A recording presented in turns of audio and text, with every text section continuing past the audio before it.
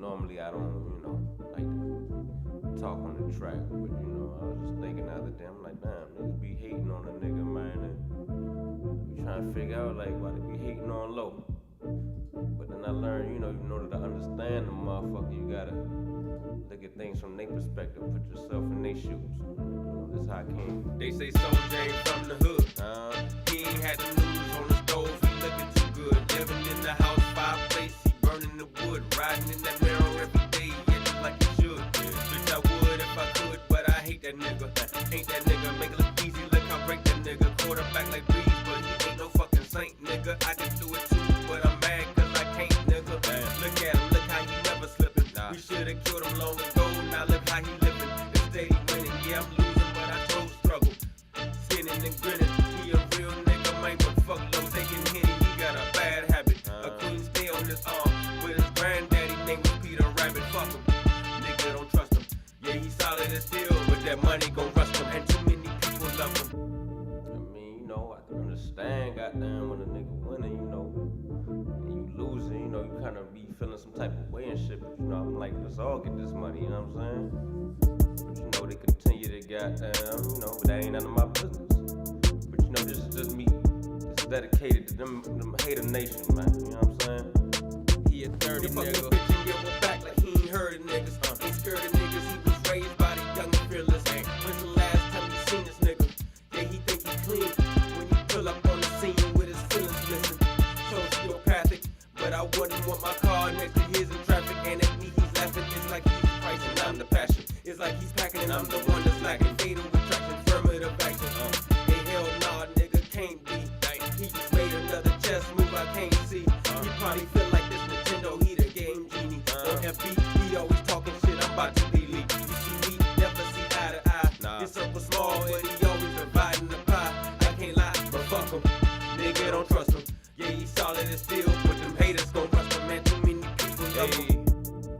Yeah, man, damn, that's how y'all feel. Shit, I mean, what can I do? I mean, hey, I want us all to eat, you feel me?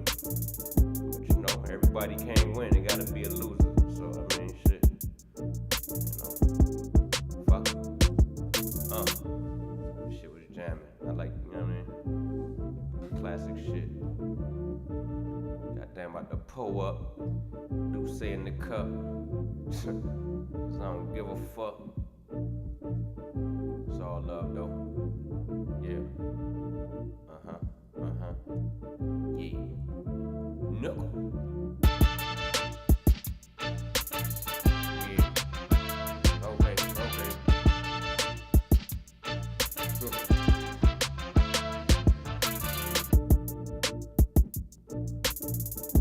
Oh, we still going. Shit. That's what I'm talking about. Let's get it. Yeah. What's going on? Pseudo Killas is back in the building. Yo, we is doing a goddamn marathon basically. But I've been enjoying the conversations lately, so it gives me more incentive to click the button and come on here and kick it with y'all, right? Just because we've been getting a nice panel and everybody been participating. The chat been popping as usual. We got our usual chat bullies is in the building already. Pseudo Killas, we call our mods chat bullies. And we will be giving out more wrenches this weekend. Cory, you need to get on top of that. We need to give out more wrenches.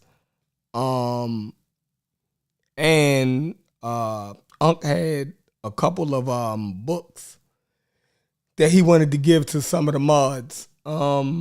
I think he had some book giveaways, and I think Cory had some National Geographics that he wanted to give away to a couple of the mods. But we will be wrenching up a couple more people because we've noticed that shows don't go good without, live shows don't go as good without strong mods that chat bully and keep everything on the up and up in the chat. So want to give a shout out to all of the mods for being our chat bullies. and we had an issue where the mods were being heavy on the block and the elite people, but they're getting it together. They're starting to see our vision, right?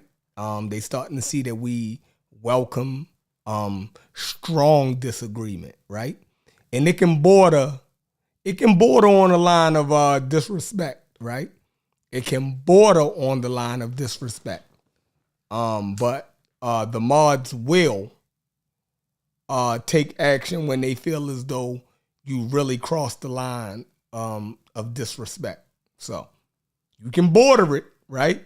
You can be forceful in making your points, and you can have strong disagreements with other pseudo killers and other people on the panel. But once it reached the level of disrespect, right? You will be timed out, right? There'll be consequences for some of the actions, right? So, we like to run a loose show, but it's not that loose, motherfuckers. You know what I mean? Come on, camera, focus on me. Focus. All right. But I was out doing something, so I really didn't. Hold on, let me fix my chair. Matter of fact, let me get rid of this. That's better. Yeah, let me finish setting up the show. So,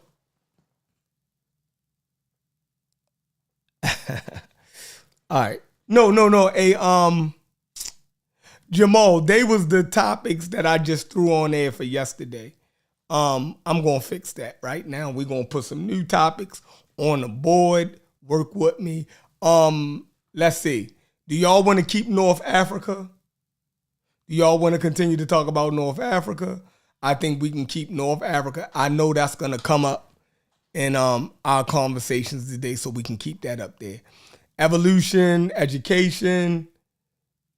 Would y'all want to talk about that? That might come up, but we can switch that to something else. Vaccines and heart attacks. We can switch that. We can switch that right now. Let's switch that to.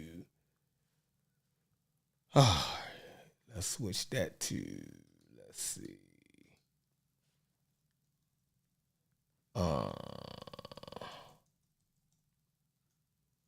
Let's see.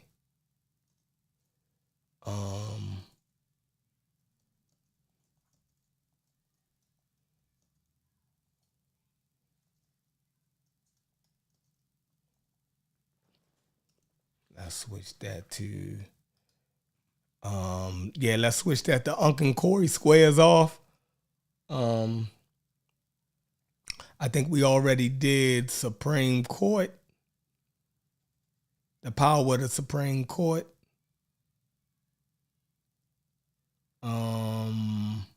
We can switch that. All right, Cedric, you want to do a little excerpt on spookism? Yeah, hey, Cedric on his conversation with Wuja. Definitely, I want you to explain that later on in the show. I know that will be a good topic. All right.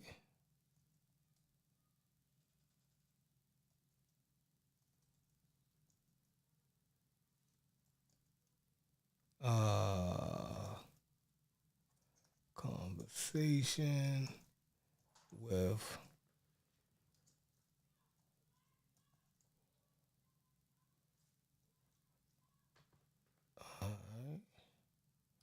boom. Okay, Cedric's conversation with Wujawu. We're gonna have to make that smaller because that's covering my face.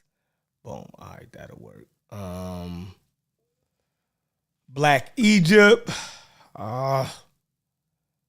Sick of that. We sick of that. Racism and Afrocentricity. I don't know if we covered that. So I don't know. What y'all think? Let me see. What is the chat saying?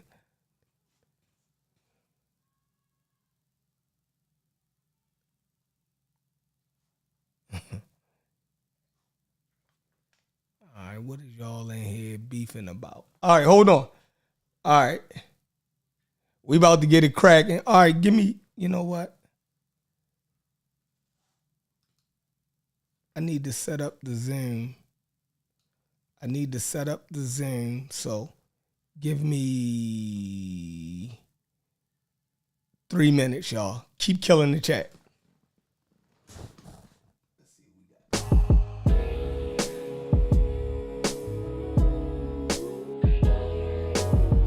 Heat Rock 410. What it is, though. Take y'all on a journey. Notorious is glorious, victorious. Yeah, yo. I ain't asking for a friend, I need to know myself. And if you never ask, how would you know yourself? It's crazy how your parents know you more than you know yourself. Growth is good, it's important just to know your wealth. Don't let them take advantage like niggas who speak Spanish and you don't speak a lick of it. The game will make you trip a bit. Street money is cool till you get sick of it. And all that bullshit that come along with it. Make sure you stay on your square and keep a strong pivot. Cause them cruddy buddies, they'll do you ugly. And why every female favorite question is, do you love me? And if you knew better, baby, you would do better. And once you know better, you would show better. Most men want a housewife, but me, I love a go-getter. Your ex pussy wet, but that new pussy be so wetter. No lies detected, just get high and accept it. Go ahead, talk to him, y'all ain't beefing like that. Come on, Doug, why you being like that? Man, let's keep it a stack. Why you say it if you ain't mean it like that? And when you say him, you ain't give him no rap. Man, let's keep it a stack. You ain't gotta say you gon' be right back. Stop bluffing, shorty, keep it a stack. Once you start something, you can't just leave it like that. Finish the job, homie, keep it a stack. When I was coke dealing, the rules was no squealing, no stealing from your mans and no feelings. For these hoes, that's just gonna mess up the guap. 10 toes down whenever you on your block, or even when you ain't. Don't know them from a can of paint. Just be loyal and trustworthy. You ain't gotta be a saint. A lot of y'all be geeking, backstabbing and sneaking. Nose clean during the week, but they dabble on weekends. Oh nigga, I be beeping. Your niggas might be sleeping, but I was trained to tread water in the deep end. Jellyfish sting, but them sharks will bite your head off. Run up on you while you park, get the dumping, then they slid off. The hood know who did it. Now let's see if your homies with it, or your name die in vain cause one of your homies did it. Ain't no reason to kill your man over a kilogram. How you thinking y'all fam, then spin you like a ceiling fan. Go ahead, talk to him, y'all ain't beefing like that. Come on, Doug, why you being like that? Let's keep it a stack. Why you say it if you ain't mean it like that? And when you see him, you ain't give him no rap. But let's keep it a stack. You ain't gotta tell me you gon' be right back. Stop bluffing, shorty, keep it a stack. And once you start something, can't just leave it like that. Finish the job, homie, keep it a stack. While I'm still rapping at 40, well, let's chat about it. First of all, my life's amazing. Let's get that about it. Wife is blazing, and her kids get the life savings. Follow the drip, nigga, my ice glazing. Yo, FSO, in the best that flow. Bars, storytelling, visuals, cadence, and concepts. Content, impact, yeah, the boxes is all checked. I just need that one song, yeah, that one song. And I could clutch the earth with just one palm. Never anxious, look in my eyes, I'm dumb calm. They either gon' walk with you, or you gon' run for them. Either way, you gon' have to let your heater spray. Lose yourself, might even have to put that weed away. Now that's a lotto, that's my medication. Gotta stay high, yo, till a nigga die, yo. Album out now, hit the link in my bio. Go ahead, talk to him, you ain't beefing like that. Come on, Doug, why you being like that? Now let's keep it a stack. Why you say it if you ain't mean it like that? And when you say him, you ain't give him no rap. Man, let's keep it a stack. You ain't gotta tell me you gonna be right back. Stop bluffing, shorty, keep it a stack. Once you start something, can't just leave it like that. Finish the job, homie, keep it a stack.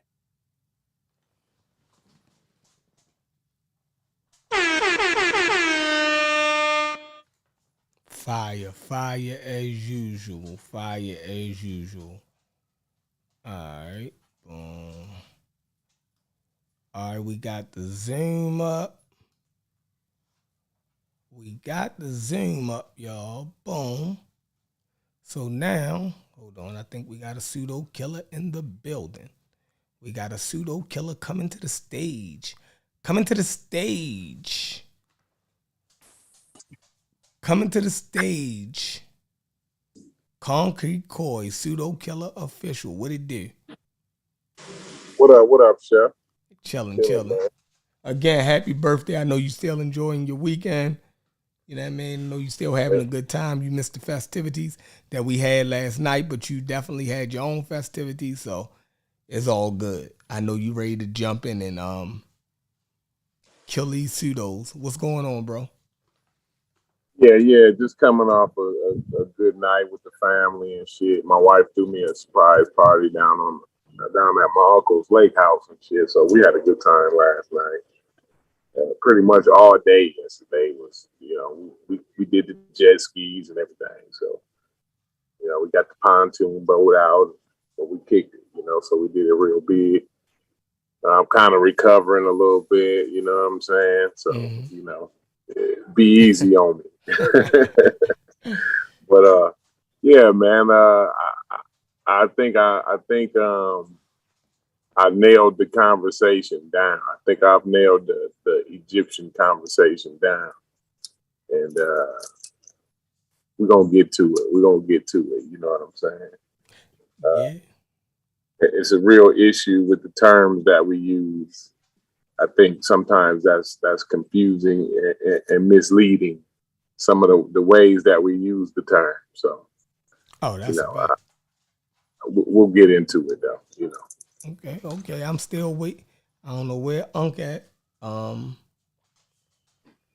know where he's at. Let's get him in here. I know he was playing basketball with his son earlier, so probably wore out. Yeah, no doubt. Them youngsters, boy. They got the energy. Yeah, Ankh just stay chasing them around. No doubt. Yeah, but I got a little source I'm gonna kind of read or whatever, and once a couple people get in the building, I don't know how many people. Let me check out the YouTube thing. Ain't enough people in here yet. I don't know what y'all doing. Let's see what's going on.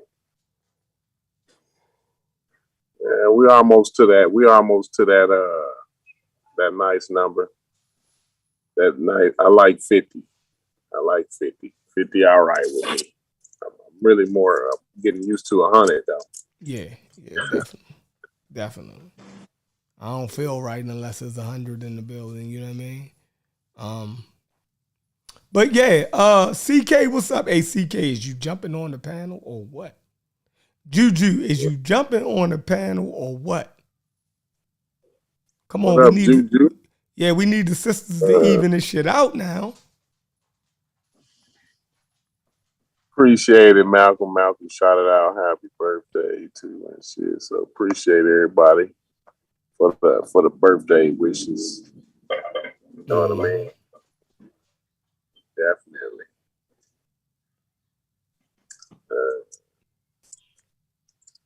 Juju, CK, hop on the panel. We know that y'all chat bullies and y'all like to beat up, push people around in the chat, but we need y'all on the panel. You know what I mean? I grew up my whole life fussing with women, so I need that energy. I need that energy. You know what I mean? Cedric, what's going on, Cedric? What's good, family? Happy birthday, Concrete Cory. You are a great dad, and your family brought it all out for you. Much appreciated, brother. Enjoy your birthday. Enjoy your family. Definitely, man. Appreciate it, man. Appreciate it. Yeah. What's been going I on? like this time, man. I like this time of year because it's just like a whole celebration. The whole summer is like a celebration for me because first is my anniversary, and then it's my birthday, and then the week after that is my favorite holiday. It's 4th of July. I'm a big fireworks guy and shit. I do. Fireworks. Yeah, I know the feeling. Just yeah. And summertime. My birthday is on the 16th.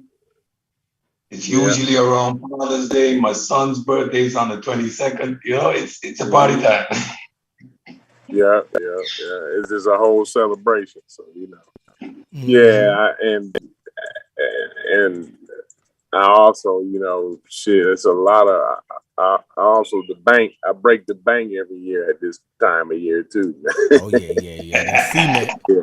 That cement. It's People be a wanting their steps and celebration. their It's expensive. sidewalks done. They driveways. I know you be killing them. Right. I know you be killing them. Yeah, but it's always, this is my favorite time of year though, man. Always. Yeah, Chef. How's it been going in these YouTube streets? Man, these YouTube streets they've been crazy, but it's been good.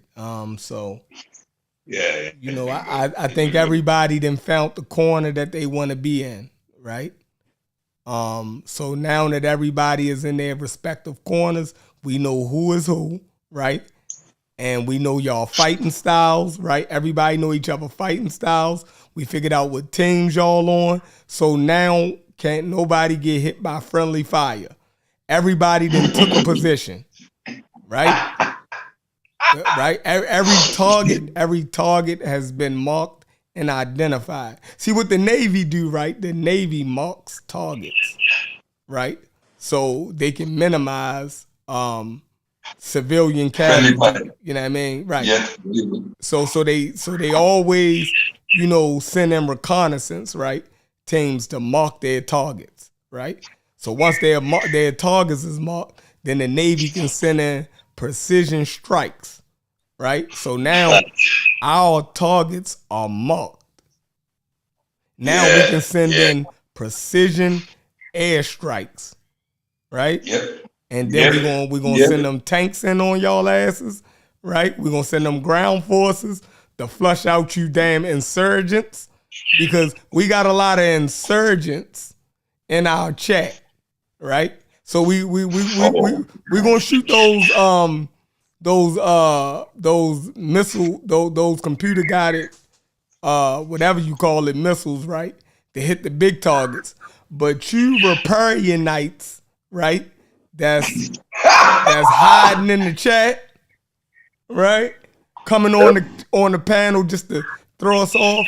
We gonna send those ground troops in to flush y'all out. So we will flush them up. It's about time, and I keep saying it. That's why I appreciate being part of the Pseudo Killas. Over here, we go hard, we spar hard, we get in. But the way we get in, everybody grows. And we grow to the extent that when we turn our forces outside,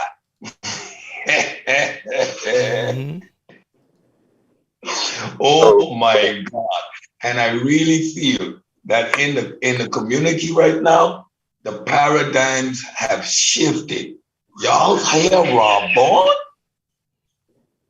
Facts. Y'all, a couple of years ago, when Garfield had a Sunday man cave, I was always in the chat, and I always used to say, Rob Bond, you a closet Christian dude. A closet Christian. Down too much. Rob Bond, get our best. You hear Rob Bond today?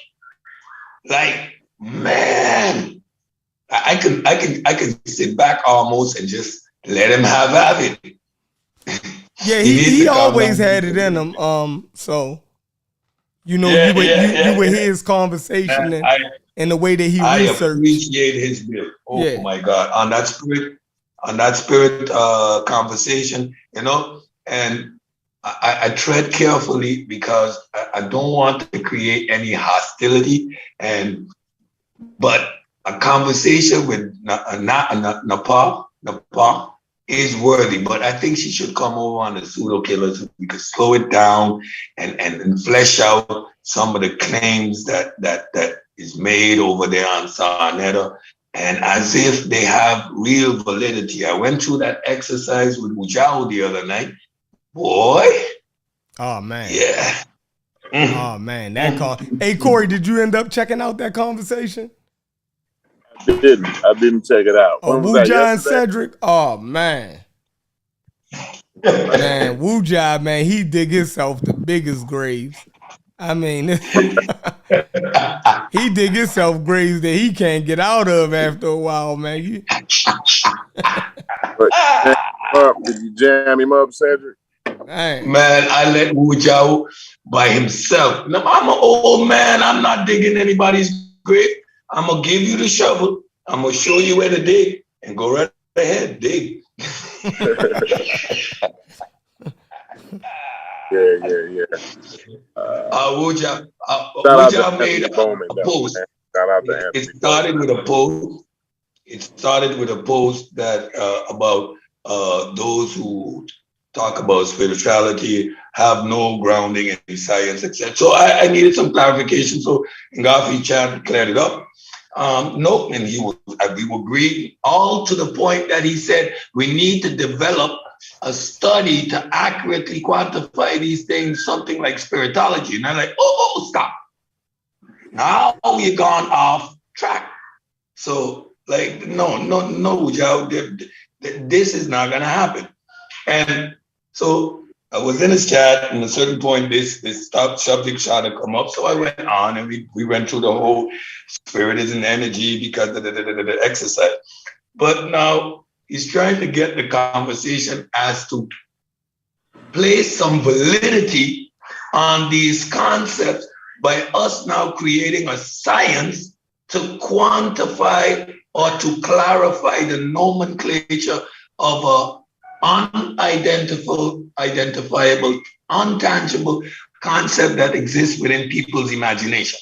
Now, in methodological naturalism and in science, that doesn't work like that. The nomenclature that is used in science is to identify a specific phenomena and the characteristics thereof. So it's always in relation to tangible, factual, quantifiable evidence. And Wu Jiao actually tried to convince me that we can do it the other way around. Yolanda, what's going on, sister? Peace, fam. Happy birthday, Concrete Cory. Thank you. Peace to you, sis. How you feeling? I'm great. I'm still chilling in Boston. Things are on hold, unfortunately. So, yeah, it's going to be a bit of a fight. And that's all I'm going to say about it. Is you getting used to the accent down there, man? They got a funny. I had some guys I used to work with. They was from Boston this year. I mean, it's funny because well, mostly the white people. I don't think the black people necessarily got that much of an accent. It's mostly the white people. Well, my sister lives here. She's been living here for like over 20 years. She moved here as a teenager, so I'm familiar with it. But like most people don't usually think I'm Floridian. You feel me? So right. I usually don't have no issues, except for they just usually thinking I'm something that I'm not. Usually they think I'm from the West Indies or I'm from around here or Philly or somewhere. You get what I'm saying? Right. So it's more me constantly reminding, nah, I'm Southern as hell. It's cold as shit. And just different things like that. But of course, I love this city. I love big cities because of what they have to offer culturally. So, of course, my last trip and this one, in my downtime, I've made it my business to go visit as many historical sites that pertain to our culture and our history and get primaries and firsthand accounts or secondhand accounts or whatever, as best as I could to try to expound on some of the things that we're doing when we're educating. So, in the midst of me trying to, get my medical treatment, I'm still very much passionate and very much boots on the ground when it comes to obtaining, sources and information about our experience as Black African Americans and whatnot. So, yeah, keep your mind tied, other than what you there. It took me a long time to get to Cedric and Ankh and Sean for sure. No, because those are probably the three people that I talk to the most about my medical situation, advice and things like that. So Cedric for sure knows it took me a long time to get me in a good headspace to move forward and to be confident. And now a brick wall has been placed in front of me. So I'm heartbroken. And I'm just trying not to cry about it every second. But, you know, we will prevail. Yeah. I only know how to play to win. I only know how to play to win. And that's all I can say. The way to play. That's the only way to play is to win. Definitely. Yeah. But yeah, on a more on a different note here, I think it's been a lot of confusion. I think no one knows what people is really saying when we have this Egyptian conversation, right? So what I want to do is I'm gonna go ahead and give me 1 second here. I'm gonna do some shit here because we need some clarification, and I think there's a kind of a God of the gaps argument, right? Where or not necessarily a God of the gaps argument, but a religious argument, because that's what religion likes to hang its hat and set up its camp, right? Is in the murky water. They like to set up camp in the murky water, right? And I don't like the water to be murky. I like the water to be pretty clear. And so that's what we gonna do here. We're gonna clarify some things as soon as I get this pulled up. All right. So you don't feel as though you don't feel as though it's clear, or do you feel as though it's people that's muddying the waters? Is it the people that are having the conversations with us? Are they muddying the waters? Because when you read through the information, do you think that, you know, what the experts present, does it make it clear? And is it the people that we're talking to about it, is they making it muddy and murky? That's the question. I'm sorry. Well, I think it's a combination of a little bit of both, because people in these disciplines and these that have these expertise, science don't work in absolutes, and so where science does not make an absolute statement, it's kind of not clear to a layman with the message that they're trying to convey, right? Mm-hmm. A lot of the times the layman will hear, well, they're not clear on that, but and then they forget all the facts that they laid down before they got to the point where they said that they weren't clear. Mm. You know what I mean? And so I think it's a little bit of both, but the majority of it is the latter, where you said it's people that murky the water up. You know what I'm saying? And that's the problem. So what I'm gonna do is I want to play a clip, right? I'm gonna throw in those. Can you hear this, Shepard? We can hear you clearly. No, he's trying to play something. Go ahead, play it. Oh, can you? You can't hear it playing? Okay. Well, hold on 1 second. 1 second. Share my screen here. Start sharing. I'm gonna go here. Some people claim to be ancient Egyptians, but they're not. They took a lot of people south of them and Sam. But I'll say this: Cairo was a Cairo was a marketplace where slaves were being imported, because we have to think about it. Those northern Sudanese, right? Who some people claim to be ancient Egyptians, but they're not. They took a lot of people south of them, Sam. But I'll See, say this. that's all I wanted to. I just wanted to play that because Ngozi made it clear. Those northern Sudanese people, who some people want to claim that they're Egyptians, but they're not, right?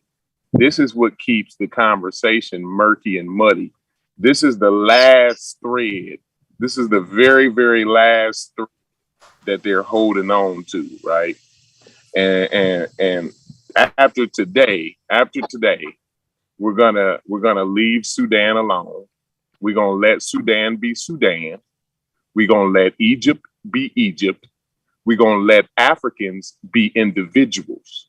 We're not gonna smash Africa and stir it up into some bowl of pseudoisms, right? This is what the blackologists, the Riparianites, the Rodney Kimmets, and the rest of and the likes of it, right? The pseudo linguistics, all of them are saying something different, but saying this ultimately the same thing when you get to the bottom line of it, right? So we heard Ngozi clearly, right?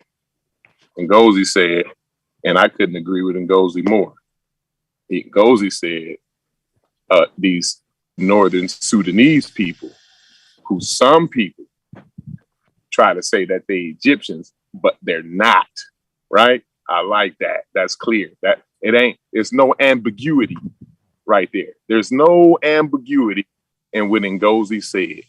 And I like people who, I don't like absolute statements. I'm not saying you have to make an absolute statement, right? But I love clarity. Clarity is what science tries to bring in its attempt to explain nature, right? And explain phenomena, right? That's what science is attempting to do. It's attempting to bring clarity, not murkiness. You know what I mean? So I'm gonna pull up this article here, right? And it's funny that you pulling up articles because they sitting in the chat. Reggie is screaming. He want to see sources. This, that, and the third. Sadiq is saying apparently they don't use sources around here. Right. I mean, come on. And I appreciate that though, right? Because they ought to say that. That's what they ought to be saying, right? Because I'm just talking right now.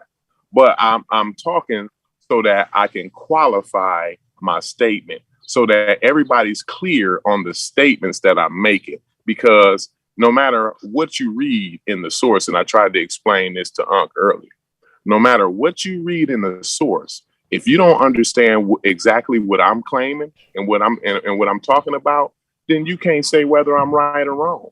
You just reading the source, and you don't have clarity on what I'm saying about this said subject, about the source, or about this discipline. You know what I'm saying?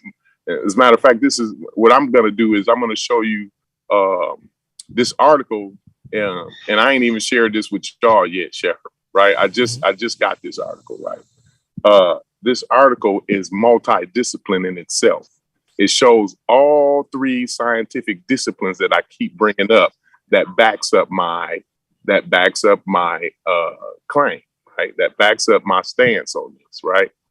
And so what I'm saying is, and I want to be clear. I want to be very, very, very clear, because as soon as certain people come on the plant panel, they start to switch terms in the middle of sentences. They switch the way they use terminology in the middle of a sentence. So then the confusion comes in and it gets involved, right?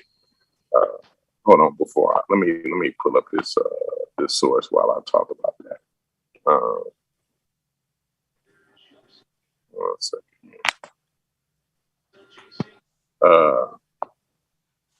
Yeah, so this here article is multidisciplinary. Now I'm gonna go ahead and scroll so y'all can see this article and where this article comes from. This is a Nature article, right? It's scientific reports, right? It's fairly modern. It's a fairly modern source. I know everybody. Well, it's not 2022, and they can't even pull up a fucking 2022 article. You know what I mean? So the shit be ridiculous to me. But let me get back to where here we going to population.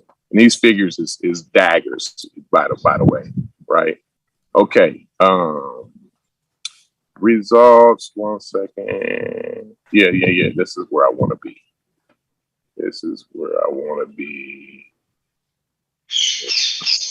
Right here.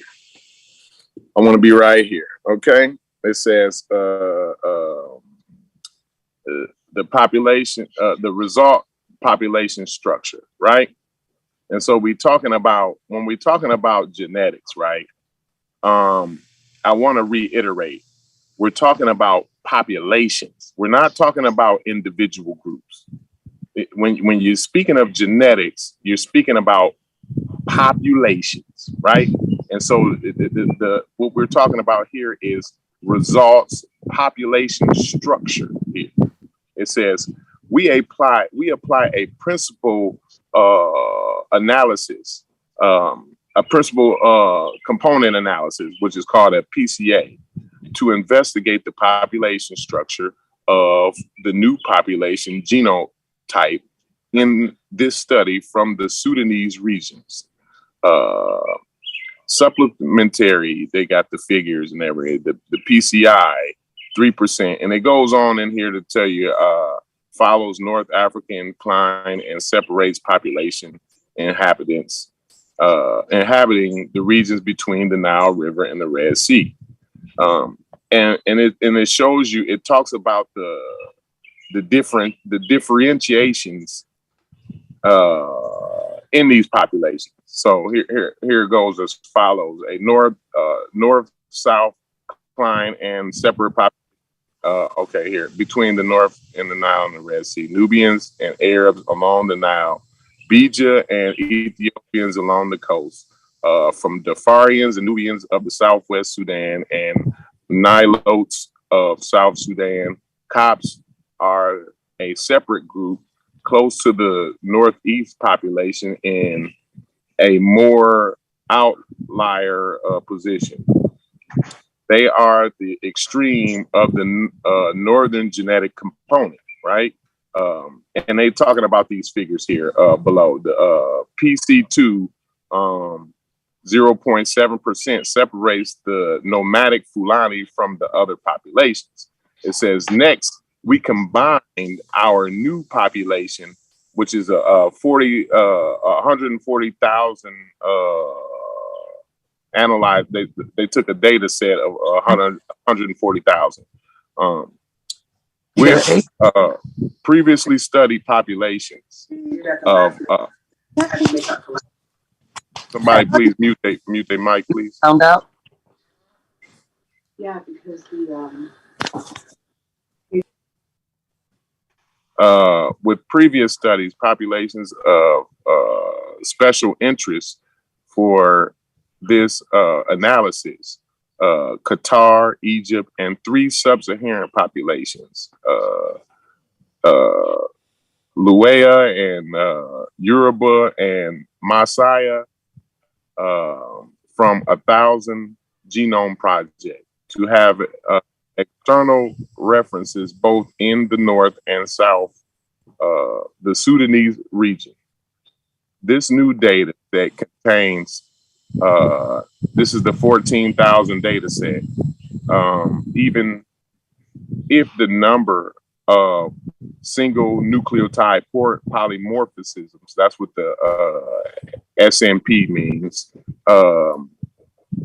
in this second set is small, it is enough to differentiate components in the African genetic landscape, right? Did y'all hear that? In the SNPs, even if the number of SNPs in this second set is small, it is enough to differentiate components in the African genetic landscape.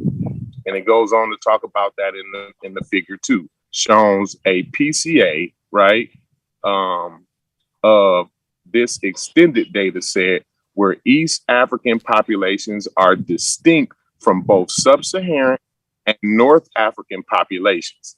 PC1, 6.08%, separates between populations from North Africa, Middle East, and Sub-Saharan African. Figure A2, COPs are closer to North African and Middle East population, but remain as a separate cluster. PC2 is considered when PC2 is considered, when you consider PC2. All right. So PC2, 1.46, along with PC1, separate the two homogeneous clusters of Northeast Africa, Southwest populations, Nubians, Arabs, Bija, and Ethiopians on one hand, and Nubian, Defarians, and Nilotes on the other. PC2 separates all Sudanese and Ethiopian populations from the rest. Differentiates PC3, 0.56%, differentiates West African populations, Fulani and Yoruba, from Sub-Saharan East African populations. Did y'all hear that? From Sub-Saharan East African populations like the Masi. Both PC and analysis use data sets from different numbers of single nucleotide polymorphism preserved the topology of the populations as expected. With a low number of SMP SNPs, we observe a higher intra-population variation. And it goes in the sedimentary in the figure S1B. To test whether these particular sets of what is that in our own chip? Immunochips. The SNPs in the 40,000 and the 140,000 and the 14,000 data set can recover populations structures. We extract 1,000 genome data from worldwide populations and observe that genetic structures between them maintain across the different data sets of SNPs. Use sedimentary, go ahead and use this figure and we'll see. So we can go down here and it talks about, and it goes into the figures. I just want to know if anybody had any questions before we go any further into this figure. If anybody got any questions, let me look in the chat. Or if y'all wanted to add something, y'all can add something if y'all want. No, I think I want you to put an article in the back chat. Sure, that's an interesting read. You said put the article in the back chat. Yeah. I'll do that. Yes, please. With this subject, my point, and just for a second, my point is, right, we keep every time we listen to what the experts say, we say, well, the experts said the Egyptians are neither black nor white, right? And everybody say, oh yeah, that's what the experts say. We agree with that, right? But soon as we get done agreeing with that, they yell out, Sudan, the Sudanese, the northern Sudanese, the Nubians. they yell that out, right? And now we confused again. So I'm trying to figure out why we yelling after we figured out that the Egyptians was neither black nor white, right? We can figure out that these motherfuckers is a Mediterranean culture, right? We've already figured all of this out, right? They yell Sudan, they yell out Nubian at the top of their lungs.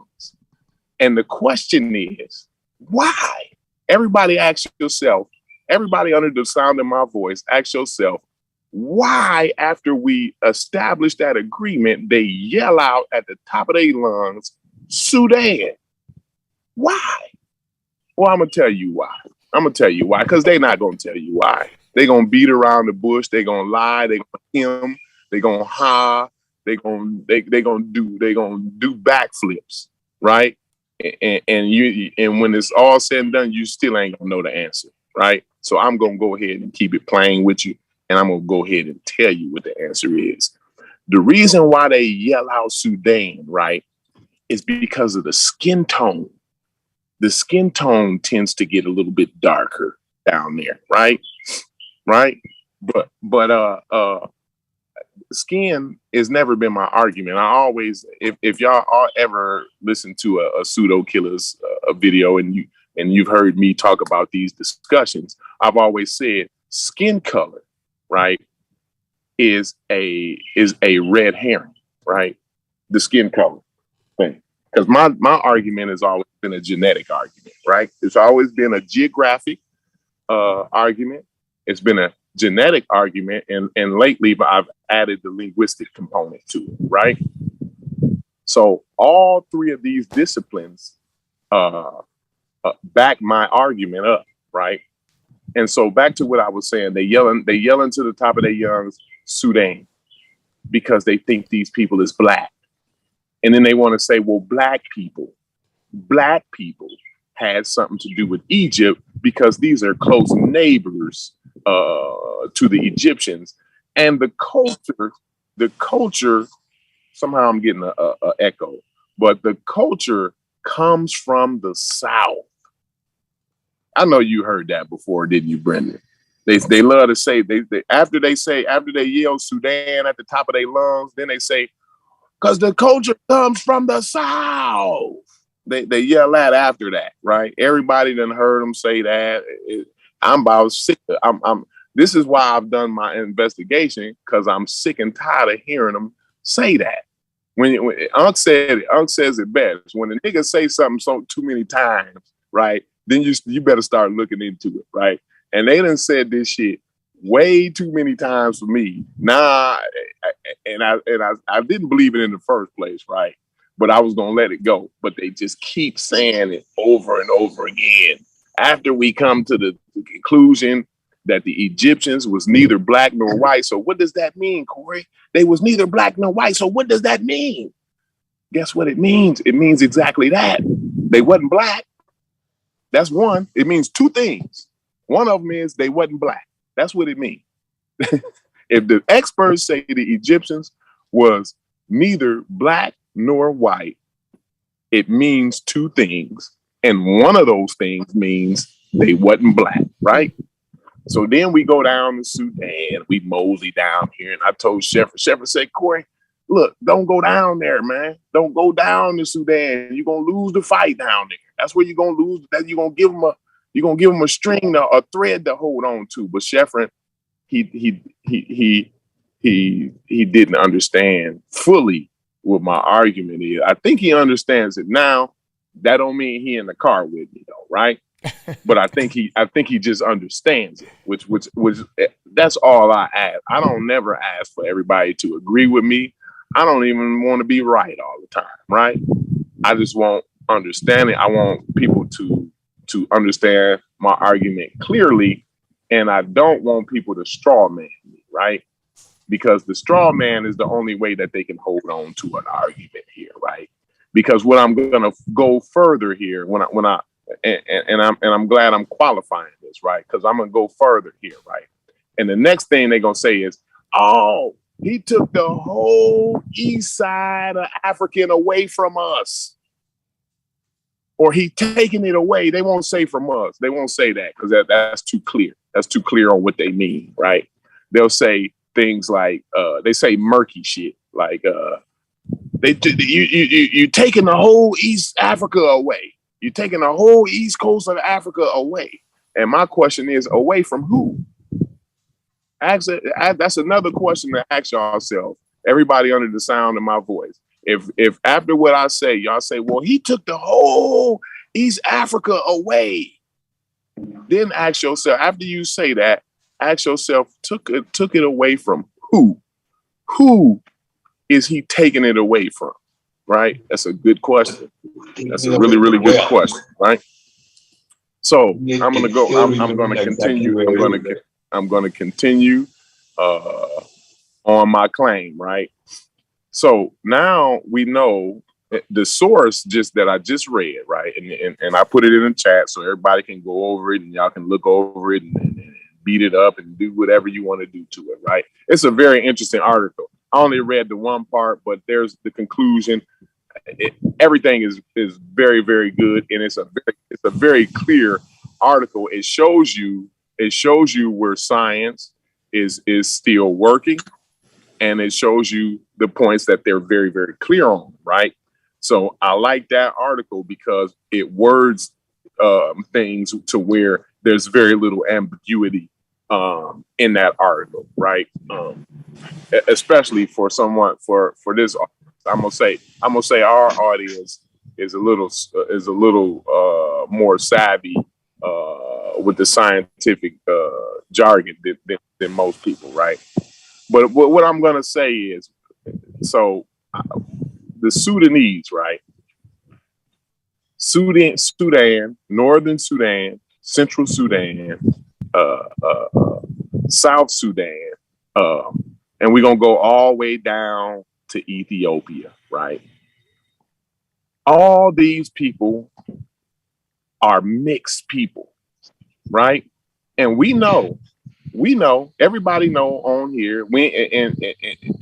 If Ankh was on the panel, he'd throw his top would blow off when I'm about to say what I'm about to say.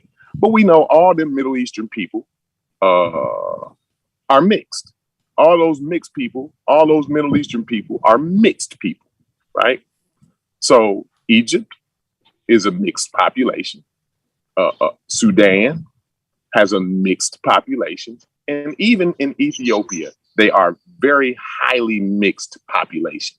As a matter of fact, a vast amount of their population has high affinities to the people in Yemen, right? The Yemenis. Nobody would argue whether the Yemenis are Middle Easterners or not, right? Nobody would argue that. But we have Ethiopians, right? Sudanese, right? Who have high affinities to these people, right?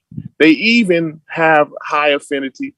These people, as a matter of fact, the Sudanese are more mixed, right? And we brought this out on the show. I mean, so everybody be like, well, throw me a source on that. Show me a source. Like we be bringing this shit out time after time after time after time after time, right? And y'all still yell the same shit over and over again.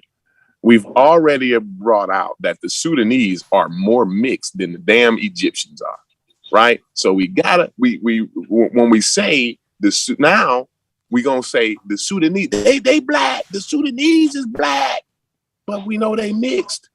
And as a matter of fact, they damn near more mixed. They more mixed than the goddamn Egyptians. And the experts said that the Egyptians was neither black nor white. So what does that lead you to? What does that automatically conclude? It means that the Sudanese is neither black nor white. These people is mixed. No. Right? See, hold on. Now I don't want to stop your rant, but I don't think that part means that. All right, now let me explain. Then I'm gonna let you get back to it because I don't want you to bury yourself before Unc get here. All right.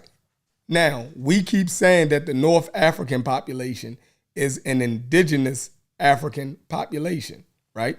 They just are not phenotypically the same as what we like to classify as African, right? Because of hair texture,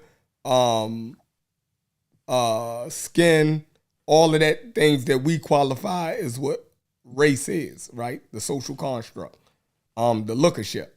So, the Sudanese, right, would appear to be more black or Negroid than the North African population because they're further south, right? So most people do classify the Sudanese people as black, right? So That's lookership. yeah, cool, but that's where we at though. That's where we at. I'm having a genetic argument, but you can talk about the lookership. Go ahead. Whether it's lookership or not, Sudanese have more genetic affinity and have more sub-Saharan African genetic material in them anyway. And that's where I was going to go next. Right. I'm glad you brought that. Go ahead. Right. Then the typical, then the general North African population. So the population in North Africa generally looks different from the population in the Sudan. Whether the Sudanese are different from other sub-Saharan African populations. That was my point. You jumped ahead of me. I was going to bring. I just don't want you to whether the North African population or the Egyptian population is different from the Sudanese. I don't care whether you classify either one of them as black, but it's just showing that is a difference between the Sudanese and the Egyptian. Go ahead. That's the bottom line, Sheffrin. But I want to tease that out, right? Okay, my bad. Strike everything that I said off the record. No. What you said was very valuable. What you said was very, very valuable because it helps me to slow down and reiterate some things, right? Now, and you said a key thing, right? Sub-Saharan Africans are not all the same. So just because you're a sub-Saharan African, don't make us all the same. That don't make us all Africans, right? The African thing, right? And that's another thing. It's the African thing, right? It's no such thing as Africa until modern times, right? All these people were in geographical locations. When the people in Ethiopia traveled across the Red Sea, which again, I said this earlier, Sheffrin, is the Lake Michigan is wider than the Red Sea, right? When I'm here in Indiana, right, I can look across the lake and I can see the Chicago skyline. From being on the beach in Indiana, I can look over across Lake Michigan and I can see the Chicago skyline. Now, mind you, you can see Lake Michigan from space, right? One of the only fresh bodies of water that you can see from space, right? You can't do that with the Red Sea, right? And not only that, is a lot less it's a lot more narrow than Lake Michigan. So these people in this geographical location the Red Sea is not some barrier that's incrossable, right? As a matter of fact, it's very easy to go back and forth. This is what not only geography says this, but the genetics says this, because we see that they have high affinities. The people in Ethiopia have high affinities with the people in the Yemenis people, right? And so we see this in all the disciplines. If we go back 40,000 years, right? We look at the human migration patterns, right? And we go back 40,000 years. We see where West Africans, right, have split and went their own way, and they have their own genetic mutations in their own tropical zone, right? Their own biosphere, right? And we see where the Afro-Asiatic speakers, which way they migrated, and we see their genetic mutations happen, right? We can see this in real time. So if we say that the Sudanese is the same as the Egyptians, right? Now what we're saying is no Africans have the ability to be individuals, right? Everybody in Africa, they got to tie their history somehow back to Egypt somehow, which is batshit crazy to me. I just don't understand why everybody want to be tied to Egypt, and nobody on the continent does that, by the way. You know, people on the continent may appreciate a classical civilization. I wouldn't say they don't appreciate a classical civilization. People all over the world can appreciate classical civilizations, right? That don't mean they think they came from that, right? That don't mean they identify as that, right? That don't mean they saying because Ethiopia is a Mediterranean culture that's being racist, right? Because not Ethiopia. I'm sorry. Egypt is a Mediterranean culture that's being racist because, as we all know, Egypt is a transcontinental country. A transcontinental country, meaning it's African, it's Middle Eastern, and it's Mediterranean all at the same time. You see what I'm saying? See, back to what I was saying about the Middle East and even Ethiopia, right? When I call Ethiopia the Middle East, right? They say, "Oh, he taking Ethiopia out of Africa." No. How can we've set up these false dichotomies so often here, where it's got to be African or Middle Eastern? That's batshit crazy. That's religious. That's religious thinking, right? And the only people that do that shit is this conscious community people, right? Ethiopia is Middle Eastern and African at the same time.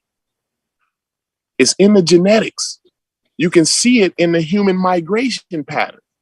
And even if you look, if we already conceded that Egypt was Middle Eastern, right? And if you look at a map and you look at the longitude and latitude lines, Ethiopia is longitudinally further east than Egypt is. Like I say, as a matter of fact, it probably you could walk to Saudi Arabia. I mean, y'all gotta understand geography here. Y'all have to understand geography here. The Red Sea is not some body of water that's incrossable or something. This is a thin strip of water, seawater. It's not an ocean, it's a sea. It's just seawater. It ain't even as wide as Lake Michigan, and niggas go back and forth on. You ought to see the little bitty kayaks and shit that they go back and forth to Chicago with on that. But I'm not saying now the Red Sea's water is not erratic, because even Lake Michigan sometimes they don't want you out there on the water, right? But it's times when the water is calm and you can get out on the fucking kayak and go from my town downtown to downtown Chicago on a goddamn kayak with no problems. And it's probably 3 times as wide as the Red Sea. And we crying, thinking that these people knew when they got on that fucking boat and hugged the coast and went over to Saudi Arabia or up in the Yemen or wherever they may have, whatever land bridge they may have walked across or whatever, right? We thinking these people knew that they was leaving the continent of Africa.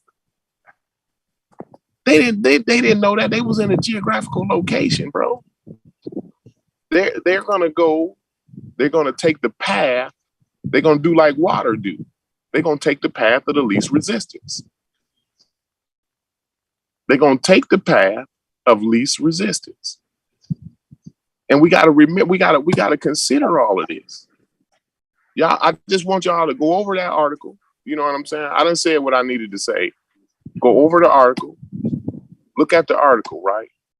I just want everybody to let everybody know this Sudan argument is more batshit crazy than damn near the Egypt argument. So after they lose the Egypt fight, they holler out Sudan at the top of their lungs.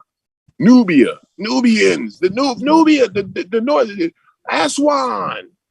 All it's all fucking a red herring. It's all goddamn batshit crazy. You have to ask yourself, why? Why, after we have the Egypt conversation, y'all yell out Sudan? Y'all yell Nubian. Y'all yell the Magi. Y'all yelling at all of these things at the top of your lungs. What are you saying? That these are dark-skinned people? So that somehow connects us to them? Even my 7-foot homies, Sheffrin, know I always love to bring up my 7-foot homies that the cows, they like to let the cows piss on their head, right? They blacker than me. They 3 shades blacker than me, right? I don't consider them niggas like me. I don't even consider them niggas black like the way I'm. When I use the term black man, when I use the term black man, it's not even considering them niggas. If you strip the skin off them niggas, Brendan said this earlier. If you strip the skin off them niggas, right, and then you strip the skin off of us, right, you're gonna see not only the phenotypical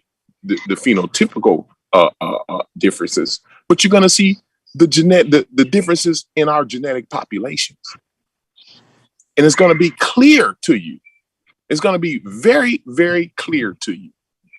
The thing is, the two things that keep the water murky, that I keep talking about, that murky water that they love to bask in. They don't never want to get into clear water. They love to bask in that muddy, murky water, right? It's the black that's confusing. Black. And then the other one is African. African. What is an African? Define what the fuck is an African? It don't mean nothing because the shit. A very wise man said something to me. When a word start meaning too many goddamn different things, that mean that word don't mean a motherfucking thing. Africa is starting to mean too many goddamn things. And I'm coming to the conclusion that the shit don't mean shit. It's an African American term. It's some term that we wishing for when we blow out the candles on our birthday cake. That's what it's a birthday cake term. That's what the fuck Africa is. It's a goddamn birthday cake term. Because Ghanaians are Ghanaians, bro. They may say for general purposes, yeah, I'm African.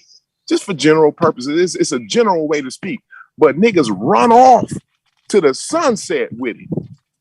They run off to the sunset with it as if it means something. As if it really, really means something. It means everything. African means everything. It means Egyptian. It means Ethiopian. It means Zimbabwe. It means Ghana. It means Morocco. It means all of these countries. That mean it don't mean a motherfucking thing. You finish it? It don't mean shit. No, I'm not done yet. It don't mean shit but a birthday cake wish, right? You ODing over there though, yo. No, because I'm finna hone my point in 10 seconds, right? The point I want to make is these general statements are the confusing thing. So when we start talking specifically about something, they start to use these general statements like black and African. That's going to confuse this conversation. So when me and my brother Ankh, when we go forward and having this conversation, I want y'all to keep in mind, right, that Africans are allowed to be individuals, right? Africans are allowed to be individuals. The word Africa means so many different things that we can't nail one meaning down onto it. And then this black thing, this skin tone, this skin color. Bro, if he mentions skin color, that means he trying to trick y'all. Because I'm going to say it very, very clearly. I don't give a motherfuck what color your goddamn skin is. That don't make you a black man like me. Now go ahead, I'm done.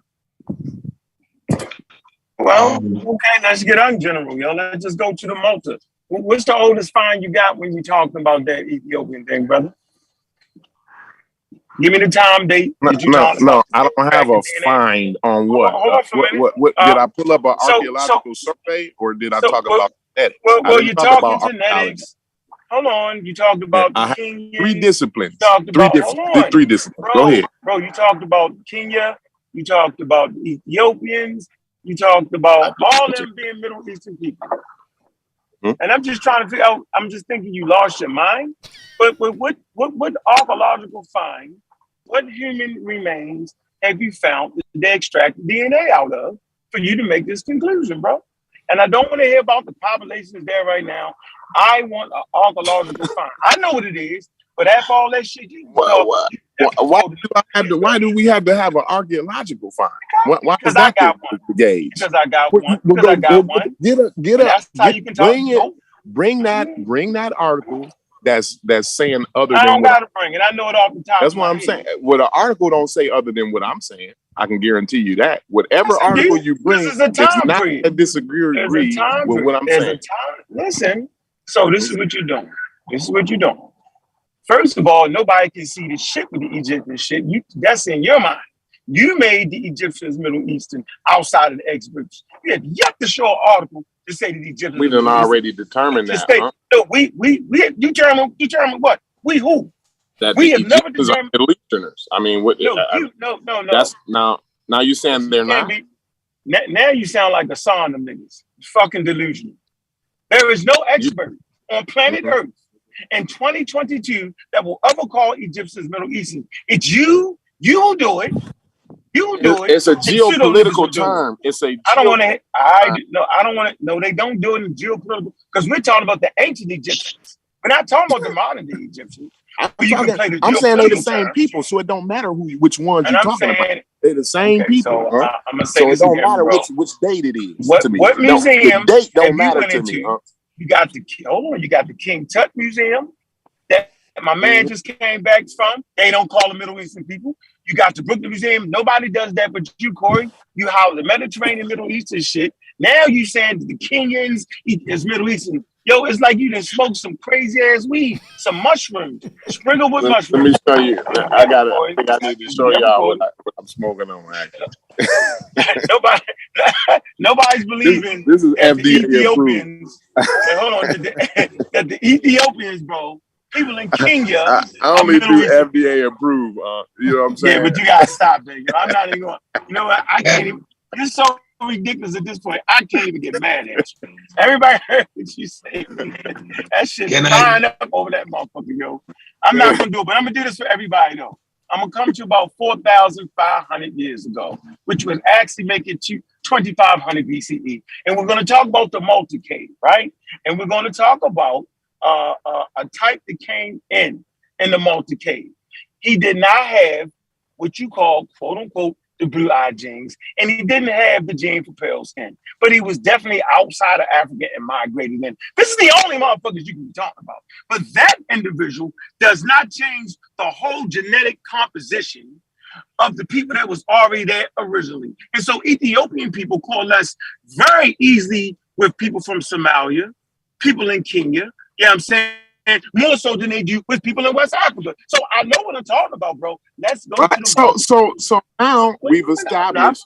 I'm not finished. Part again, because we agreeing on something. I'm not finished, bro. I want to highlight where the argument is not right, I know it's not. We're not having an argument that East Africans are genetically the same as West Africans, right? So West Africans have their own genetic pool, their own genetic population, right? You just said that. So now you gotta agree with that. But everybody know that. But like, what do you like? Okay, but so the Khoisan. I'm not sure if everybody know that, huh? I know, but does anybody call the Khoisan Middle Eastern people, Cory? Listen, no. They don't matter what they have. Cory, listen, I'm trying to tell you you're going somewhere. You're going somewhere where I didn't go. You're going somewhere where I did not go. But you should have went there.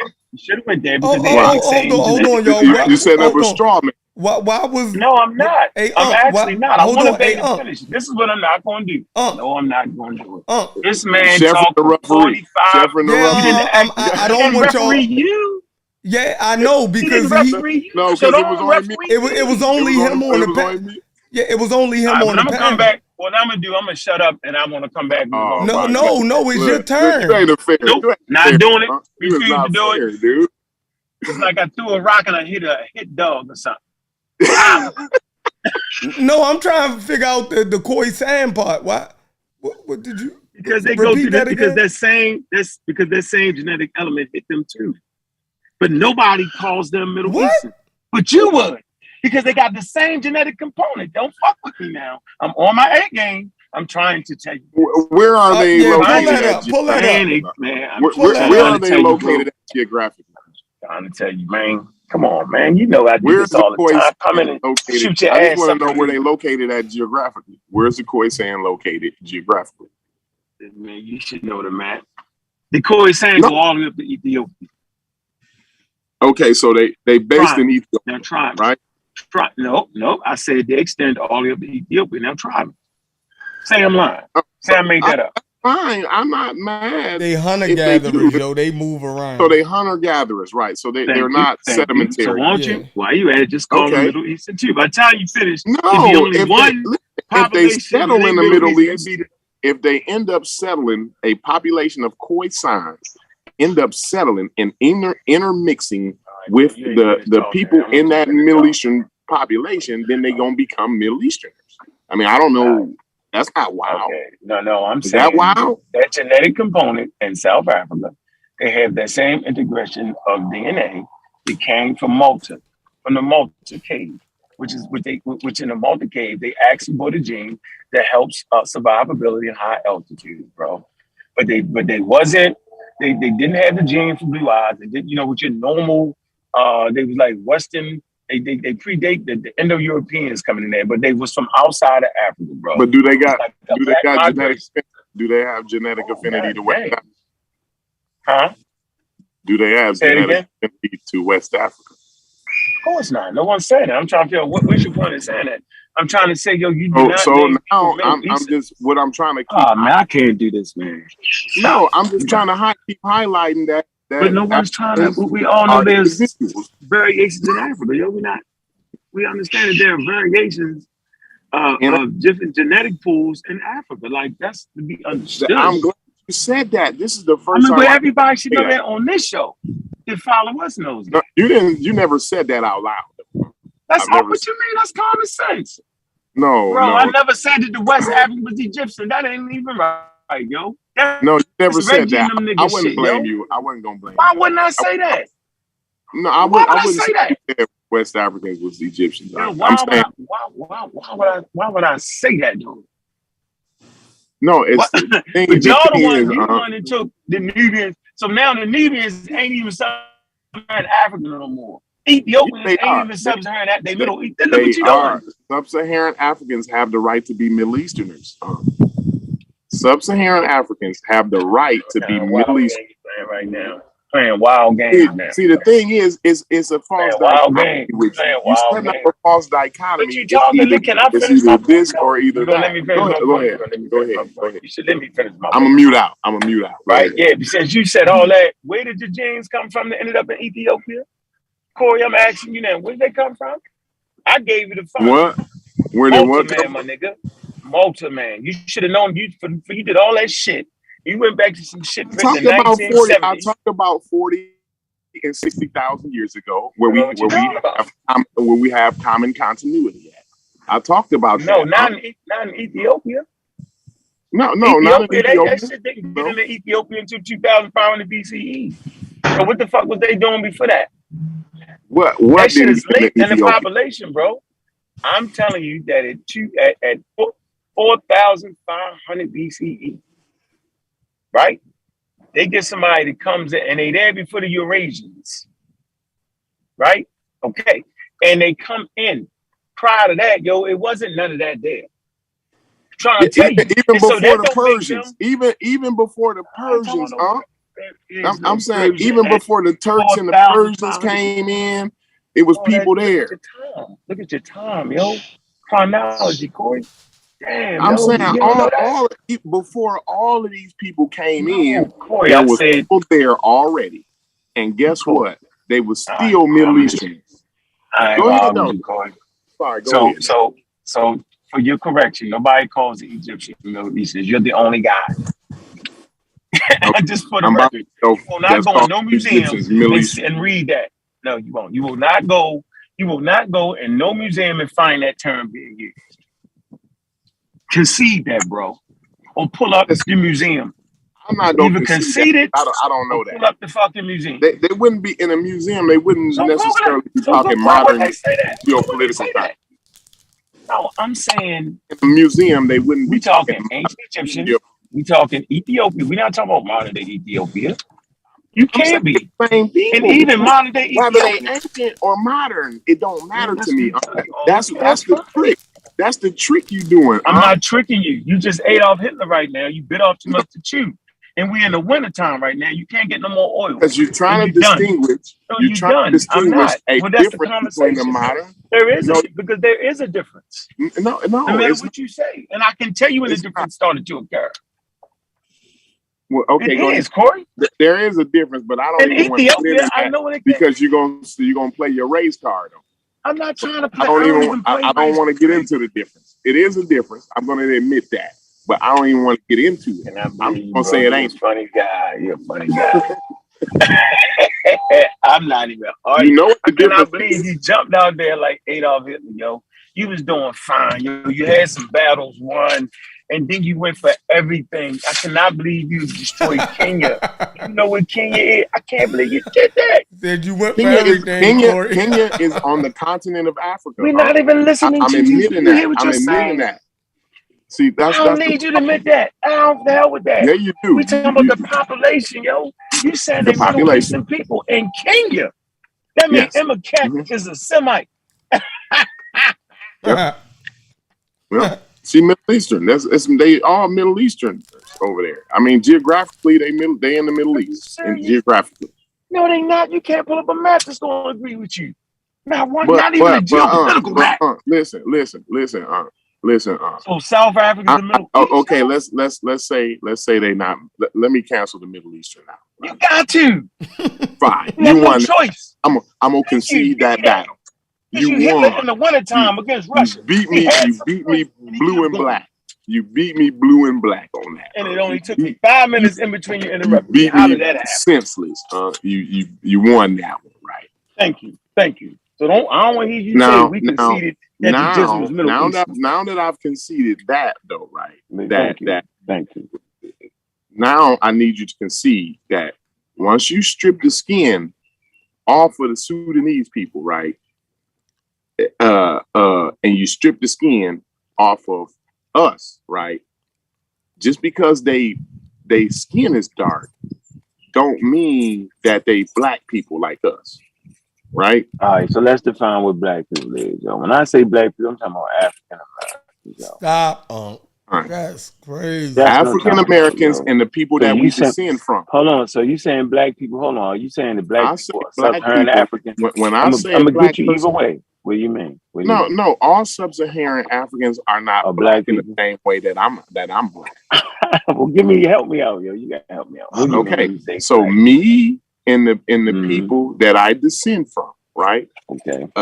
Are black people. That's black people. Now you can say in West Africa. Is Jamaicans black?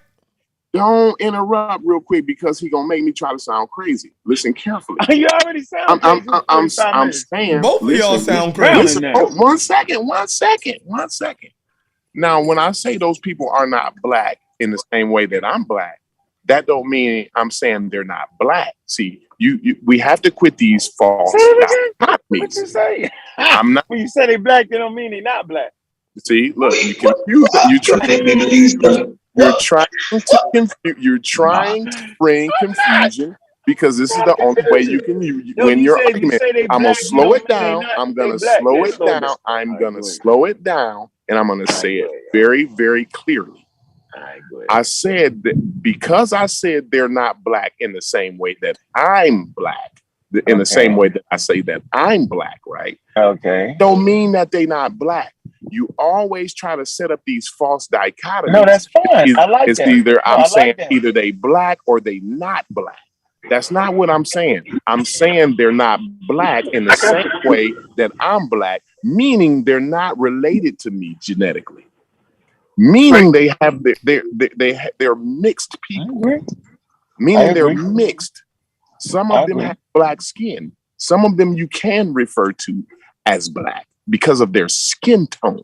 That's the only reason why you would ever refer to those people as black, though. So you wouldn't refer to them as black according to their genetics, though.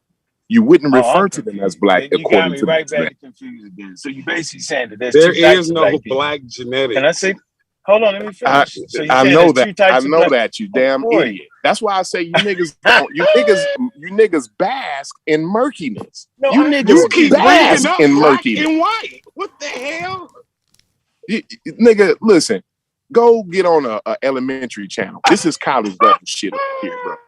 So with your level of thought is making Ankh not look good. So don't talk. Let Ankh talk and finish his statement because at least Ankh is.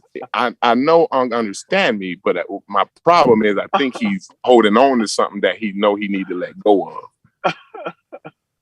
Wait a minute, yo. You said that there are two types of black people. Black people with black skin and black people with black genetics, right? I didn't say it's necessarily two, but there's multiple types. There's more than one. Well, can you explain to us the multiple types of black people?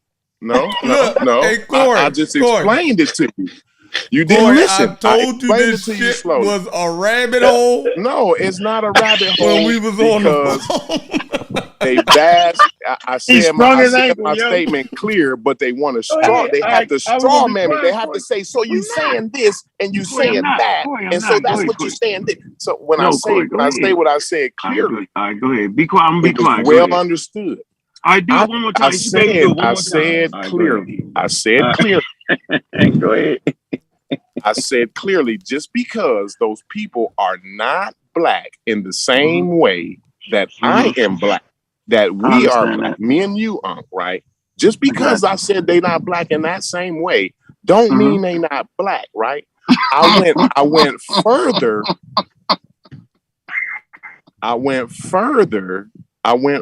All black people got to be the same. That's what your laugh implies. That everybody with black skin is the same exact motherfucker. I agree, yo. That's what your laugh implies. With brown skin. No, I'm laughing, yo, because you sound like it. You sound like they did say it, they didn't say it, but they did say it. No. Sound like Sean with that, that's just like we read that article.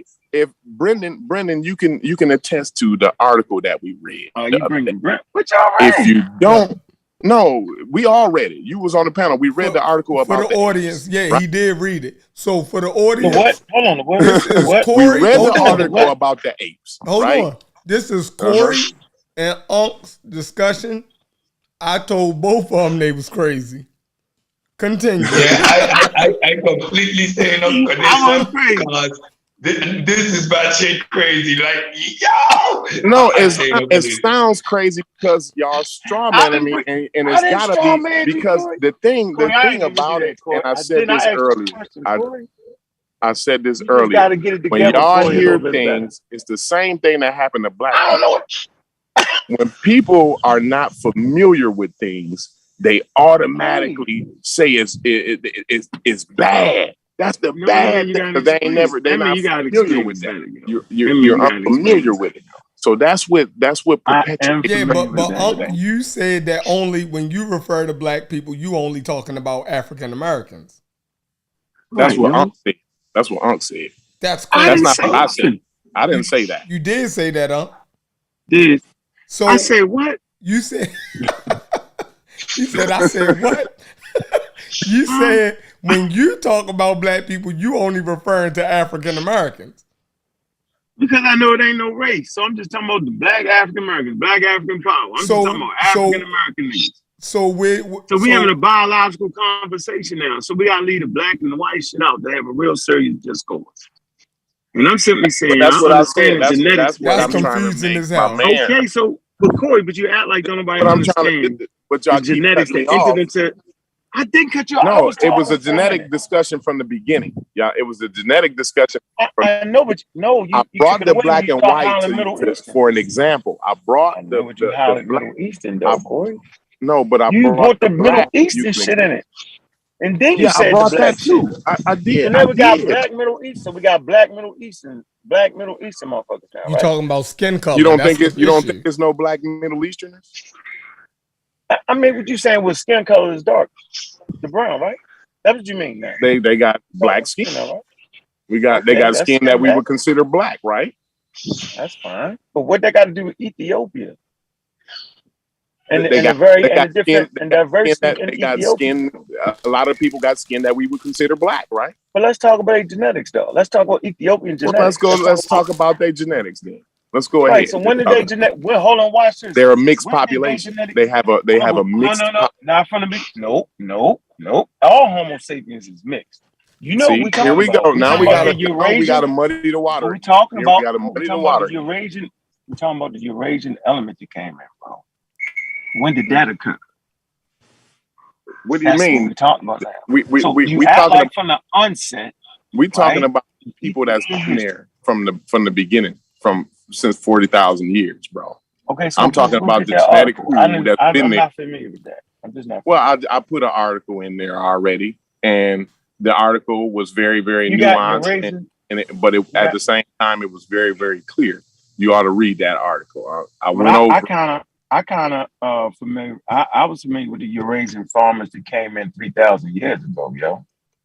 Mm-hmm. So I'm just trying to figure out. They do move the original population out of there? The LBK culture, huh? No, it didn't. Okay, so why bring them because you got them same farmers in Germany at 7,000 years ago, bro. What? Right, but I'm telling you about a group that came in prior to those Eurasian farmers coming in. They didn't have genes of blue eyes and that, and they was brown-skinned people. I'm not denying that. You act like we don't know, but what was their genetic? Where did they genetics? What was their genetics? The people that the brown skin people that you speak of? Western Eurasia, probably in Western Eurasia. It's Malta, man. Look at the Malta cave. M-O-T-A, Malta cave. Listen, let me tell you. Let me just say this, right? It's a certain genetic pool that runs from northern Ethiopia, that runs from northern Ethiopia all the way up through the Levant, right? There's a certain genetic pool, right, that runs up from there to there, right? That's all I'm really saying. And what I'm saying is these people is mixed. What we want to do is, once we admit that the Egyptians are neither black nor white, we want to yell out Sudan and the Nubians at the top of our lungs, as if they some kind of black people, as in the same sense that we black. That's the game. That's the game. And then you say, well, Africa, as if Africans are some kind of altogether group of people. Hey, can I ask you a question, Cory? Go ahead. Hey, do you think people bring up the Sudan like just because like they're closest neighbors? No, they bring up Sudan because they think the people's skin get darker down there. They think they black people. Well, isn't it true? Like because they don't bring up Lebanon. They don't bring up Wait, I got a question. Libya. They don't bring up Libya. They don't bring Libya up. Wait, real quick. Isn't it true though? The closer you get to the equator, like the darker people's skin get. Yeah, that's just a fact. Yeah. Mm-hmm. Okay, that's all I want to know, bro. Yeah, I'll admit that.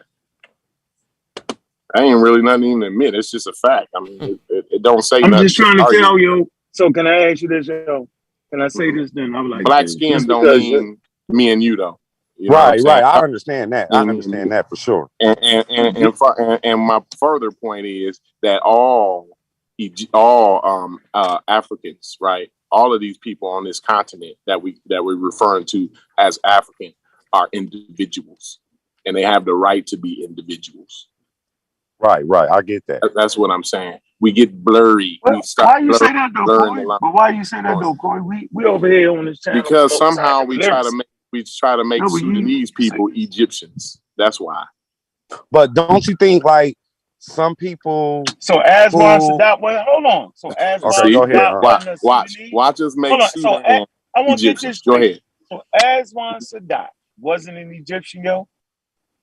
He was the president of fucking Egypt, nigga. I'm listening to you. Know about some individual guy.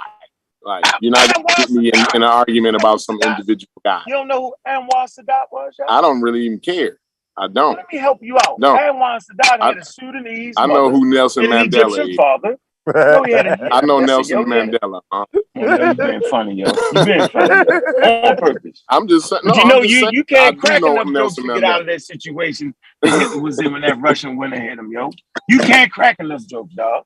So I'm gonna say this again. Anwar Sadat, right, had a Sudanese mother and an Egyptian fucking father, or vice versa, and he was the president of fucking Egypt, right? And they assassinated his motherfucking ass. So Sudan was definitely part of Egypt during that time.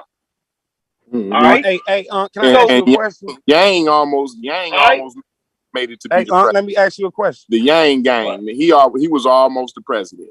So that means what does that mean? No, I'm just trying to let you. This y'all boys minutes. Let me Chinese no more.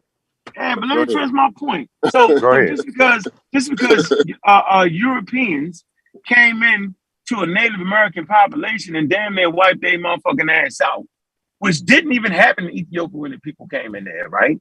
Doesn't mean that the motherfucking Native Americans all of a sudden become European. Just have about 30%, and then they don't make the Native Americans Europeans. Get on. Because motherfuckers came into Ethiopia and had children with them, still don't make them. Who the fuck say that but you?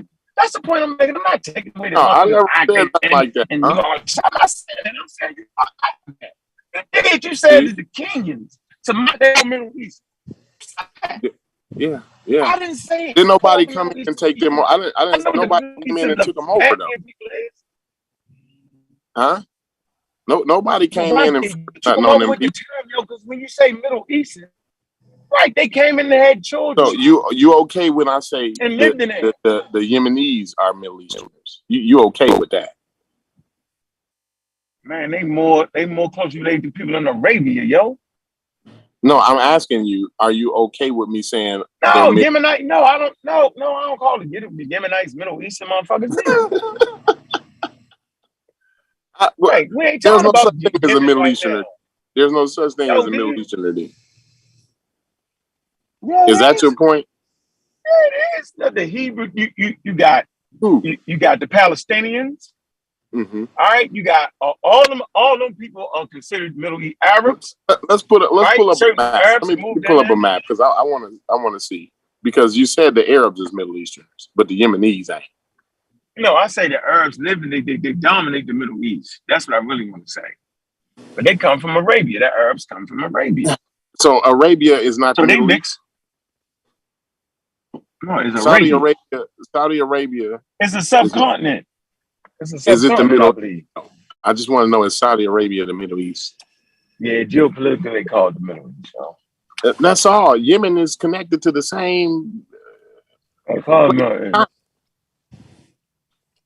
ain't even a different. Why y'all having a hard time answering each other? Huh? Why y'all having a hard time answering simple questions from each other? No, I'm answering everything. What didn't I answer, Chef? I mean, it's like it's hesitation. Like it's like y'all think y'all asking each other trick questions or something. I answered the question. I said, "Yeah, Arabia is considered the Middle East." Oh, I said that. I wasn't hard to answer that. Yeah, so that would make Yemen. That would make Yemen the Middle East. And geographically, yes. Right. Yeah. So I mean, at that point, and then but Somali not. Then Somali not. Listen. If you look at a Somali map and you look at the longitude and latitude lines, if we're gonna follow the rules, keep it Ethiopia is not. further east than the westernmost point of Yemen. All right, so so you saying that Ethiopia is the Middle East, right? Yemen is on the Arab I got you. So Homo sapiens Ethiopia considered sub-Saharan? Hold on. You can be more than one thing at the same time, buddy.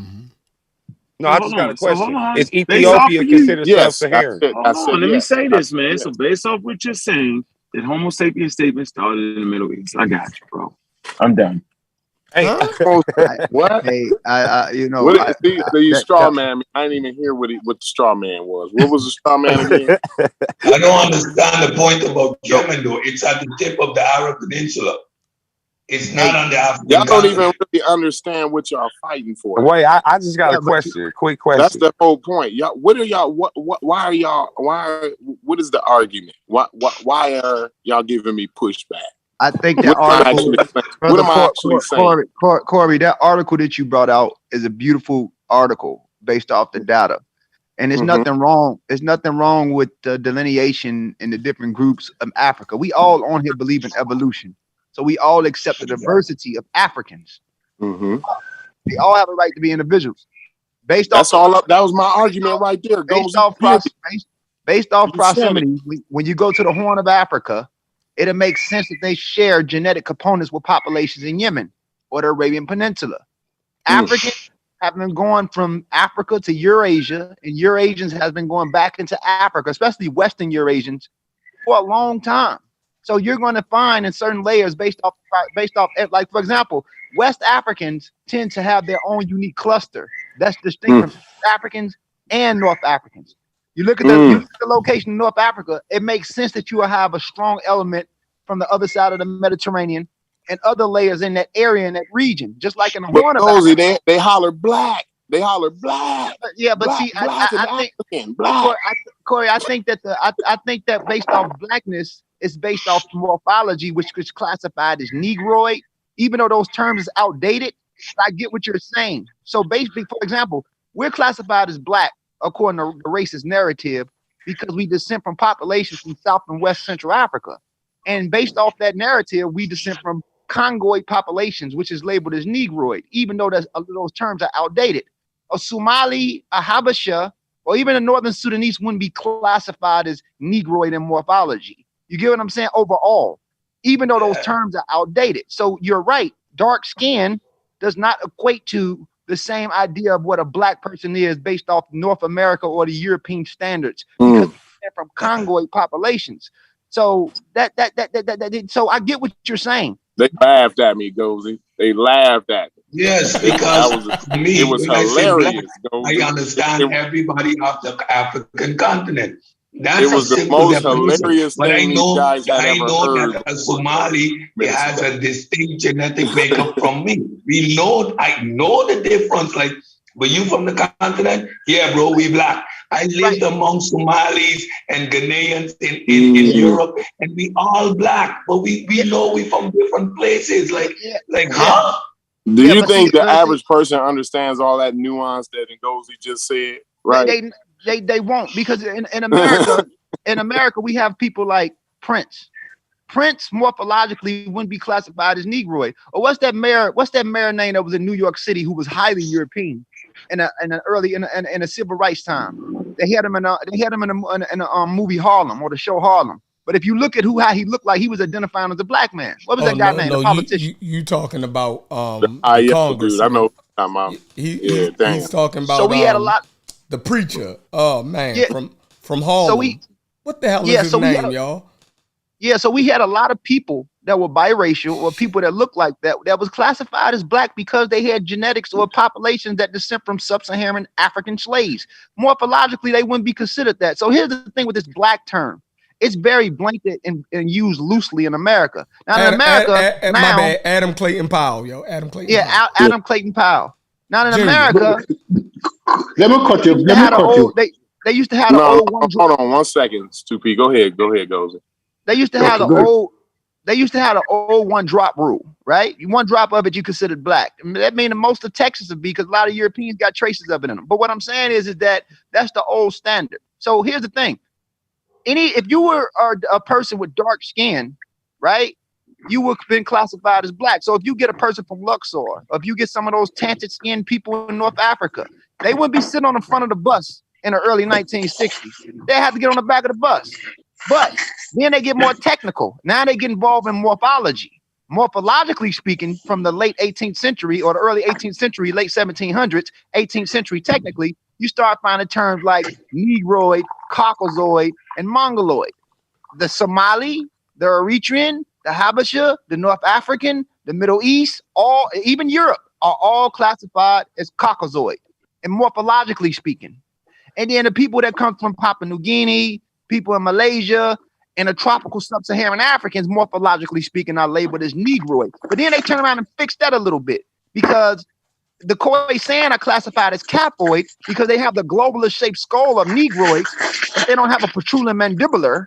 They don't have a protruding mandibular like populations in South and West Africa or Central Africa. So they become their own unique cluster. And then the Australoids, even though they look similar to the Negroid, the phenotype or the vocal shape within a socket is more wider. So now they're classified as their own at this time. It's just stupid, yo. But I get what you said, Cory. Yeah, the thing is, I just want to knock this argument all the way down clean, because the last string that they was holding on to was Sudan, the Nubians and all of that, right?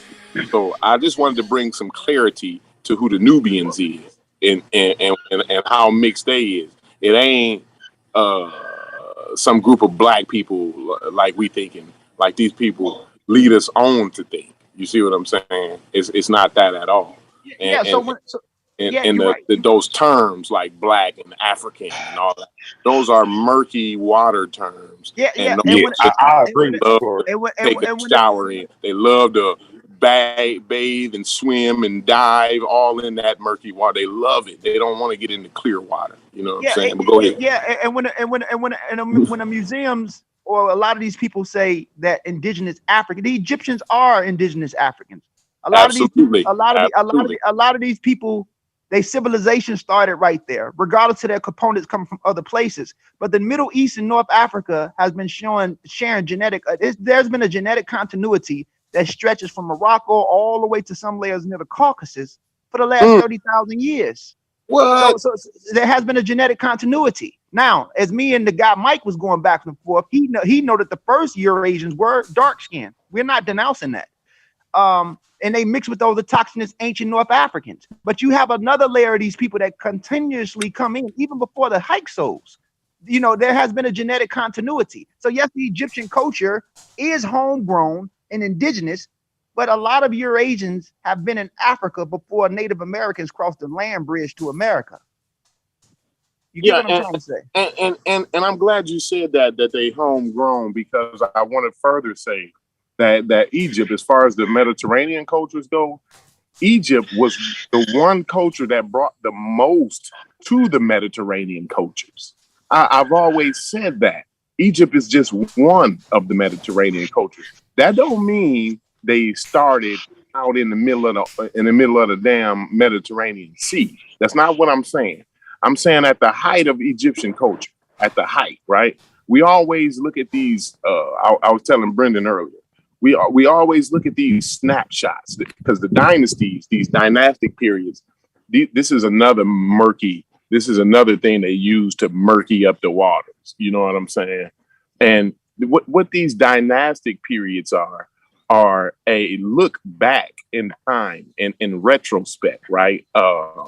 And we not only is it in retrospect, but it's in it's a snapshot of a period in time.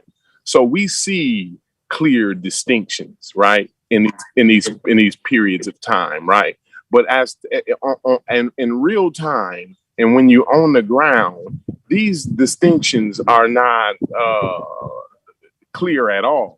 As a matter of fact, they may not even exist when you don't have the luxury of looking back in a retrospective point of view, and you're able to take these snapshots in time. You know what I'm saying? So we have the luxury to see certain differentiations in these dynastic periods, but these dynastic periods is a muddy, murky place to be, because it's all this happens seamlessly. And what we're talking about when we have these discussions, right? When people talk about Egypt and think about Egypt, they're thinking about Egypt at its height. We're not talking about some historic pre-Egypt that's not even Egypt yet, right? And this is the problem. A lot of people like to take us back to those times, right? Where the water is murky and muddy. Again, they love that muddy, murky water. You know what I'm saying? And so, and now, like, what do you mean by muddy, murky water? What you mean by that? Things ain't clear. Things get unclear at a certain time period, right? So when we go back so far in time, say like 40,000 years, we have a certain continuity, right? In these cultures, right? But these cultures branch off, and these cultures become cultures within their own, and cultures of their own rights, right? And so we skip time periods. We jump back and forth in time as if the time, we'll be talking about the height of Egypt, right? But then we'll jump back to the beginnings, or even before Egypt was even off the ground as a height of the civilization, because as me and Brendan discussed earlier, Egypt's territory, Egypt was an empire. Egypt was an empire at its height, and when it was a bureaucracy. Yes, and its territory stretched from Africa to Southeast Asia. Yeah, all the way up to Anatolia. Sure, yes, right? All the way up to Anatolia. The entire eastern coast of the Mediterranean. Seamlessly. Hold on, listen. Hold on. Let me say this one more thing just to add clarity. This is all, and all this is when you have these different, because the empire is so big, right? When you have these different people like the Persians come in, and you have the Greeks and the Romans come in, and all this. This is why they specify in these articles that we're talking about that nothing happened to the genetic pool. The genetic pool stayed the same with all of these different people coming in and bringing in their different ideas. You know what I'm saying? The general population has not changed, and maybe the royalty has changed ideas, right?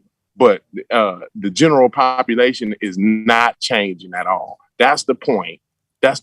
And we don't bring out the point that the empire stretched all the way up to, my man say, to the Caucasus Mountains, to Anatolia.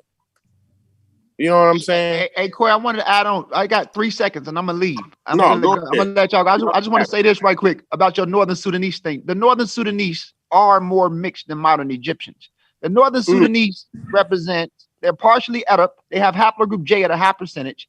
They're also partly Nilotic. They're also partly Cushitic, which they share same consistency genetically with like the Proto-Bija and Bija groups. And they also have a codependent component in them. So we can't look at skin. Just because somebody's dark don't mean they're highly mixed skin. The Northern Sudanese are more mixed when it comes to the different components that makes them up than a population in Egypt. Modern Egyptians have a genetic continuity or a consistent higher indigenous marker, which is EM78 in the form of EB12 paternally, than Sudanese men or Northern Sudanese men. And Southern Sudanese people will be classified as Negroid. Even though, again, those terms are vague and they're kind of rejected today, but morphologically speaking, they're not the same as Northern Sudanese. And you can find a discrimination amongst the two groups even to this day, the two nations. That's why they split. Even though the Nur and the Dinka, the Dinka fight each other right now. I'm glad you said that because I actually said that earlier that they were actually more mixed than the Egyptians were. So, and then you brought even more clarity to that. That article highlights that in that article. That's why I said that article is it's very nuanced, but at the same time, it's very, very clear on what it's saying. It's virtually no ambiguity in that article. So I advise everybody to read that article, please. If y'all want any clarity at all to this situation, read that article that I shared in there, please. And Cory, just based on our conversation we had a bit earlier, I gave the analogy, when you say that Egypt is a homegrown indigenous African culture, that being true, right? That's not all Egypt was, right? Because it's akin to saying that, you've got little Johnny, right? That you're still calling him little Johnny after he's grown up, he's gone off to an adjacent state, he's got a family, he's got a booming business and a career, and you're still calling him little Johnny, right? Egypt became a global empire, right? So when we say, okay, Egypt is a Mediterranean culture, I don't necessarily say that it was a Mediterranean culture to say that, okay, I'm taking it out of Africa, right? I say it in geopolitical terms, right? I understand that Egypt was a geopolitical power, right, during the New Kingdom, right, that had that empire that stretched again, right, from where it was in the Nile Valley all the way up into Turkey, where we see it today, right? And then it had those extended, right, and it had the extended trade and cultural interactions with Greece and with Rome and all that entire area there. So when I say Egypt had its relationship with the Mediterranean, that's what I mean from a geopolitical perspective as a global empire at the time. Absolutely.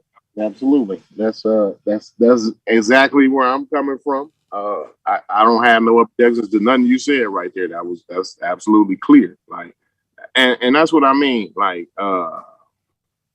the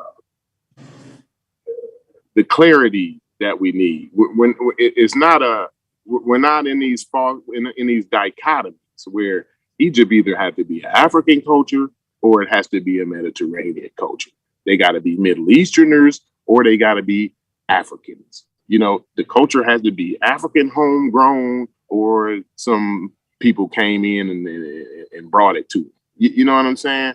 Like these are the false dichotomies that I keep talking about that we keep setting up, which murkies and muddies the water up.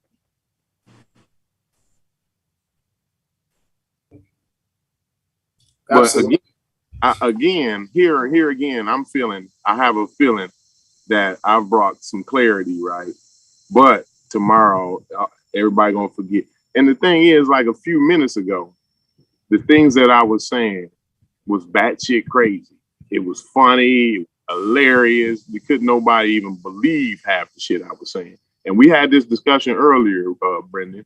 We said even Shepard jumped out the car with me. Like, yo, I can't even ride with you on this one. You know what I'm saying? And that's my ride buddy.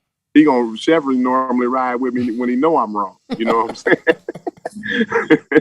Hey man, you're down in the Sudan on a recon mission by yourself, man.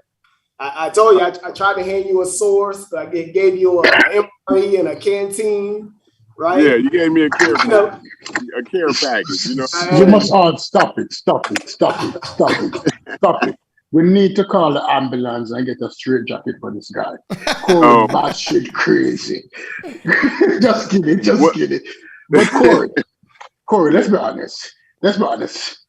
No, the problem with black folks is that everybody who is dark skinned will want to claim. That's what you're trying to say. That everybody got their skin dark. Nobody does that, stupids. Yeah. We the only ones do that. We're the only person that do that. So once people have dark skin, we say that they are black people. And it's not everybody with dark skin is necessarily black people. I understand that's what you're trying to say. You're trying to say, look at the Ethiopians. Look how they classify themselves. Humanists or whatever word is that they use. Some highland people. When you look at the Ethiopians, when you look at what's a rapper who died, who got killed? The one from LA who got killed. Nipsey Hussle. I like to use the other analogy. Nipsey Hussle. When you look at Nipsey Hussle, tell the truth, if you peel off Nipsey Hussle's skin and peel off somebody from West Africa or Central Africa's skin and get down to the DNA, we are not related in no shape or form. I understand what you were trying to say. You're trying to say that. Right? They have physiological adaptations, right? That make them ideal for their environments. One of the examples we talked about, right? One of the examples we talked about was those Nilotes, right? They have the skin map. But let me finish. Somebody hold on, I hate that Nipsey Hussle argument though. I hate it. And use the Nilo. No. Let's go back to the Ethiopian and the Nipsey Hussle argument, or those Horn Africans. All right. Okay. Now, look at if nobody would have told you that he had East African in him, right? Y'all just would have said he was a black man, probably a fine black man. But most of the women would have just been like, he's a black man. When I look at him, I don't see too much difference than Snoop Dogg, right? All right. Snoop Dogg is 70%. 70%. Snoop Dogg is 70% American Indian. You know that, right? He's not no 70% American Indian. You just made that up. That sounds crazy. Snoop Dogg did his DNA on. And I guarantee you it wasn't no 70% no damn Native American. How much percentage it was? You can't even find too many Native Americans in America that's 70% Native American. And you gonna tell me Snoop Dogg is 70%? What? Yo, what percent? You can go to Mexico and most of them ain't even gonna be 70% Native American, but you gonna tell me that Snoop Dogg from Alabama that live in motherfucking LA is a goddamn 70% Native American? We done lost our minds, yo. Is SNOOP Snoop D-O. It high though. I think it's more than 50. No, it's not no more than 50. I'm lying. He's 30%. Snoop Dogg is 30%. Your numbers is crazy. That's pretty high, though. 30% is pretty high. That man ain't no 30% Native American. Somebody please pull that up. Let me read. Snoop Dogg is only 71% Sub-Saharan African. That's most African Americans. Snoop Dogg, real name, is Brodus Calvin Borders is 6% European and 23% Native American. Right. So his makeup is damn near the same as all African Americans. Everybody else. Most of us is 70% Sub-Saharan West Africa or Sub-Saharan Africa. Oh, let me finish. Let me finish with my propaganda. Please allow me to finish with my propaganda. But let's be honest. Sudan is so long. If you look at Sudan on the map geographically, the people in North Sudan and the people in South Sudan, if you overlay Sudan on the skin color map, you're going to realize that people in North Sudan, skin color is going to be severely different than the people in South Sudan. Am I lying? Look at the skin map, overlay them. Overlay the skin map on the geographical map, and you realize the disparity in color is vast in the Sudan.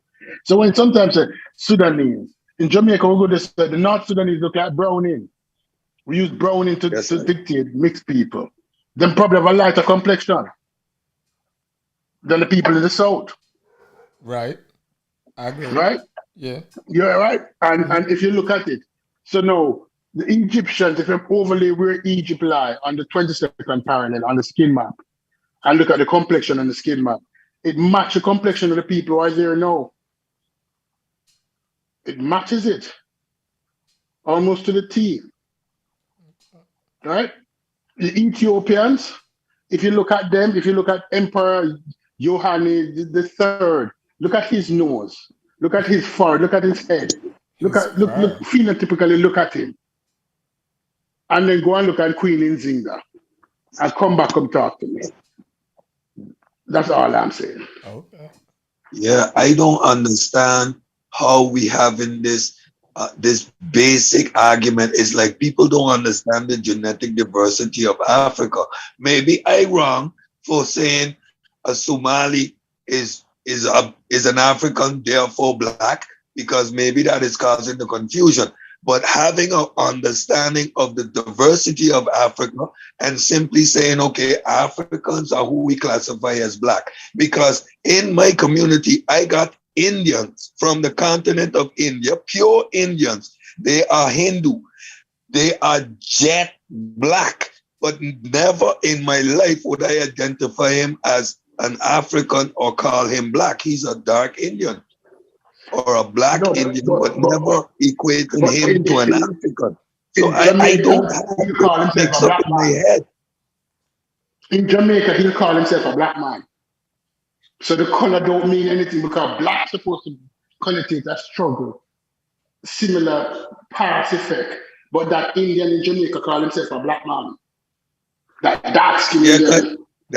That's a cultural identification. We got that with the Guyanese too, especially the Douglas. A Douglas look Indian, dark Indian. He identify as black because he identifies with the culture. However, when we look at him, we going to identify him as a Douglas. We know he's mixed with Indian, and there are dark Indians. However, we don't consider those Indians African or black as ourselves. Maybe because I don't have that confusion in my head, this argument seems a little bit redundant for me. I can say a Sudanese is black, he's an African, and have no idea or illusion that we share any genetics or even share a culture. I just identify him as someone from the continent. So why would an Egyptian be us? Like, that don't make sense. No. But you're being unfair now because your ability to partition off is because you grow in a culture where there is more diversity around you. You had Indians and half Indians. You had white and half white. You had Chinese and half Chinese. So when you see people, you can identify them immediately and put them in the proper boxes where they belong to. But it's not everybody had that opportunity to be able to differentiate right off the bat. So when they say black people in Africa, they're not putting them in the correct boxes to say we have West African, which is us, West African and Central Africans, which is us, and they have North African, which is not us. You have East African, which is not us, and you have some from South Africa, which is not us. Not because we call them a black man. Yeah, let me give you an example. I claim Zinedine Zidane, right? Because he's from Tunisia. Tunisia is on the continent. So I consider him an African. That man practically white with blue eyes. He played for the France national team. But he come from Tunisia. I understand Tunisia on the continent. But that don't mean we and he share the same genetics. But I claim him as an African. Like, you claim I never had that confusion. Do you claim him as a black man? Do you claim No, as an African, but not as genetically identical to me. I understand, okay, Tunisia, he's from the African continent. Okay, good, he's an African. I understand that, but don't mean we genetically the same, or I identify with him as being from, we got a genetic link or something like that. I understood, and I agree with you. I understood the genetic diversity. What we need then is a proper definition for who is a black man then. We need a definition, a standard definition, a standard SSOP, standard operating practices and procedures going forward, that when we say black man, what we mean. When you say black man, what you mean? Me? Yes. I mean, it depends on the context of the conversation. Mostly when I say black, it is related to my West African heritage and my Afro-Caribbean heritage. When I talk about black, it's mostly in a cultural context. Now, if we're having a conversation of the continent, I can accept somebody being black or quote unquote black from the continent, but not necessarily mean that we genetically identify or have a similar culture. I just understood the question. Let me ask Sheffrin the question. Sheffrin, when you say black man, what you mean? We need to get this out of the when you use the term black man, what you mean, Sheffrin? Well, I classify everybody, who's like of sub-Saharan African, with sub-Saharan African mixture to them. Most of them, you know what I mean? I consider, black. Even South, some Australoids, like in Asia, I would consider black. Even the Australian Aborigines, I consider them black. People of Vanuatu and certain Andaman Islands, I consider them black just because of their Negroid features. So I know that term Negroid is kind of people don't like to use it, but that's what I really consider black. Go ahead, Brenda. Unmute. When you use the term black man, because we need to get this clear. Because when people saying black, when yesterday hold on, Stupies. But I don't impose that on people though. I let people hold on. I let people identify as whoever they want to be. So if I went to Australia and I seen a dark-skinned Australian, even though in my understanding I call him black, if he don't call himself black, I accept that. Just like if a North African don't choose to call themselves black, I'm not going to be offended by that. I don't care if they got 3% black in them. If they don't identify with that, I don't take offense to that. Like, cool, you're not black, and I move on. Okay. So, Stevie, can I answer a question? Black is what exactly what Shepton said. Based off what Europeans consider black, not us. All these names is given to us by other people. Because in ancient West Africa, nobody was calling themselves black, right?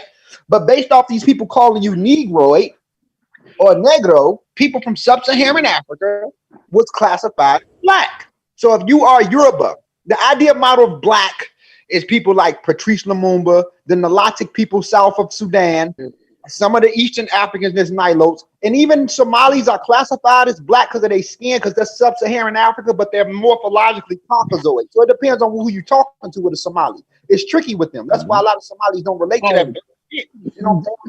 So all right. So question, I'm going to ask you this question directly. So therefore, if we cannot come to an agreement of what we mean by when we use the term black, because it was a designation given to us by a European, shouldn't we be throwing that term through the window now and find something else to define ourselves? Hey, bro, I'm a knock. I'm a knock. I'm African North American Creole.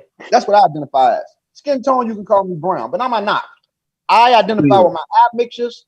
I identify with my mother. My mother's a continental African. My mother's Fulani. He's Fulani, but my father's an African American black man. So culturally, I'm African American. That's what I identify as. I identify as African North American Creole. That's what I classify. But if we use that kind of identification, we got too much different people. And listen, Stupid, all of us together, even though you're from Jamaica, all of us together as a collective over in the Western Hemisphere, I consider us West Sudanic Creoles. You know what I'm saying? Because we come from West Sudanic culture and people that's been creolized from Niger Congo people. See, a lot of people don't understand that the African diaspora is a Niger Congo diaspora. It's not just an African diaspora. No, we need a way, because if we did establish that from day one, we wouldn't have the problem with the Egyptians. I wouldn't have the problem with the Nubians. I wouldn't have the problem with the Ethiopians, because the Jamaican Rasta and Ethiopian identified. The Jamaican Rastas identified with Ethiopians originally based on skin color. Where's the black man God? Where's the black man king? It was primarily based on skin color, not on genetics. Nope. Right. So therefore, that's simply skin color. And they're not us. What do we want? No, they're not. They're not us. They're not. Are we still? Have y'all talked about the Mediterranean? I like to make an announcement. I would like to make an announcement.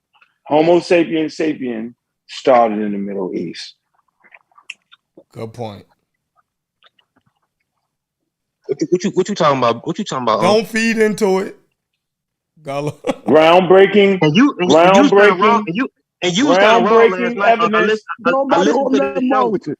I fish don't get catch unless I open their mouth with it. Hey, listen, come on. Throwing out lines out there.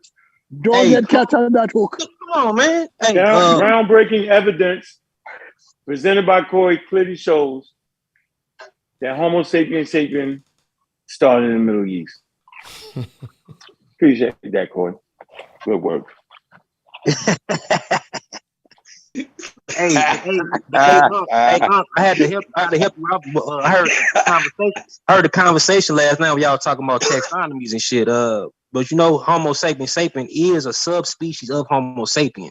You know what I'm saying? You had a like even before you got to modern Homo sapiens, you had a period where we were still a little archaic. They call them early Homo sapien, early Homo sapiens. Some people call it EMH. You know what I'm saying? And some of them were still wrong, though. You said what? Started out wrong. Said you had to help me. You ain't had to help me on that. No. I'm saying last night you said you could use either one.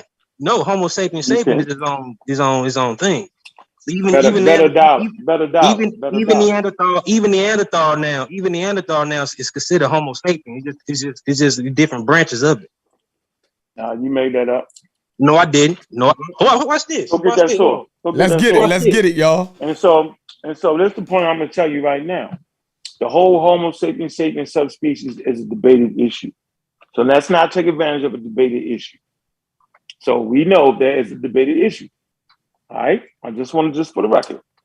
And the subspecies, right? They're simply saying that it has some archaic features. Having archaic features like a slight more archaic eyebrow and all that, nose ridge and shit like that, right? Doesn't mean that the brains wasn't the same. Because we was actually talking about thinking capacity is what we was really talking about, right? And I was simply saying that Homo sapiens sapien 190,000 years was just as intelligent as Homo sapiens sapien now. The difference was being in this environment long and learning more things from nature and piling that on. You're right. It is. Or right here say Homo sapien Neanderthalis, an alternative to Homo sapien Neanderthalis that implies Neanderthal man might be subspecies more closely related to modern humans. Might. The word might there. Mm-hmm. So it's debated. That's all. And I'm just saying, don't get yourselves confused. It's just talking about like read the Homo sapien though.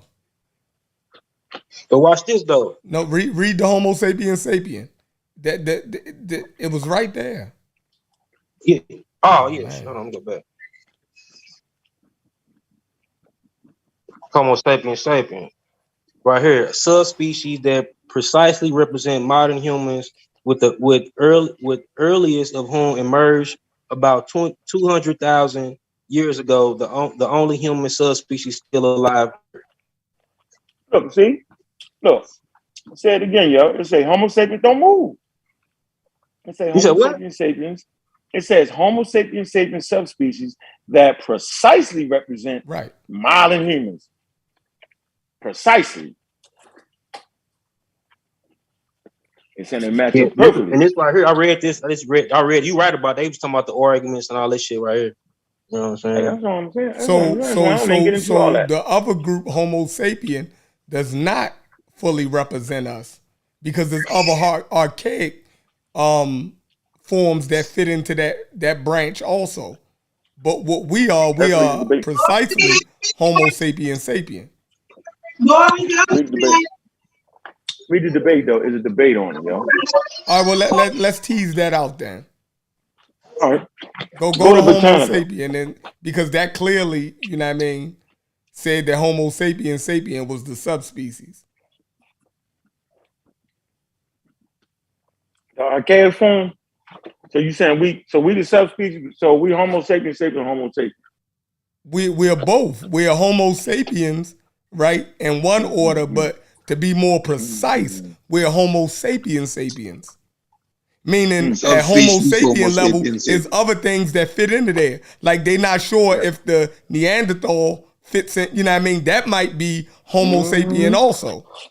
You feel me? But we know that Neanderthal ain't us. How do we know? Because we're Homo sapiens sapien. Right? Is a slight difference there. But go ahead, Cedric. I know you can explain it better than I could. Yeah, you're correct. We're subspecies the last surviving subspecies of Homo sapiens. So Neanderthals would fall within the category of Homo sapien, but not necessarily Homo sapien. That is just us, atomically modern right. humans. You get that up? Yeah. Yeah, I think I'm saying they debate that. That ain't so. They don't got to be so. Are we the same as Neanderthals? Nope, there was a debate. No. And they was like, nah, they're not that. All right, so other archaic humans they made them a subspecies. that they found. Hold on, because they made them a subspecies. Right. So other Homo sapiens Took them out. That's archaic, right? Are we archaic human beings? Mm-mm. Right. So but therein lies the difference. There you go. I got it right here. I'm my favorite subject. I'm talking about it's this all not your day. favorite subject. Yeah. There you go. Right here. Cory, where you been at? Go ahead. My bad. Jolanda, you still in? Died, I heard your story. He died on the Rift Valley and shit. Yeah, he definitely dived in the Red Sea. With the first Homo sapiens came Cory from alone. Middle East. Don't do my bro. That nigga sound like the niggas before Charles Darwin was saying that. It was in Europe. You bugging. Ah, shit. See, Chef, I ain't bring up the cultural continuity at all. I ain't bring it into the conversation. Damn, hold on, let me get the Homo. Damn, where is that at? Hominid, Homo habilis, Homo. Damn. Yo said the Kenya. Yo, do y'all know what's in Kenya, yo? You got the Ethiopians in Kenya. Yo said the Kenya was Middle Eastern. Who said that? Cory, you ain't want to listen to the show. You let that man get away with that shit. I just got on here. Oh Lord, have mercy. Cory jumped out the window. I put an article in the back chat. The admixture happened, yes, but the admixture happened on varying degrees, and the more closer to the Horn of Africa you got, the more concentrated the admixture was. Yes, we understand that, but that don't make Africans all of a sudden Middle Eastern though. Like that ain't happen. It's still Africa. No, this is simple right here. First of all, Africans are mixed. All right, let's get that straight. Whether it's coming from the archaic population, right? The old double zero, what is it, double zero, the A00 coming from that end, or coming from the other end. Human beings been migrating back and forth forever. So you would never say, just because Europeans and Africans came into North America, right? Although we came into their genetics and all that, right? And they might carry a 30% European or 40%. You would never say that Native Americans all of a sudden are Europeans. You just wouldn't do it. It's like blasphemy. No geneticist would say it, nobody would say it, right? Because we understand that that's part of what Homo sapiens do. And as a matter of fact, that there is no human population that's been away from each other long enough to develop that many adaptations. Maybe we had the conversation about adaptations that would cause, right, them not being able to mate back and forth with each other. 20,000 years is not long enough. When that population of out of Africa ended up in North America and was stuck on that land bridge, and when the corridor opened up, that population went down into North America and split and went into South America, and the corridor closed. So those genetics was closed off, right, from the rest of the Homo sapiens population, and they developed distinct markers. But there's still, it wasn't enough time. So by the time Europeans came in, they was able to mix back with them flawlessly, but you would never say that. So why is it when people from Western Asia migrate into Ethiopia and migrate into South Africa, all of a sudden they become Middle East? Right. It's a figment of somebody's imagination, yo. It doesn't make sense. Nobody says that. That's Cory. He crushed up some mushrooms and he smoked it. That's what he did. And I know he did. I You better leave Cory alone. He's having fun. So I wasn't gonna argue with him. They not Middle Eastern. People from Kenya are not Middle Eastern. People in West Africa that have R1 V88 are not Europeans. You would never say it. All right, so that group went through Ethiopia, migrated to West Africa. See how they can always migrate that way, but they can never migrate back that way. Because as soon as they turn and come back, there's a door that stops them. Force field comes up. You cannot walk that way. It's a one-way street. Come on, man. Anyway, I'm gonna put. Let me see. Hold on, man. Let me see. Tell them knock it off, Funk. Yeah, y'all gotta knock it off, man. But yeah, we recognize the mixtures and the admixtures and all that, man. Like the niggas, I seen the video when niggas misrepresent the niggas, say that the pure Africans, the only pure Africans, that's no such thing. I think that just need to really get clear. There's no such thing as an unmixed African. The fact that made you mix is what made you that. The mix, it's the mix, the blending, and the constant going back and forth in populations. All right, let me see if I can get. All right, here we go. Okay, Homo sapiens sapiens. All right, that's what we want to talk about real quick. Okay. So Homo sapiens sapiens in anthropology and paleontology, right? The subspecies of Homo sapiens that consists of the only living members of the genus Homo, modern human beings. Traditionally, this subspecies designation was used by paleontologists. Let me put it on here. Let me see. I think I got enough command of it not to stumble and stammer through the motherfucker. Hold on. All right, we're gonna use Botanica. That's a good one, right? Real basic shit, put it in basic terms for y'all. Encyclopedia Britannica. All right, Homo sapiens sapiens in anthropology and paleontology, the subspecies of Homo sapiens that consists of the only living members of the genus Homo, modern human beings. Traditionally, this subspecies designation was used by paleontologists and anthropologists to separate modern human beings from more archaic members of Homo sapiens, right? And then you see Homo sapiens. Okay, it's thought to have evolved, right, sometime between 160,000 and 90,000 years ago in Africa, before migrating first to the Middle East and Europe, and later Asia, Australia, and the Americas. Talked about that. Currently, Homo sapiens sapiens is the only widely accepted species of Homo sapiens, and the necessity of the designation remains, watch this, a matter of debate. This is what I was talking about. Since traditional taxonomic practice subdivides a species only when there is evidence of two or more distinct subgroups. You got to have two or more distinctive subgroups. Several subspecies of Homo sapiens have been proposed. See? Have been proposed. For example, the Swedish nationalist and explorer Charles Linnaeus, remember he started the taxonomy system, in the 10th edition of his Systemia Naturae, 1758, classified modern human beings into 4 subspecies according to the geographic origin: Homo sapien Asiatic, Homo sapien Europus, Homo sapien afar, and Homo sapien Americanus.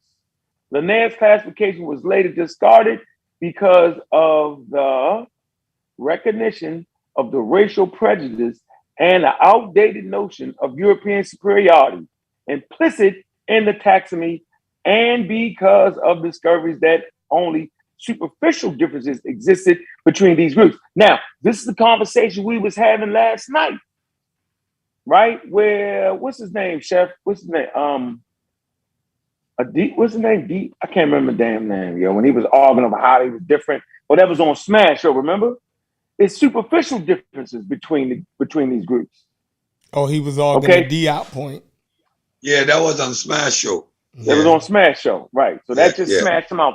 So he's out the game. That smashed Diop. He was out the game from the beginning. That was some nonsense. It was Diop argument, but that's the though. source. Okay, now watch this. Y'all gonna ignore that was Diop's argument. That's funny. I ain't know no Diop's argument. I ain't know no Diop. That was Diop's argument. That they was different? In Civilization of Barbarism, he gave the two cradle his two cradle. No. Yeah. That didn't pan out. Yeah, right, but that's what dude was quoting. Go ahead. Oh yeah, he was. Yeah, he fucked it up. Okay. Other groups have been classified as subspecies of Homo sapiens. Watch this. Including Neanderthal, Homo sapiens, Neanderthals, which most researchers later reclassified as a species Homo neanderthalis, and a group of specimens that were later placed into the species Homo habilis. Okay, so they constantly reclassify things. This is what you got to know, all right? Based off of more finds, more bones, right? Based off of morphology, right? Sometimes things get moved around. That's okay. It's called science. Now watch this. By the early 21st century, only one group, Homo sapien adultu, known primarily from fossil skulls discovered in 1997 near Hetero, Ethiopia, the Middle East now. It's now the Middle East, okay? And dating to about 160,000 years ago, was being considered as a second subspecies of Homo sapiens. Watch it. Some researchers have argued, however, that the heterofossils are not distinct enough to justify the creation of a new subspecies. That's why I don't use it. And there we have it, ladies and gentlemen. Y'all can go to Encyclopedia Britannica, right? Go to the article entitled Homo sapiens. That's a great read. We just read the whole thing. And yeah, there we go. That's my take. That's why I don't even use it, because they don't. That's not settled, and I'm good with that right there. Yep, I'm good with that. That's my point. I think we got some real clarity on that. So that's, you can say it, but it's not that. I will have to agree based on the scientific argument. Those Herto men was just a like a little in between phase before we came even more more modern like we look today. You know what I'm saying? We just had like before we got more gracile, we still had like like certain archaic features and shit still lingering around. The point I think what it's saying is, in order to actually classify us as a subspecies requires other subspecies to be identified, and as long as that hasn't happened, we can't officially use the classification of Homo sapiens sapien as a subspecies. So I got to concede to the argument on. Yeah, I mean, you can do what you want to do, but I'm saying, and them mentioning that they're not wrong. And see, this is what's important right here, right? And this is what they do with the Afro-Asiatic thing. They play that game, right? They play that game. And so if I was to play that game, I would say, yeah, that is a subspecies, and they don't know what they talking about. See, that's the game. See, but that's not what it says. See, I can't take advantage of that little gap right there that they're trying to understand right now. Yeah, you're just saying it's still being debated. Yep. That's how you got to present it.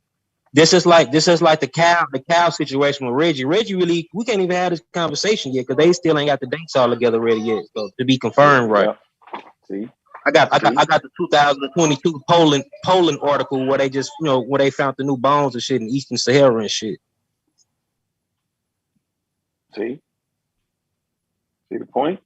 So y'all familiar with the Danubian culture? I know you is, right? From the Danube River? From the Danube River? You familiar? Y'all familiar with that? The Danube River. No, the Danube. The Danube in Europe. The Neolithic farm. With the LBK. The LBK group, right? All right, so we talk about the LBK group. Now, this is what Cory is talking about. I love this article right here, right?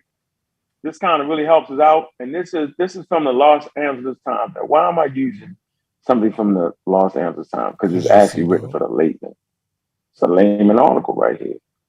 Where y'all can just basically look at it and get a hold and grip on what the hell is going on, right? This is what I would like to present.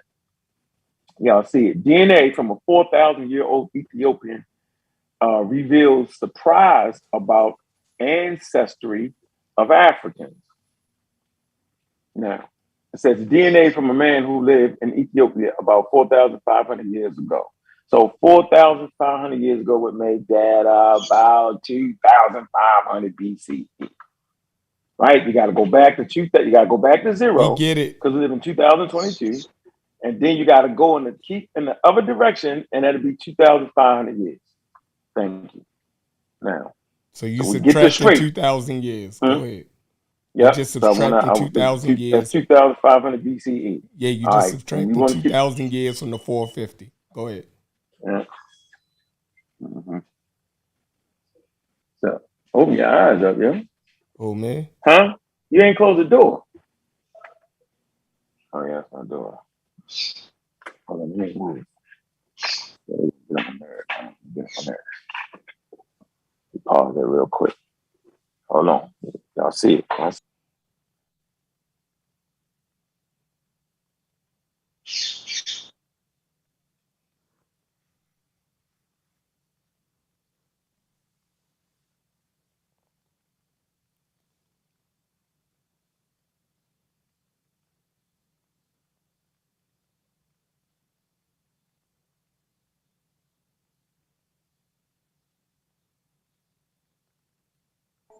What's going on? He left or something?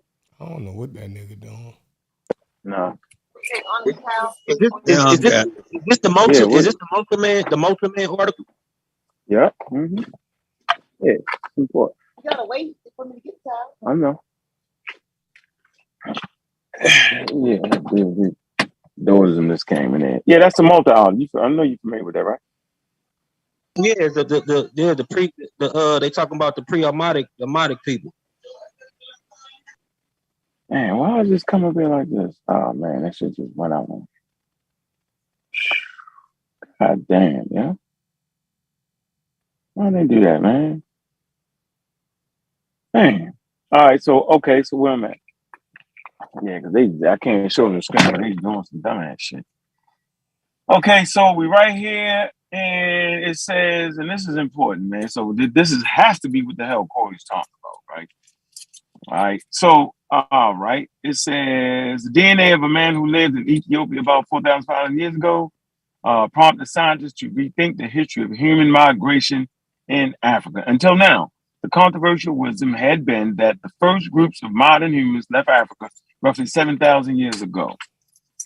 All right. Stopping in the Middle East, Middle Eastern route to Europe, Asia, and beyond. Then about 3,000 years ago, which would be 1000 BCE, a group of farmers from the Middle East, present-day Turkey, came back into the home of Africa, probably bringing crops like wheat, barley, and lentils with them. Population genetics pieced the story together by comparing the DNA of distinct groups of people alive today. Since humans emerged in Africa, DNA from the ancient African could provide a viable genetic baseline that would make it easier for scientists to track the genome changes over time. Unfortunately, such DNA had been hard to come by, right? We need to know this, is that DNA isn't built to last for thousands. DNA that have been sequenced to date were extracted from bodies in Europe and Asia that were naturally refrigerated in cooler climates. Can y'all still hear me? That shit switched. Fuck. Yeah, we hear you. We hear you. Hear me? Oh man. Yeah, I'd rather had fucking.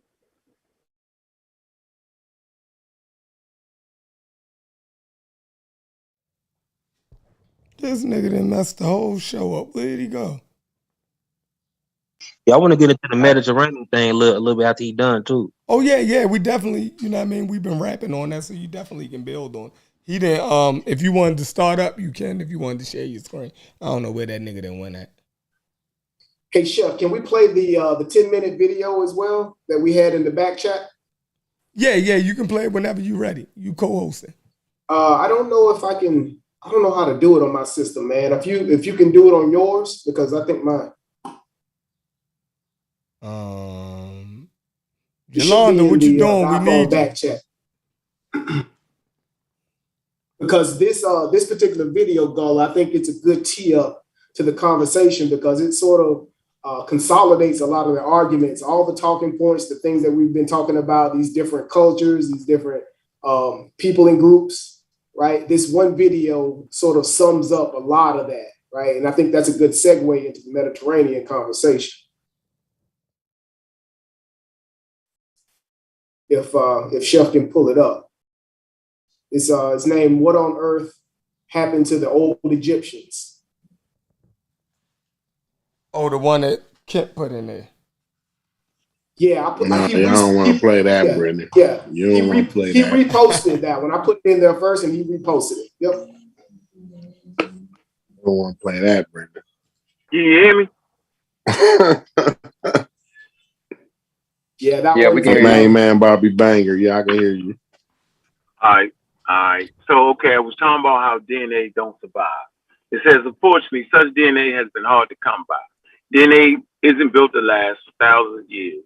They say the sample of ancient DNA that have been sequenced to date or extracted from bodies in Europe and Asia that were naturally refrigerated in cooler climates. Okay? That's what makes the Ethiopian man so special. His body was found face down in the Mokta cave. That's why I say look up the Mokta cave. This is important. It says, which is situated in the highlands of the southern part of the country.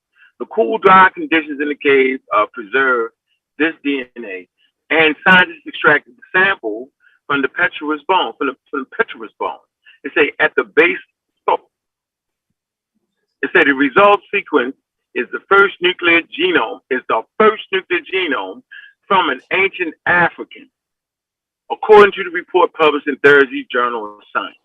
And y'all can go to the Journal of Science, right, and read that. But this article right here is for the layman, putting in clear English and vocabulary so you can understand it. Radiocarbon dating revealed that the bones was 4,500 years old. And we told you, a 4,500-year-old bone is really 2,500 BCE. So we be clear, right? That meant Malta, as researchers call him, lived before Eurasians returned to African continent. It's consistent with the timeline. Malta did not have any genetic variant for light-colored eyes or skin that evolved in the population that left Africa. Nor did he have variants that arose in Eurasian farmers that allowed them to digest milk as adults. Malta did not have three variants.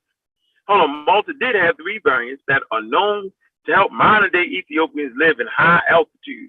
Present-day town of Malta lies more than 8,000 feet above sea level. When the researchers compared Malta genome to those contemporary humans, the closest matches was with the Arid people of southern Ethiopia. Look up the Arid. I'm going to show you a picture of the Arid people. All right? I'm going to say this again. When the researchers compared the Malta genome to those contemporary humans, the closest match was with the Arid people of southern Ethiopia. With this information, the researching team was able to investigate the mysterious group of Eurasians that came to Africa 3,000 years ago. They created the model that assumed the Arid genome was a mix of DNA from Malta and an unknown population for Western Eurasia. When they plugged in the DNA from several candidates populations to see if they could get a combination that looked like the Arid DNA, two results stood out from the rest. One was from the modern-day Sardinians, who are known to be the closest living relatives of the earliest farmers. The others was the member of the so-called LBK culture in Germany, early farmers who lived about 7,000 years ago. The Eurasian settlers who arrived in Africa 3,000 years ago were indeed descendants of the LBK farmers, when the story of migration through Africa needs to be revised, right? The researchers wrote. They say by comparing the LBK genome and the DNA from the Africans alive today, the scientists calculated that the ancient farmers may have made up 25% or more of the population in the Horn of Africa during the migration years, right? All of these migrants ultimately pushed farther into Africa than previously thought. They determined African populations from the western to the southern tip of the continent, the southern tip, right, where the Cory Sand are, get at least 5% of their DNA from the Eurasian migrants, according to the study. Some groups from Ethiopia, Somalia, Djibouti, and Eritrea can trace more than 30% of their DNA to these migrants.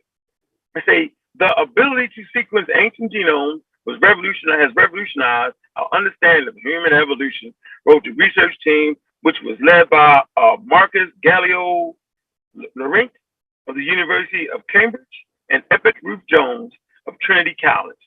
They said they are eager to find even older African genomes that might make the story more complete. So that's what it is. Very simple for me.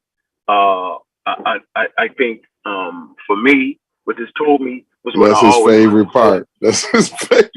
Is what I've always understood, that Homo sapiens sapiens is the mix, and human migrations go back and forth.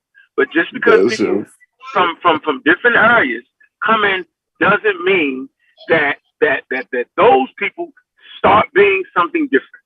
That's not what it is. And that's just the way you frame it, Cory. So that's my spill on the whole conversation today. And I'm just saying, knock it off.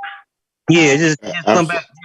They just come back slightly mixed with newer genes. Like they still the same. Like what the multiple people that I'm talking about were the Amadic people, like the Proto-Afro-Asiatic groups. You know what I'm saying? Them people went up north. You know what I'm saying? Became the Rethric people, what Christopher Eric talk about.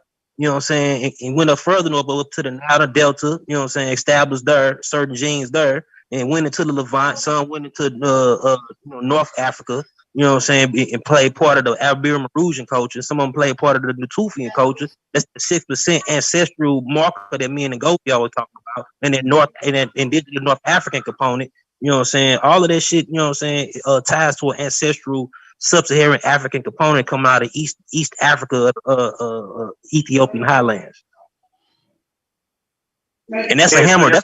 That's a hammer, lady. That's a perfect example of some of the early Amadic, because the hammers are one of like the most basal Amadic groups that's more original. You know, because when you look at Amadic groups now, they're a little bit more mixed. Some of them are mixed in with Eastern Kushites who came in a little later. You know, who they were still related to, and some of them are mixed in with Southern Sudanian people who came in more recently. Just not Saharan, but the hammer still hold a lot of those original traits. And the hammer are also part of the Ari people too. You see it on the screen? Can y'all see it on the screen? You can't see the screen? Yep. Look at the thriving yet simple life of the Erie tribe. That's the Ari right there. There you go. Yep. That's what they look like. It don't matter to me what she look like. I don't need a picture. Go ahead. And these are the Proto-Afro-Asians before they became like more watered down a little bit. You know what I'm saying? Mm-hmm. I don't understand like showing that picture. What is that saying to us? No, I ain't gonna get that. I'm gonna hit him up with when you done, Uncle. I'm gonna hit him up with the human phenotype website. We can play with that. Nah, I'm done. I ain't. Come on, man. I ain't fuck with Cory. What? She got dark skin? I mean, what is that what we looking at there? Hey, we looking at phenotype, bro. You just trying to be funny? We looking at the whole thing. I'm just saying human beings are diverse. Period. Y'all know what you trying to say out of this. But you Yeah, can't that's make what her I'm saying. They diverse. Yeah, yeah. She's not a Middle Eastern though, yo, I'm because not she trying has to. that DNA thing. Just because you Middle Eastern I'm not you. don't I'm not. make you diversity. Nope. That's too confusing. I'm not. You won't confuse me. I don't. Okay, that's confusing. You can't be more than one thing. You can only be one thing. No, So but how you Cory, make her Middle Eastern though, Corey? yeah, that's what I'm Like that's wondering. crazy as hell, Corey. Nobody does that, Corey. Is it like a new That's science fine. start? That's you went to Kenya to straw That's man. not Kenya. That's not Kenya. This is Ethiopia, bro. It's Look, Ethiopia. Ethiopian tour. See the Okay, top? I'm fine. not in Kenya Yeah, right now. He said that. What makes Kenya the Middle East? Like I'm confused. It's longitude and latitude lines is what makes it Who else says that? Middle Eastern. Me. Who else That's says my that? No, who else besides you says Kenya is the Middle East? It's my opinion. Oh, so it's wrong. I Okay, can cool. prove my opinion with longitude and latitude lines. No, you bro. can. What do the scientists use? What do the archaeologists use? What do they use? They use longitude and latitude lines. Oh, So they say the same as you're saying? If you want to use longitude and latitude lines, Middle East is pseudo. Right. What do you mean? But Mr. where's the Middle West? Mr. Rich just asked, what do the scientists use for Middle East? No, we're saying that the Middle East is a misnomer because where's the Middle West at? Middle North. Where's that at? It's a misnomer. Shit. Oh, some people call parts of Africa. Y'all having two different arguments at the same time. I'm not arguing whether it's a misnomer or whatever, this, that, and the other. I'm saying it's certain. It's a certain genetic population that's in a certain geographical location. Most of the majority of that genetic population that I'm talking about is in the Middle East. Some of it trickles a little outside of the Middle East. But what I'm saying, genetically, this is a genetic pool here. That's all I'm saying. I just showed y'all provided different Linguistically, it even shows it. It even comes up linguistically, and like I said, even geographically, when we look at geographic, when y'all take away the fact that y'all know that this continent is Africa, this is Saudi Arabia, and this is Southwest Asia. You know what I'm saying? When you on the ground in real time, you ain't looking or seeing or knowing none of that. All you knowing is you in a geographical location and you around certain people. So if Kenya is the Middle East, where's the East Africa at? So you got Middle Eastern Khoisan people, because that was the first. See, we gotta get extreme. We gotta get extreme. I said what I'm I asking, said. what is East Africa? Listen, East Africa? remember when I was on earlier? What part about what I said was y'all not clear on? Because I reiterated what I said like 4 times, and I made sure I did that nice and slowly, so no one straw mans me, so we don't get cloudy. Once I slowed it down, listen.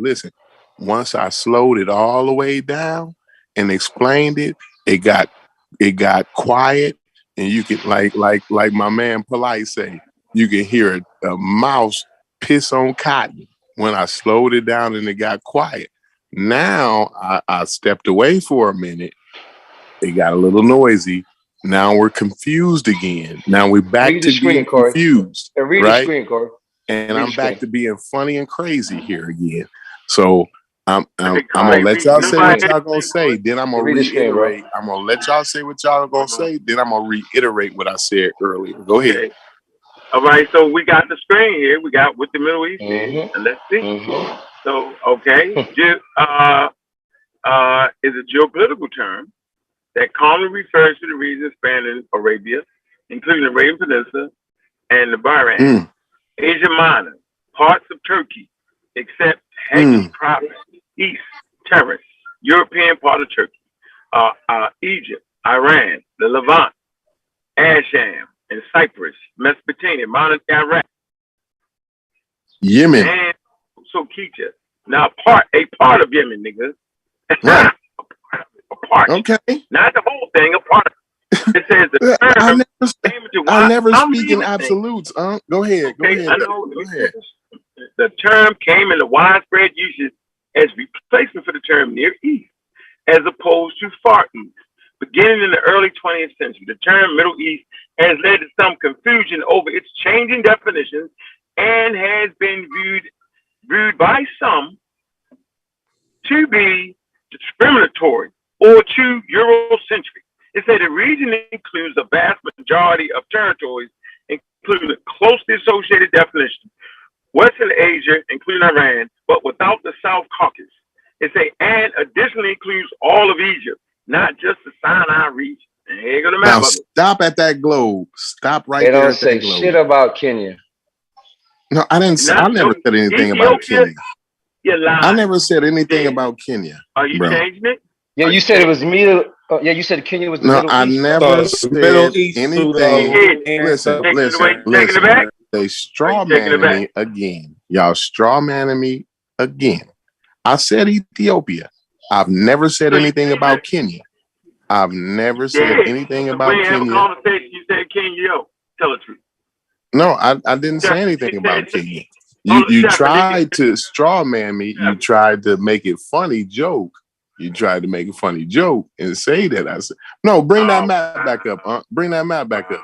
Bring it back up. A better map for you. Please, no. I want that one. Please, just do me that favor. Bring that one back up.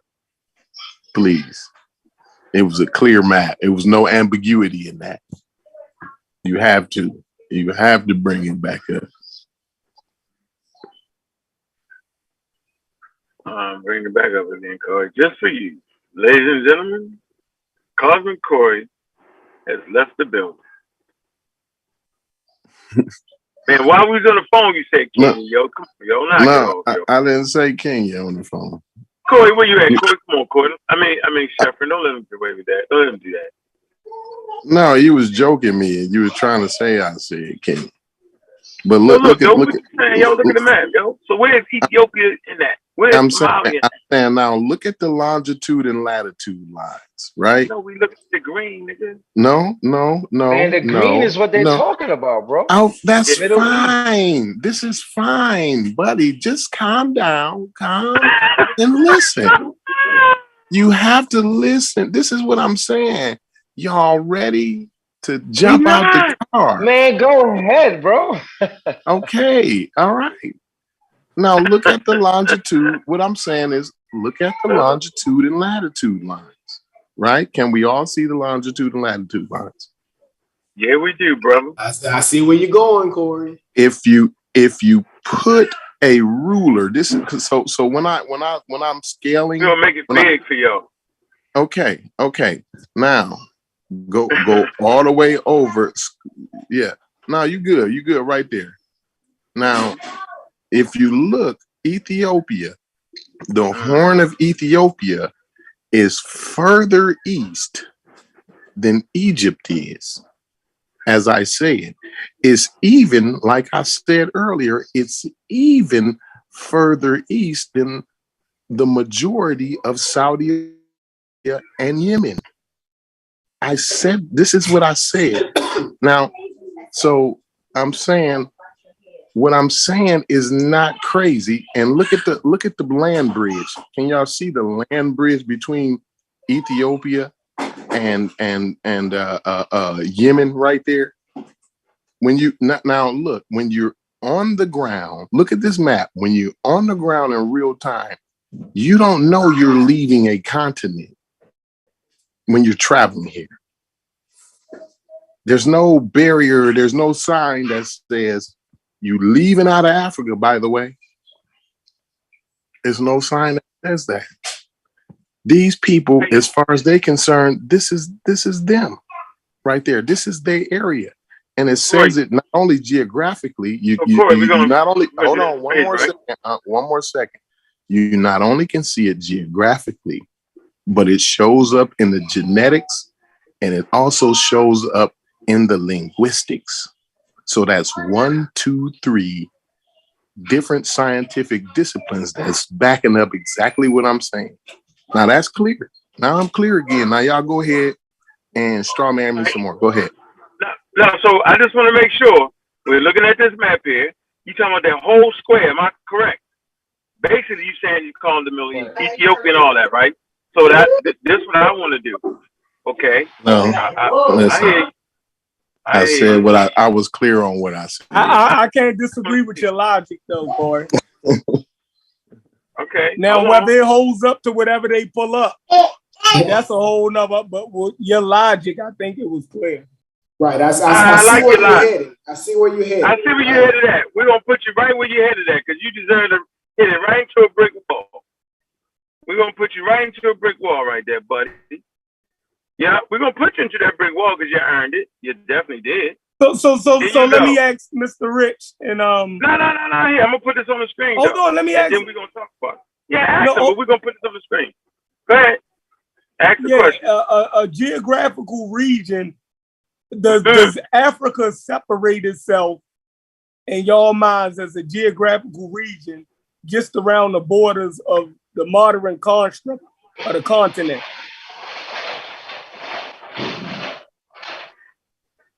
You said what now? The modern construct of what we call Africa, that geographical area that's around that we can draw a line around Africa. Basically, does people get trapped right there, or is it geographical regions that people really are closely akin to more than the made up geographical lines around a continent? You saying that people just travel back and forth? Never mind. Never mind.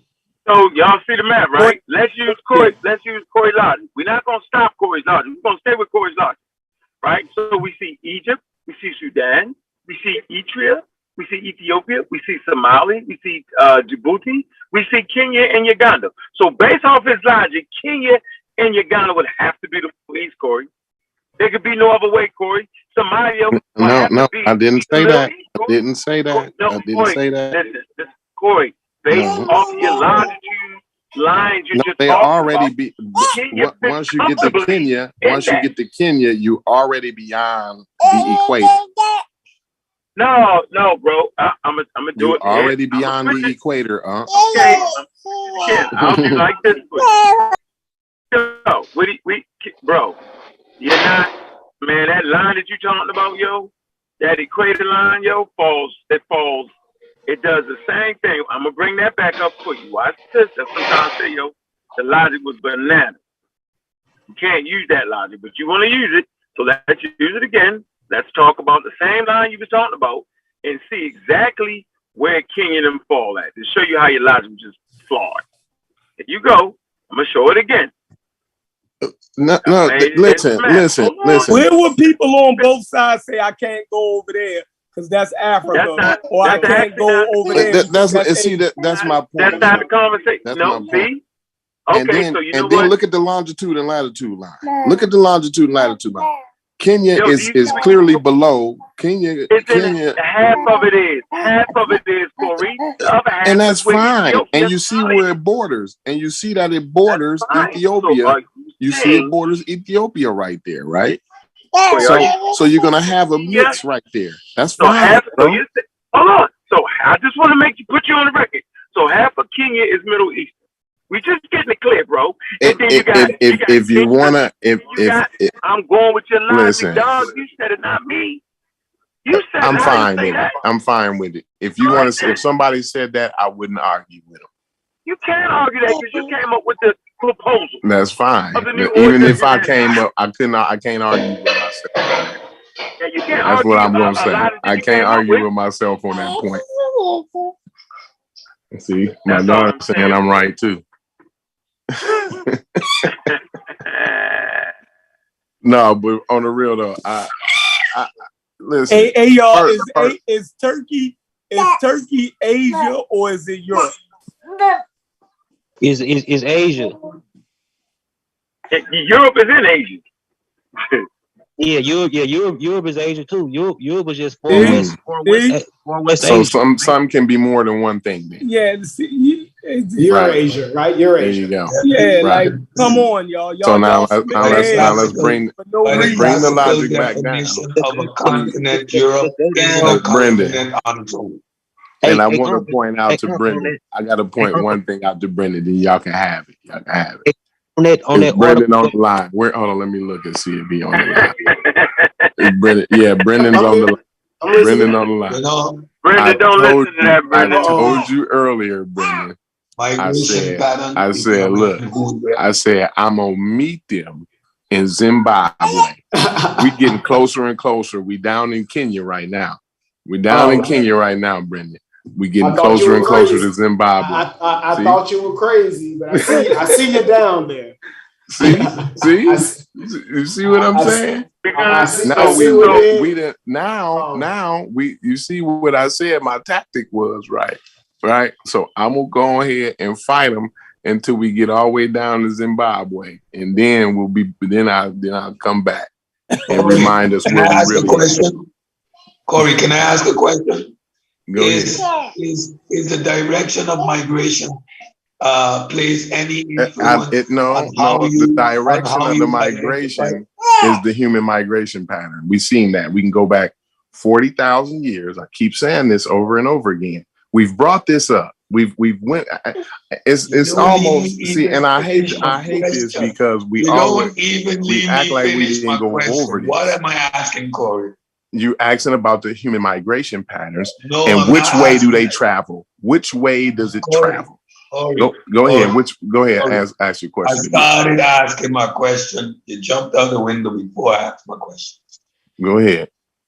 Right, because I put an article in the back when you were making your point about the admixture of what the Sudanese people are, and in that article, it is clear that the admixture was based on a group of people coming in. And as the population went further inward, just southward into Africa, the admixture became less and less and less, which is logical. The greatest concentration is going to be where those two different peoples intersect. Now, the migration into a population, does that make the population that was migrated into the latter, or was the latter absorbed into the population that was here?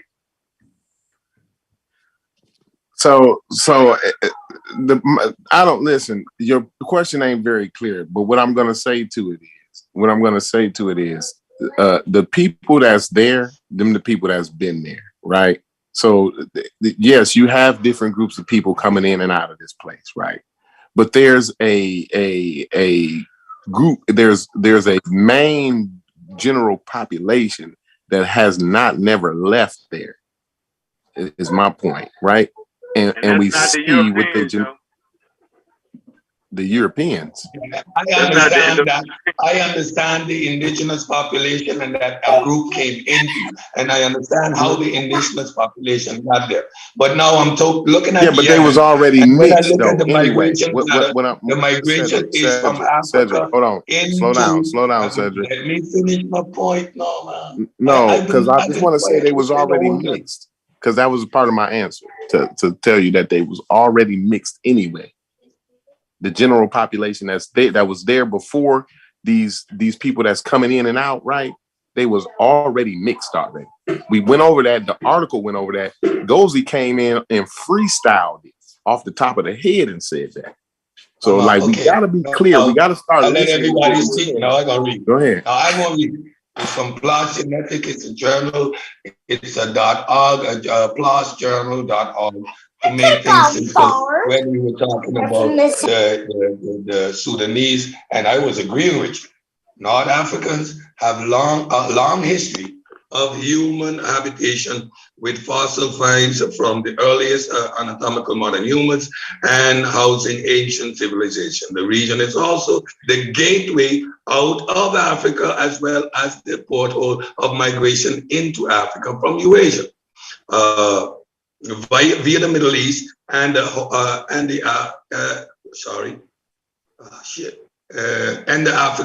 Arabian Peninsula. We investigate population history, Northeast Africa by genotyping 3.9 million SMPs, right? 221 individuals from 18 population sample in Sudan and South Sudan, and combine this data with published genomic-wide data from surrounding areas. We find a strong genetic divide between the populations from the northeastern parts of the region, Nubia, Central Arab population, and the Beja, and population toward the west and south, the Neolites, Darfur, and the Kordofan population, right? This differentiation is mainly caused by a large Eurasian ancestry component in the northeast population, likely driven by migration of Middle Eastern group, followed by admixture that affected the local population in the north to the south. Successive elements, from the north to the south, affected the local population in the north to south succession of events. Genetic evidence points to an early admixture event in the Nubia, concurrent with historical contact between North Sudanese and Arab groups. We estimate the admixture is in current day Sudanese Arab population is about 700 years ago, coinciding with the fall of the Dolonga in 1318 to 1313 to 1318 AD. A wave of admixture that reached the Darfur and the other population some 400 to 200 years ago. In contrast to the northeastern population, the current Neolithic population from the south of the region displays little to no admixture of Eurasian groups, indicating long-term isolation and population continuity in these areas of Northeast Africa.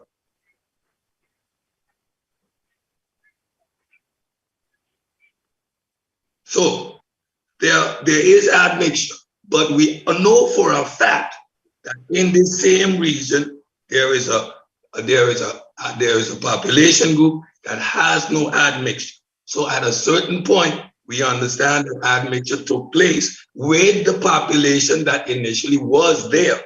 So now, when you say that this makes them Middle Eastern, do you understand the pushback? We understand the admixture, but now you're taking them off the continent completely when we know that there was an admixture component that came.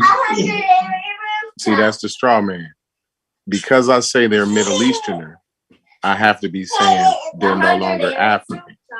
So African countries are Middle Eastern countries. You can be an African country and a Middle Eastern country at the same time. Yes, Cory. Okay. Show me something that says you can't. I'm going to show you. You see the screen, right? So I want to apply your logic. I want to continue to apply your logic. You just seen that Egypt was Middle Eastern on the last map you pulled up. You just pulled up a map that had Egypt as Middle Eastern, but I'm the only one that's. Can y'all see the screen? Can y'all see the screen? You see the screen? Right. Hear yourself again. Yep, go ahead. Geographical distribution of Hubble group R1b in Europe, right? Come right here, a distribution map of R1b in the old world. Africa is considered to be part of the old world, right? When you look at the frequency of this particular Hubble group in Africa, the darker it is, the higher the frequency. I'm gonna say this again. On that scale, you go from 1% to 80%, right? And so the lighter it is, right, the less percentage, and the higher you get, with the deeper colors, right, the higher percentage. So watch this. Let's use Cory logic. Now, based off of this, look at this. All the way to West Africa, you find this R1 V88. So would you start to call people people in West Africa, European, you wouldn't do it, right? This shows you how much y'all really don't understand genes. Because we can see, if I make it bigger, we can see a deep color in West Africa, in the genes, right? So let's move it on. Let's read, okay? The phylogenegy of R1b, right? Let's come right here. I want to go to the section that talks about, here you go. The Levantian and African branch of R1b V88. Okay? And I'm going to move right here and deal with the percentages of it. Let me see. I'm going to come right here, get right to it, because everybody like to use the percentage thing, right? So nowadays, small percentages, 1 to 4% of R1b V88 are found in the Levant amongst the lesbians, the lesbians, and lesbians, the Druze, and the Jews, and almost in every country in Africa north of the equator.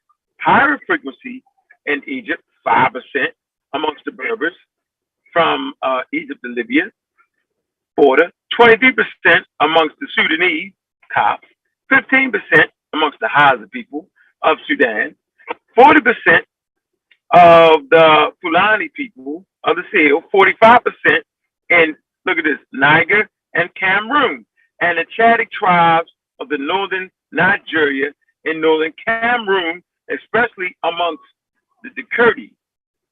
Saying that right? The Kurdi, where it is observed at a frequency ranging from, look, 30% to 95% of men, according to Cory,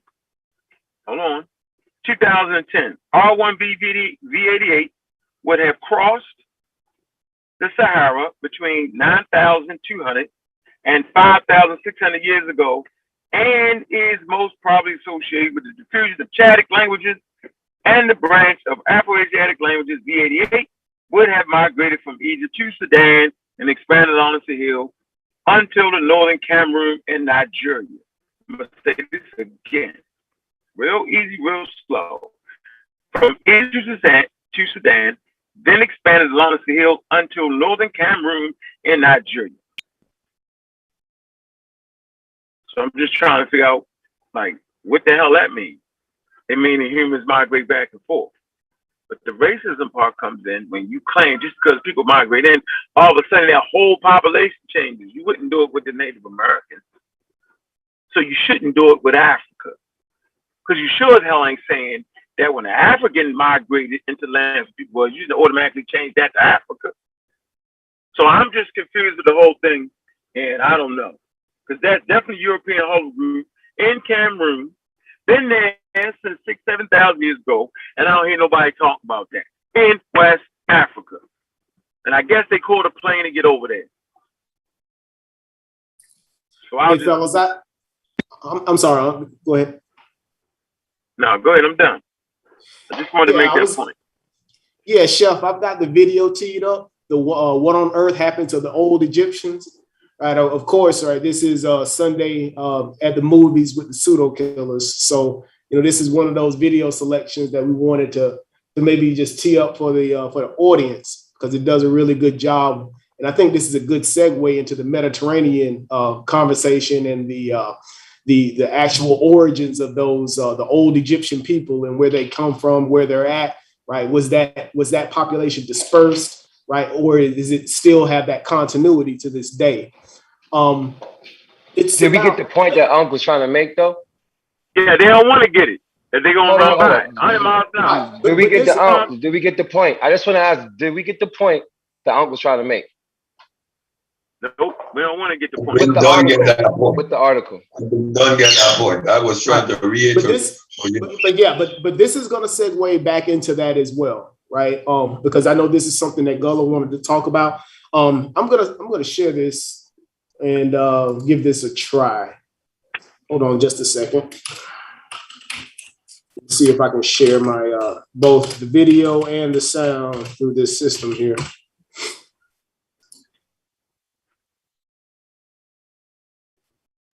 All right. Is that an anthropologist in that video? I'm not sure exactly who he is. I'll have to do a bit of research on the brother. I already did. He's just a regular dude talking shit. Right. Maybe. But I thought the content was interesting. So I thought even if it's pseudo, right?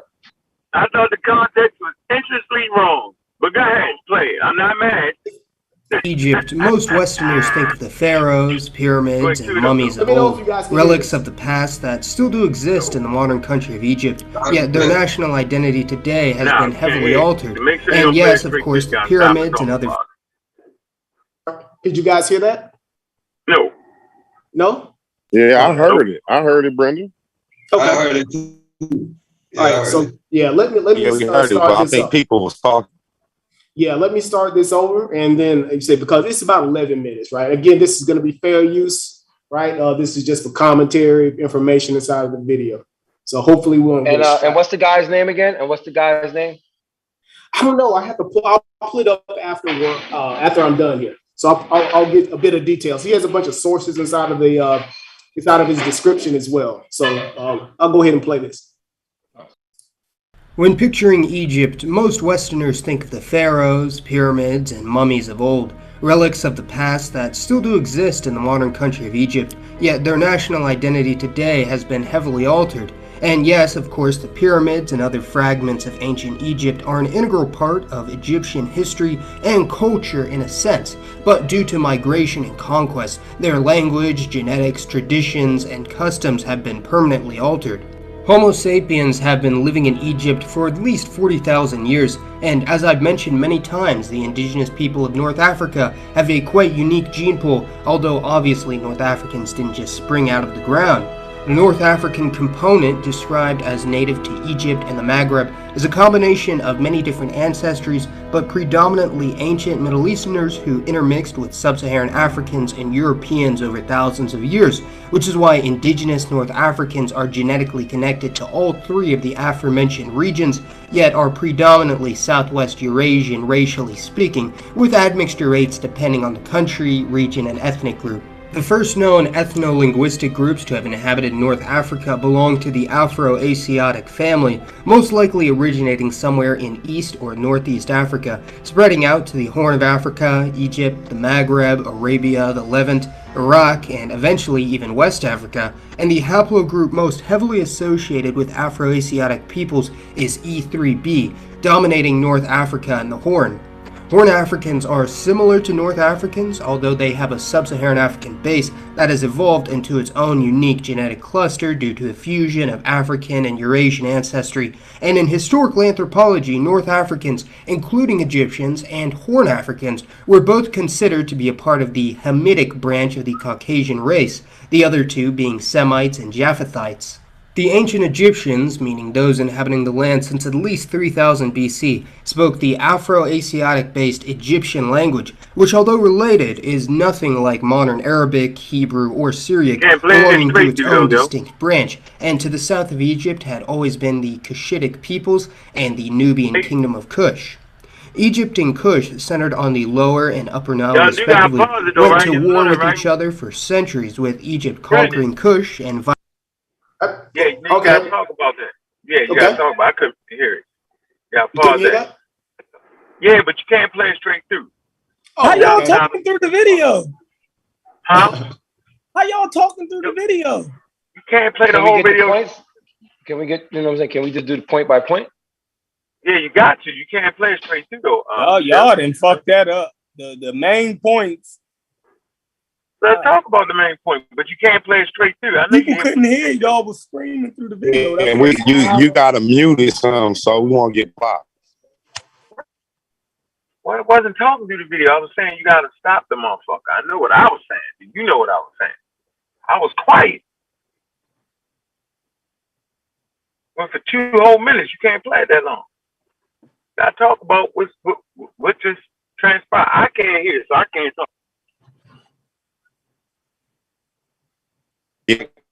Every 45 seconds.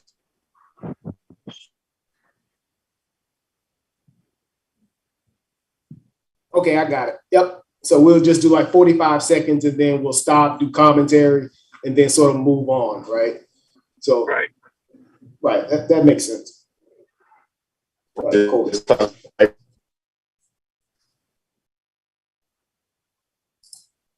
So what points did y'all, what point are y'all trying to point out? I go back. At the beginning when he said, as soon as he said something that he couldn't even get the context to yet, the first words, Point by point. You heard it and you ran off with it before he clarified, right? So go ahead and replay that, play that for him, and then let him get the clarity what he said. Go ahead. Okay, hold on just a sec. All right. Egypt, most Westerners think of the pharaohs, pyramids, and mummies of old, relics of the past that still do exist in the modern country of Egypt, yet their national identity today has been heavily altered. And yes, of course, the pyramids and other fragments of ancient Egypt are an integral part of Egyptian history and culture in a sense, but due to migration and conquest, their language, genetics, traditions, and customs have been permanently altered.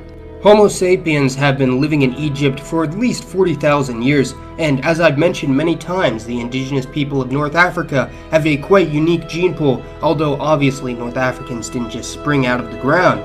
The North African component, described as native to Egypt and the Maghreb, is a combination of many different ancestries, but predominantly ancient Middle Easterners who intermixed with Sub-Saharan Africans and Europeans over thousands of years.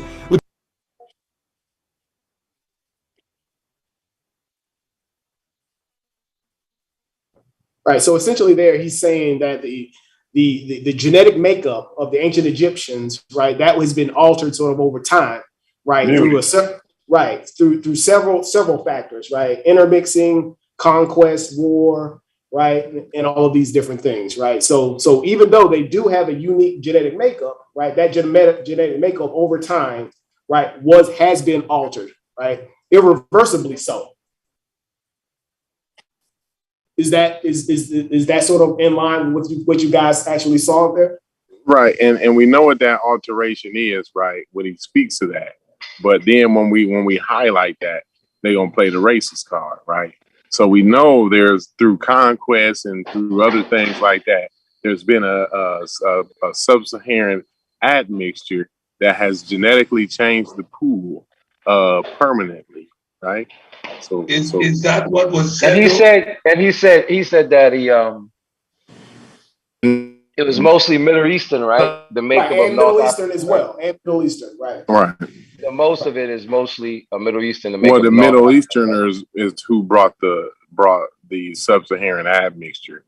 It was through the trade routes and when the Middle Easterners came through. Right, as well as European.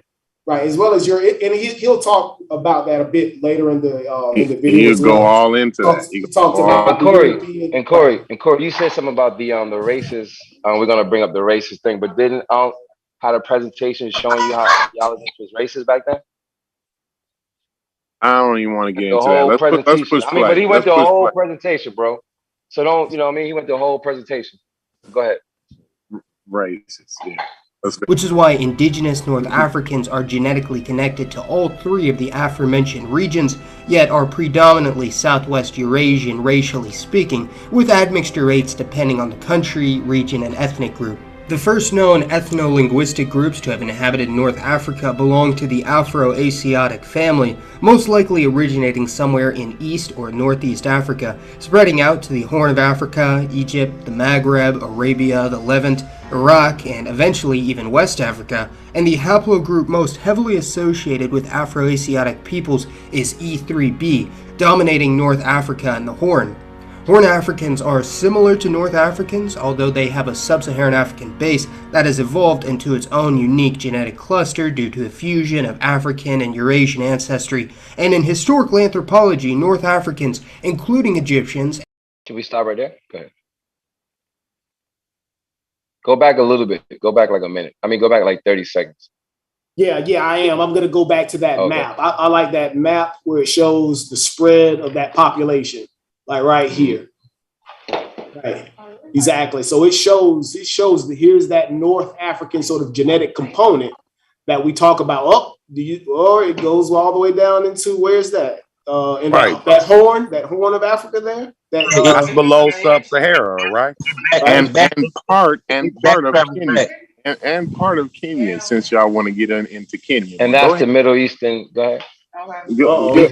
I'm talking about a certain we gotta build on that. Again here, I'm talking about a genetic population here. Again, I have to keep clarifying that. I'm talking about a genetic population here. But go ahead, keep on, straw man. Can I add something to that? I want to ask something. I was gonna say the Middle East when he used the term Middle East wasn't even used until 1957 by Eisenhower document. That's the first time they used the term Middle East anyway. So it's not even good thing to bring to the table. Good. I'm glad you brought that to the table. Okay, let me ask Cory a question real quick before y'all move forward. So if I guess I'm just gonna say that you're saying that Egypt is not an African civilization, right? No. Okay, that's what I'm trying to get clarified here.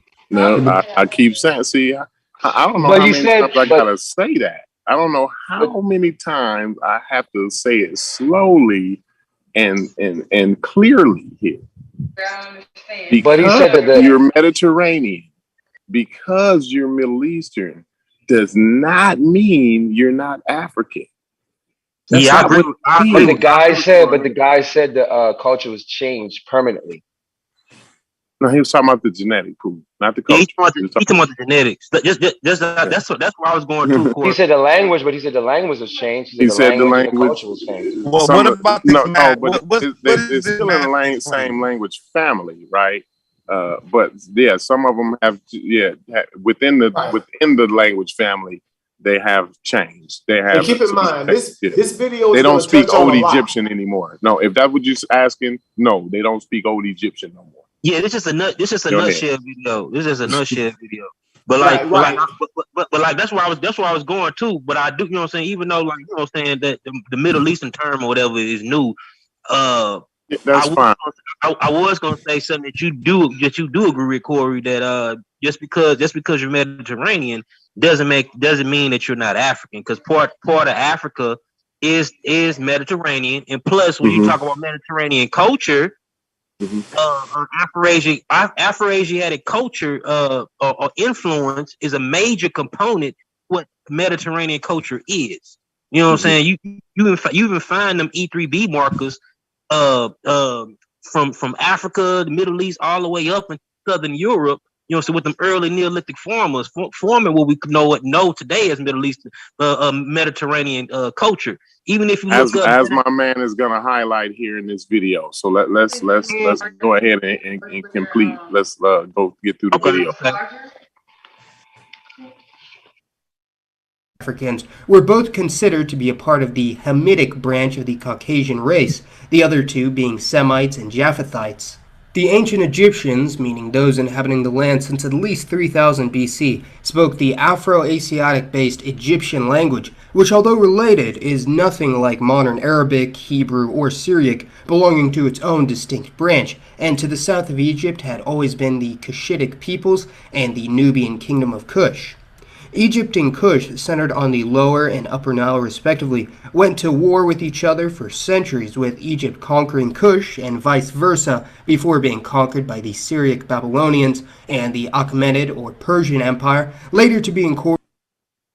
Right, and I'm going to go back just a bit here because I like this map as well. We talked about the empire, right, early of Egypt, of ancient Egypt. I'm going to go back to 2 minutes and 25 seconds here, right? And this shows, remember we talked about, right, Egypt actually stretching its political borders all the way up to Anatolia. This shows that, right? As you can see, this area, right, up to the north, it goes all the way up to Syria, right? There's almost as much land in there, right? It's the entire east coast of the Mediterranean was under the political control of Egypt. And this is during the New Kingdom here. And they didn't know they was leaving Africa, though. They didn't know that this is a geographical location to them. When you're on the ground in real time, you there. You're not in Africa. You right there. That's your territory. Okay, let me ask you this, Cory. How are they setting borders if they don't know where they at? How do they set it? Man, listen. It wasn't a concept of Africa back then. I ain't even going to explain. No. This is a territorial. I'm not doing border, the so elementary they have to thing. know what territory they in. No, they don't have a view. They don't have an overall view of these continents the way we have today. Right. That's what So let's cut that. Let's cut it. Cut the elementary. You said that they couldn't tell. I said they knew. I said they country. knew about the geographical location where they was at. They did not have a view of the way we view it today. Yeah, it was no concept of continents back then the way we think of them. Nobody's arguing that. I thought he said that they didn't know they was leaving. They was leaving. No, they didn't know they was leaving Africa. They didn't. They didn't know they was leaving Africa. They did not know. So hold up. Once you meet people with a different phenotype, wouldn't you kind of know that they wasn't meeting people with a different phenotype. That's my point exactly. So hold on. Watch this. Ron. That's my point exactly. Answer this. When is this map? You just listen to the video.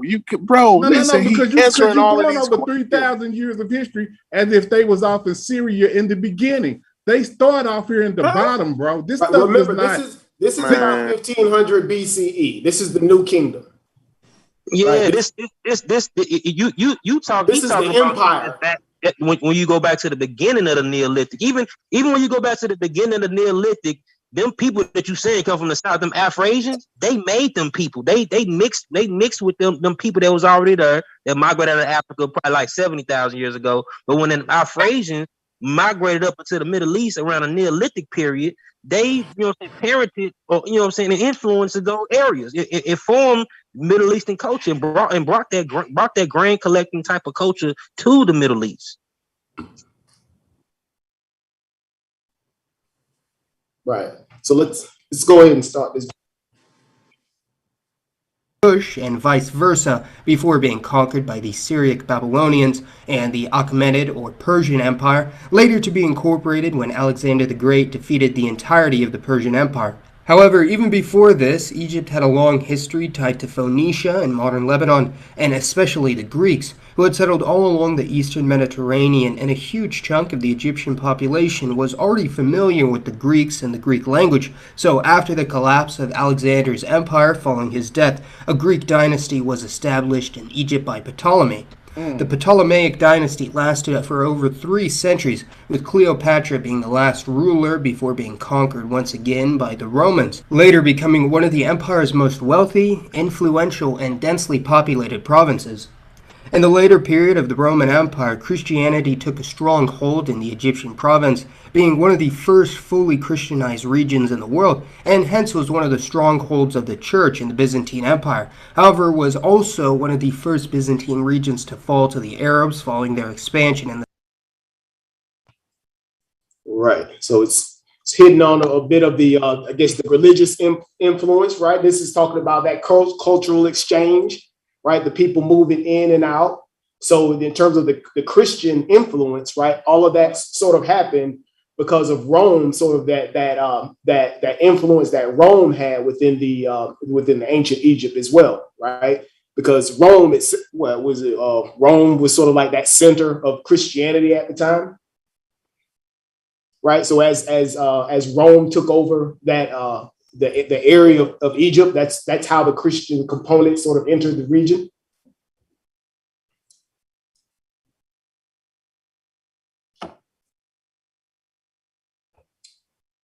Can you guys hear me? Yeah, we hear you. Yeah, go ahead. We hear you. No. So with that, I can just keep going.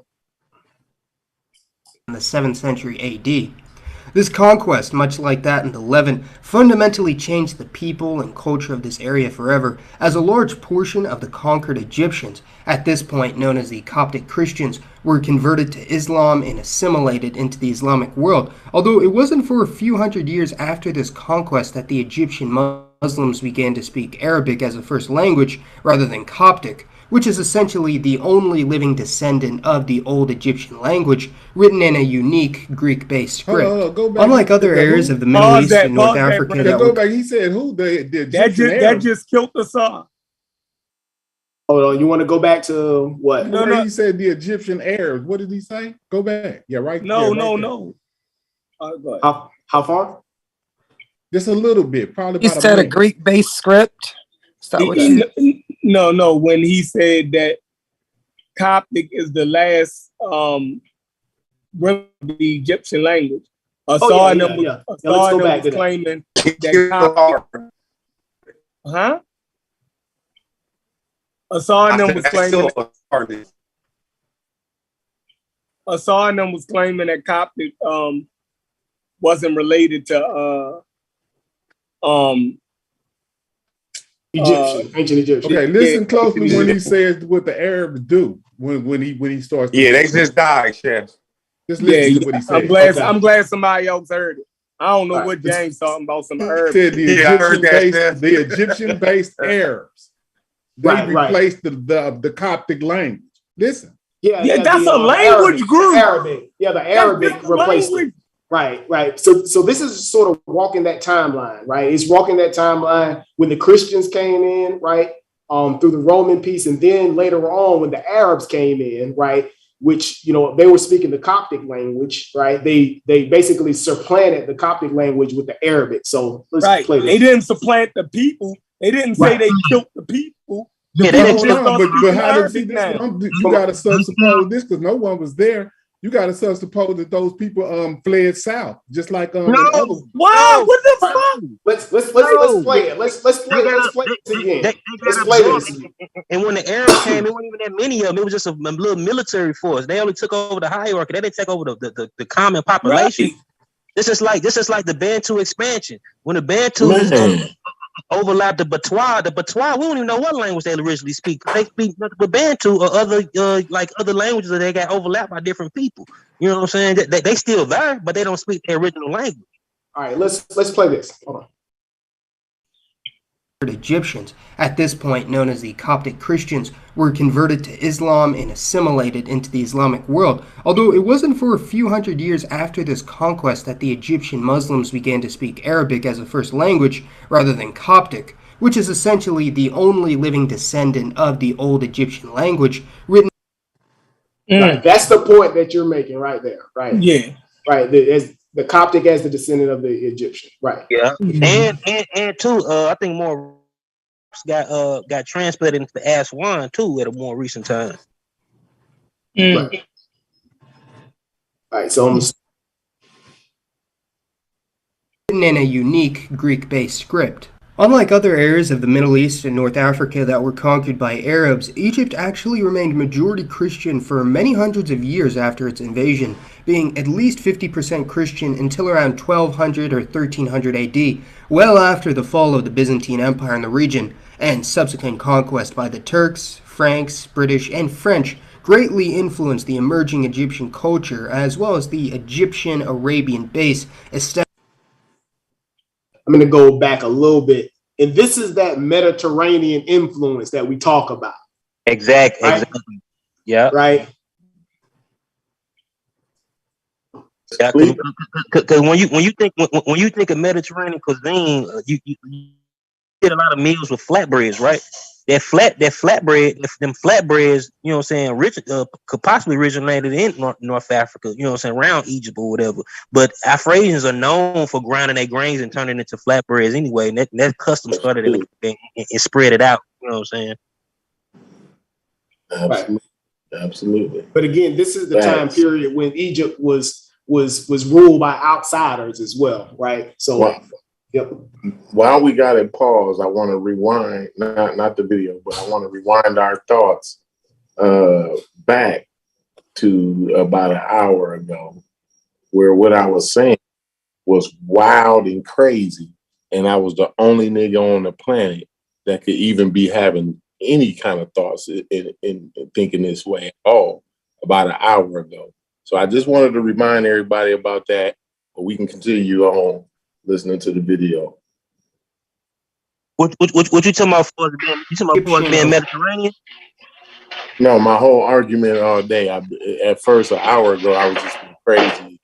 Hell, now I'm getting confirmation. Like I said, this video is touching on all the scientific disciplines that I touched on: geography, genetics, and linguistics, and they all confirm exactly what I'm saying. But go ahead, keep on playing the video. And what are you saying again, Cory? And what are you saying again? To be specific, Listen, I'm not going to repeat. No, I don't will do that. I'm asking one sentence go back show and that they watch are the video Mediterranean. again. I'm just asking. Go back and watch the video again, and you'll be clear on what I said. Just keep rewinding and then rewinding. This is recorded. I know what you mean. Cory, how it can be Mediterranean and African at the same time. I said that too. You know what I'm saying? It's like I said, Egypt is Mediterranean and Red Sea. It's both. You know what I'm saying? And I was being clear on the certain genetic population that I was talking about. Right? I was out and when I talk about how the people got the black skin, you know what I'm saying? And all it is, strip the skin off, and then let's talk.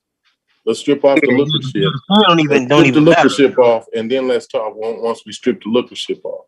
But go ahead, let the man I'm keep. just over the DNA, man. The components. But go ahead. I don't think you understood, and so he went all the way up to Europe. You know what I'm saying? And like I said, I don't know what Uncle was saying with that thing. And you don't even. You explain to me what Uncle was saying. Go ahead. You got. Well, pull up. We'll pull up the article. No. Go ahead, and you pull up the article, G. We'll do that. He was saying that the percentage video first. You understood what I said. Let's hear you. Let the video play out first, then y'all can get to this. Right, because there's some additional points that will get clarified right afterwards, and then we can hash a lot of it out, right? Yeah. So I'm gonna keep going. Because I got a few things I want to show too a little later after the video too.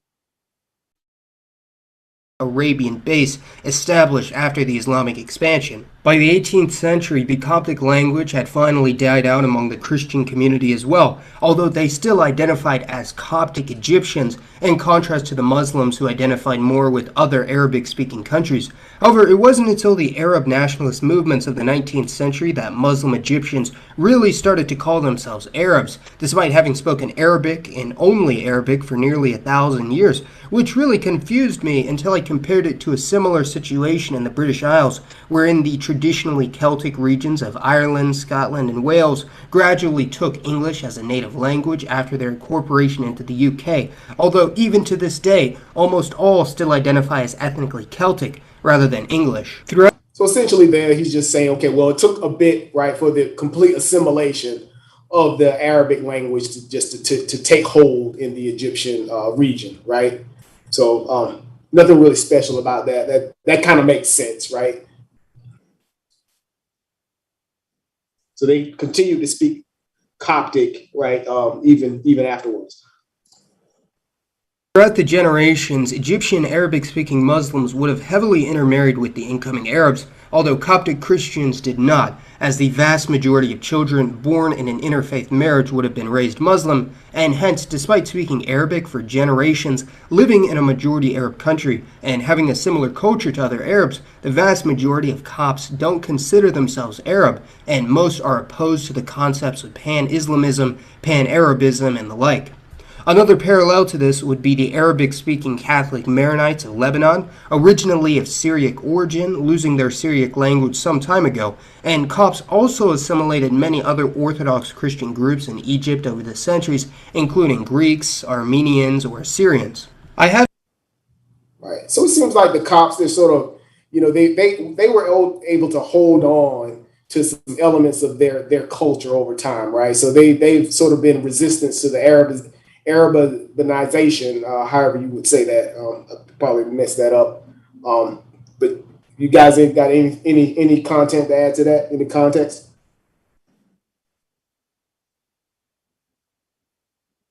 Not really? We keep going. Yeah, you keep going. I've seen some sources claim that Coptic Christians still make up around 20 or 25% of the population, and some sources claim that they're only 5% or less. Obviously huge disparities, but by compiling as many sources as possible, I've found the median to be somewhere in the ballpark of 8 to 15%, most likely currently sitting around 12%. So although the Muslim and Christian Egyptians have diverged significantly from a genetic standpoint and have admixture from other groups that came after them, they still both have the blood of the old original Egyptians forming the base of their ancestry. Oh, that was a good one, right? He still had the blood. Yeah, he's talking about but he's talking about 8 to 15% of the population of the original Copts. The rest of the people, from what I'm getting, are the invading populations that came in. No. That's what I got from what he said. No, he didn't say. I don't know. No, he's saying that the people, both the Copts and the Arabized Egyptians that are there, right? Even though there is some mixture, right? And the Copts, they maintain some of their genetic continuity, right? They still hold on to that indigenous ancient, that you said, that indigenous Egyptian genetic line, right? That's what they're saying. Yeah. So through the religion, they kind of separated genetically, right? Okay. Right. So my question is this: where are they getting the DNA for this from? To say that these people are the original people, where do they get? From genetic studies, bro. This is no. I ain't asking that, bro. I mean, I'm asking, where did they get the DNA from the ancient? From the people that's there. Find the Exodus and then ask us. Now let's hear what this man got to say. We can't keep reiterating the same old questions, right? The mass Exodus argument y'all don't have any evidence for the mass and Exodus. You don't have any evidence that through water people don't fluctuate territories either. We see it in real time, but it can't happen in ancient time. That's what's crazy to me. I can't even respond to that. So if I did a DNA test on and say that the people in America are the Indians today, what would you find? Look, we're not going to reiterate this argument. We're not going to reiterate this argument that y'all don't have any evidence for. That's crazy. And he described the genetic marker earlier, right? He's talking about. But I forgot exactly where they get the DNA from. You got to ask these types of questions, right? They get it from the population, right? Yeah, you get it from the population of people. And two, if you look up the people, no, you can't use the people that's there today to say. If you want to get some ancient DNA, I just want to know where the ancient DNA. If you use the American analogy, you would then have to show me the Egyptian mass exodus or the Egyptian genocide. Yeah, and two. Well, they tell you themselves. This was crazy about it. They tell you themselves that they had conflict with the red and the black. They tell you themselves. I'd like to play the video some more, man. I really go ahead. I mean, let me say this one thing before you push play. What's the guy's name, man? What's the guy's name who's giving this video? What's his name? Hey, I didn't ask his fucking name, bro. Hello? We'll get to it. Hey, let me just say this. If you look up the people of Luxor, you'll see some of the original, some of the earlier ancient type of components that's still lingering around there. You know what I'm saying? Like it varies from different locations. Like the people of Cairo, more north, of course they're a little bit more watered down. When you look up people of Luxor, even though they still mixed, they still have that Ethio-Somalian type of component going on. You know what I'm saying? That's still always been there, the original North Uritic type of component. Yeah, and then even if it is higher in some more isolated communities than others. In fact, some studies have actually claimed that modern Persians have been more genetically impacted by the Arab invasions than Egypt was, which is very debatable to say the least. But what is clear is that they still both have the blood of the old original Egyptians forming the base. Let's say that again. Hold on. I think that was a good point.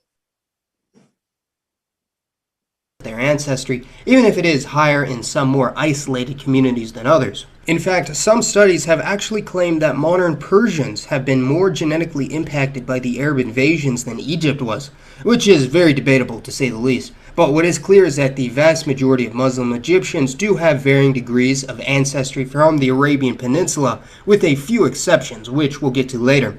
Studies on paternal haplogroups have found that a plurality, 47% of Egyptian Muslims, belong to haplogroup E3b, native to North African populations, but 28, 8, and 4% belong to haplogroups J, R, and G, respectively, meaning almost an equivalent percentage of paternal ancestry is recently derived from Southwest Asia. So, therefore, Egypt is intermediate between the Arabic-speaking Libyans or Tunisians, and this is true for the dialects spoken as well, sometimes being considered a part of North Africa and the Middle East, with the latter definitely having a more fluid definition. Right, but there you go, right? It's a mixture of the Middle Eastern and Egyptian, right? So that's pretty much what we all thought.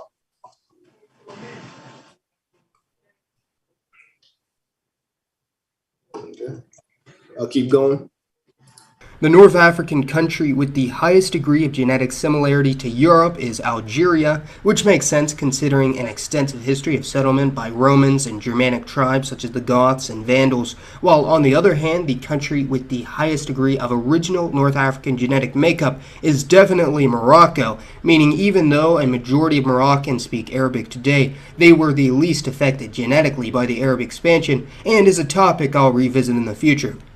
Other ethnic groups native to Egypt that may have been partially Arabized but don't necessarily identify as such include the Siwa, located around the Siwa Oasis near the Egyptian-Libyan border, the westernmost surviving Berber group, the Beja, the northernmost Cushitic people, inhabiting mostly the Red Sea coast, and the Nubians, a Nilo-Saharan people who are the remnants of the Kingdom of Kush, located mostly in southern Egypt and northern Sudan. All right. So there, I want to see see. them girls was black. Here we go. Them girls was black.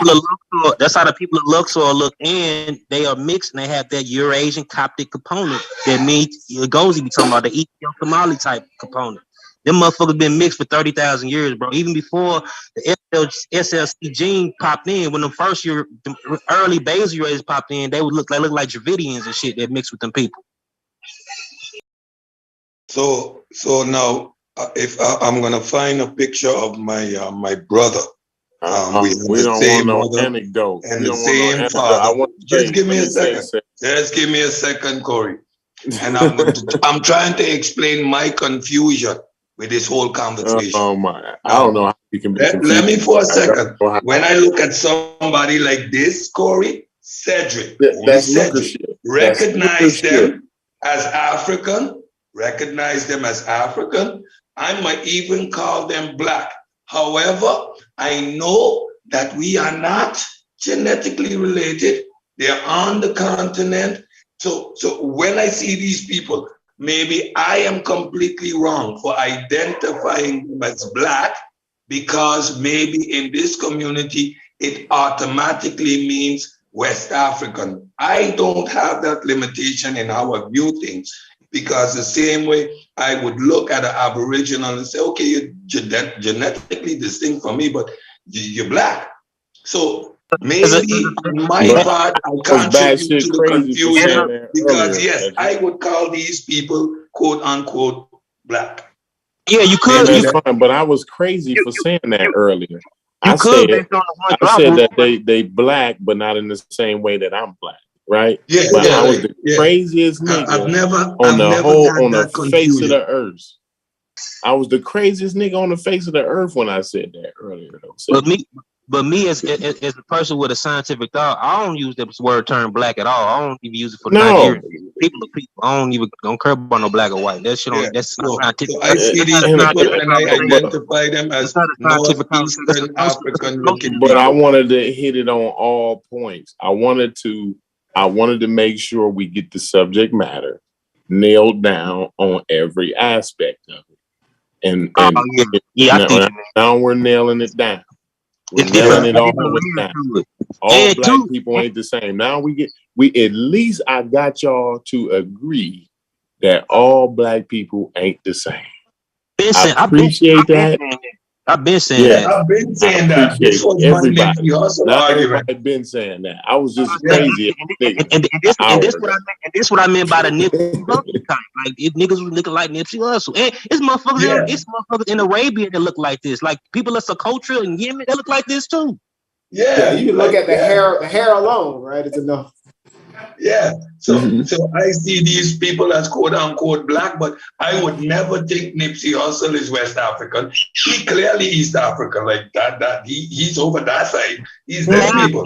Let me ask you, are these the people? Hold on, let me ask. His mother's African American, so he do have West African in him. So shit. Right. If Nipsey Hussle anything, he'd probably be something like a Fulani nigga or something, because he got a little bit West African in him with that North Maghreb So shit. hold on, when Arab ran into these people, are these the people that they was castrating? You said who? Castrating.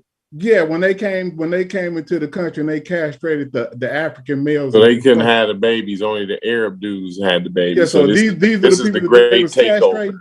This is the great the genocide that he's talking about here. This is how they did the genocide. No, Go I'm just ahead, asking tell a us the question. great genocide story. But a lot of them dudes weren't even them. How did they differentiate to figure out who they was gonna castrate or not? No, some of these dudes played a part in the activity of slavery. Some of these niggas became Arabs, but the niggas they was castrated was like Nilo-Saharan niggas. You know what I'm saying? And again, No, I'm just asking how did I like to reiterate what I invading said Arabs earlier. I figure like out to who they was gonna reiterate. castrate or not? I like to reiterate what I said earlier. A lot of that, the change in religion and political ideology, a lot of that was willing. It wasn't all, get down or lay down. It wasn't. So I can't. I'm tired of that narrative too. Like it's all like they came in and took over, and the people did. Let me tell you, the Arabs had their shit together. The Muslims, they had their shit together back then. So niggas was getting on their team. Niggas thought Allah, these niggas is the niggas that pray to Allah. They got all the medicine. They got all of the science and the technology. I'm gonna get down with Allah. I mean, it's just plain and simple. It ain't a whole lot of thought in that. It don't take a rocket science to figure that kind of shit out. You know what I'm saying? So the whole thing is about, the Arabs came in and they took over and they castrated them and they cut their penis private parts off and all, like cut it. All right, so let's keep going. Egypt and northern Sudan. Both these latter two groups were Christian prior to the Arab conquest, similarly to the Egyptians, and intermixing did occur between the natives and the arriving Arabian conquerors, so that they have significant Middle Eastern admixture, possibly even more than some other North African groups. And in southern Egypt and Sudan, the lines between Arab, Nubian, and Beja are becoming increasingly blurred, with some communities being nearly indistinguishable from an outsider's perspective. Sudanese are obviously far more mixed than the Egyptians, having genetic connections to North Africa, the Middle East, the neighboring Horn of Africa, and of course the indigenous Nilo-Saharan peoples that now inhabit South Sudan and other parts of East Africa. Right, so we're talking about the diversity of the Sudanese people, right? Yeah, because and too, some of them Nilo-Saharan people, they got overlapped by some of them people. That's why some of the Nubians still look like these people get mixed in, like they look like East Africa, even though they speak a Nilo-Saharan language. But they substratum is still Nilo, but they just got overlapped by some of these Cushitic groups and back migrations and shit. Right. So he said that genetic makeup in terms of their mixture is a combination of what was Middle Eastern, Egyptian, Nilo, right? Was it Nilo-Saharan? Yeah, right? Nilo-Saharan. And then it was something else. I think it was another. Probably a little bit of Kadofian too. Remember, Kadofians are actually our relatives in the West, but they just the ones that stayed east. You know what I'm saying? Before Niger, you had Niger Kadofian, and then Niger Kadofian split up into Proto Niger Congo when it went in the Kadofian branch that stayed a little east, and they stayed around the Nuba Hill area. But they a minority around Nilos, so they kind of intermix with Nilos, but they still cluster around that area though. in you know what I'm saying, the western Nubian area. Right. I'm gonna keep going.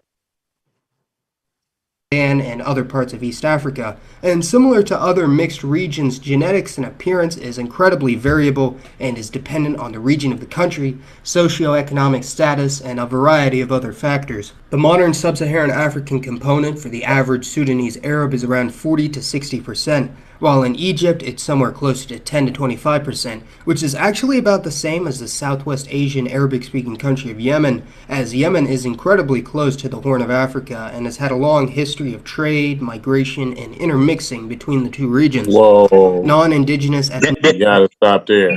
Like Brazil. What was the argument about Yemen earlier? Huh? Like I was crazy earlier when I talked about Yemen, right? These people having these same genetic affinities, right? These people being a part of the same genetic population here. I was crazy when I say the Ethiopians got, the Somalians and the Ethiopians got these same genetic affinities. They're in the same geographical location. We ain't talk. Nobody on the ground is thinking, "Oh, I'm in Africa and they in Saudi Arabia or they in Yemen." Like nobody's thinking that. So like we gotta cut that out. We gotta cut it out. These people on the ground in real time. Cory, it ain't about Africa and Yemen and Saudi Arabia and Europe. And it ain't about that. Yeah, Cory, you basing your whole thought on this dude who don't even know who he is, yo. And I remember you guys talking about experts. I've not heard. I don't know who this guy talking is. about experts. Listen, brother. Yo, the last time I heard y'all talking about experts, right? I don't know who this guy is. You guys talk about experts. But listen, let me talk about experts. The dude that made this video is Massa Man. He actually used the same sources. He actually sourced this stuff. If you actually look up at his page, if you go down to his little comments. Yeah, I'm looking at it now. I don't care who he is. I care about his sources. His sources are in there. He's telling you what sources he's using throughout the video if you actually listen. Right. You gotta not only that, I don't know who this guy is. I never heard this guy, but somehow this guy is backing everything up I already said today. Yeah, so earlier I was the only craziest nigga on the planet. At least it's two crazy motherfuckers on the planet right now. So I ain't mad about it. I'm just waiting to that those guys in Sudan and the continent are Middle Eastern. I'm just waiting to hear him say. That's what I want to hear. The people on the continent are Middle Eastern. That's all I want to hear him say. They are what? I won't even use. No. Listen, the Middle East, y'all got it all fucked up. Now it's came down to everybody, he got to say everybody is a Middle Easterner. That's crazy. I didn't say that. Don't straw man me that way, bro. The man is walking down, y'all, step by step, exactly what I say. He walking it down. And every time we move the bar, now he got to say everybody Middle Easterners for me to be right. Because that's my argument all of a sudden. We gotta quit that. Let's play. Yeah, he did just say the Sudanese had a mixture of Middle Eastern, right? We all heard that. Right? He said that, but that don't mean everybody's a Middle Easterner. Yeah, and that's what they want to hear. That's what they want to hear now. That's what the goal post. 5,000 years and talking about how somebody mixed up now. That's crazy.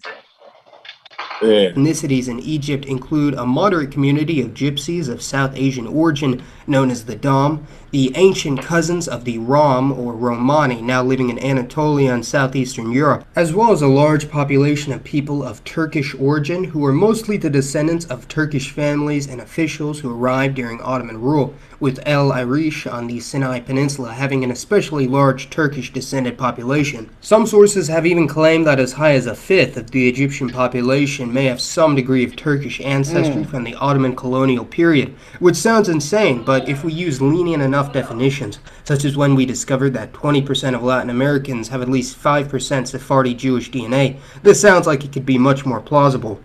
From the 18th century... Right. So that's hey, Gullah, you say you mentioned some sources, right, Gullah? Yeah, you said Can you name one for me?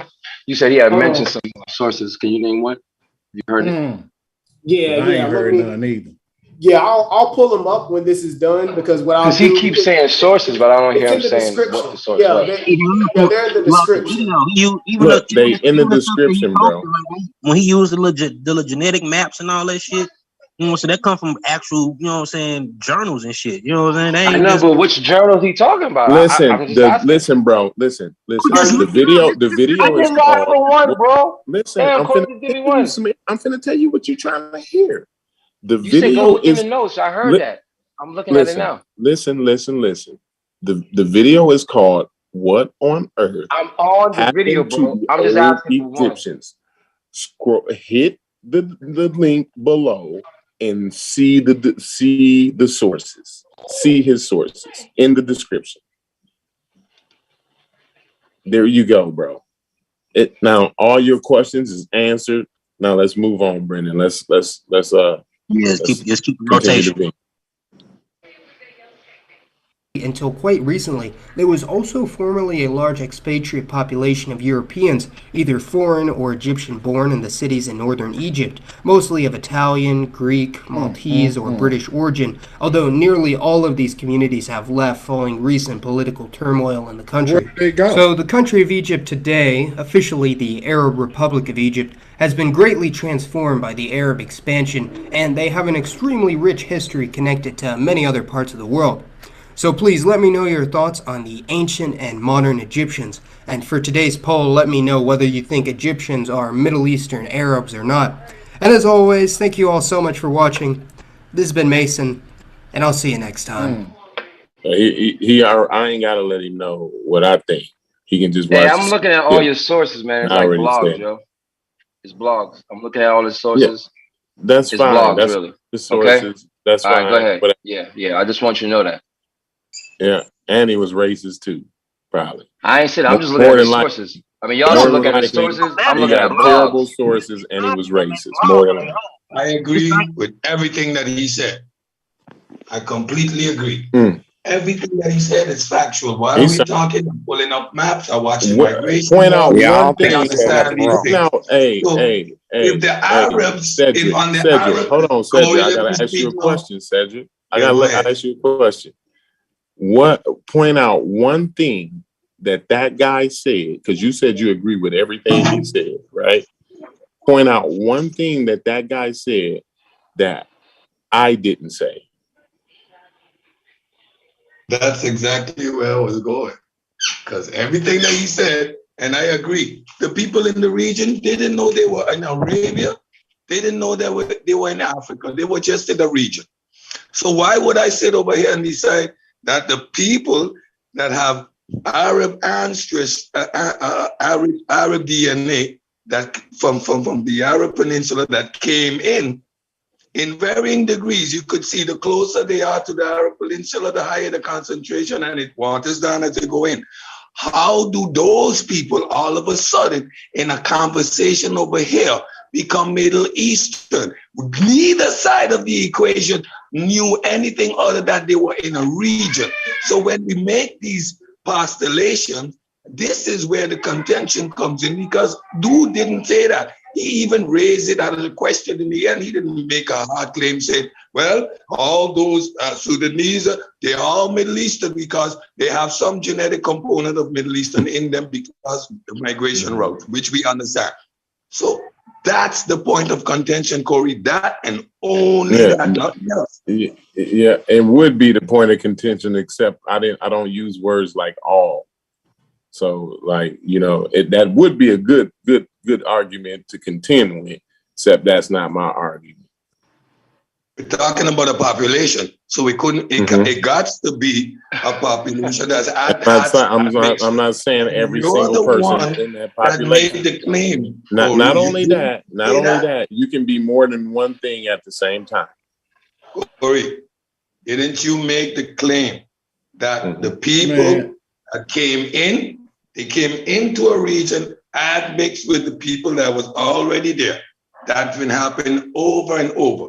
How do we determine that we're going to classify them as one people from one side of the equation? No, it's not That's a side. my question. It's a geographical location. It's not a side. There's no side. You just conceded So that those- none of the people knew that they was going from Saudi Arabia to Africa and shit like that. You just conceded that. How they setting borders right there? They're telling these people from right there in the Levant that they don't need to come in. They setting stele and they putting and telling them this is Egypt's territory. Don't come in. You the enemy. Why? How Yeah, because they Egypt's territory extended over there. But why did they? You understand that? Why did they set their borders right there? Right there in the Levant in the beginning. Then they wind up through war. Hold up. Through war, they wind up going up into the all the way almost to Turkey. Then some kind of way they get pushed back. But when they get pushed back, they don't leave. They just stay there. Y'all saying that people don't fluctuate. They stay where they was at all time. If a threat is coming, they're not going to move out the way. They just going to stay there and let people. The genetic pool. The genetic pool stay has continuity. They said that. Hey Geechee, read that thing you was finna show from the phenotype thing, so people can see that other element. So yeah, that's why I was trying to show, but I was waiting till all of the mud clears and shit. Motherfuckers keep talking on when people get Egypt, motherfuckers get tunnel vision or something. No, I'm just trying to understand how you can say people don't fluctuate doing. No, Cory on point. Like me and Cory, we talked to like earlier. Y'all fuck with Cory saying, yeah, Cory on point. What you think about that video, Amir? I think Massa is good. He's actually good. It's another video y'all should check out from a brother from South Africa. He talks about the Saudi and the different things too. But Massa is actually, that's a good video. He talks about the mixture and the components and all that. And the modern Sudanese are more mixed and more diverse. Modern Northern Sudanese than a common Egyptian that has a genetic continuity that's been consistent for a minute. Yeah, even in Al-Saharian, the northern, they call Northern Sudanic or East Sudanic, even though they have a Nilo base, they out of the Nilo group, they have more Eurasian components than any other Nilo group. You know what I'm saying? So y'all DNA experts, right?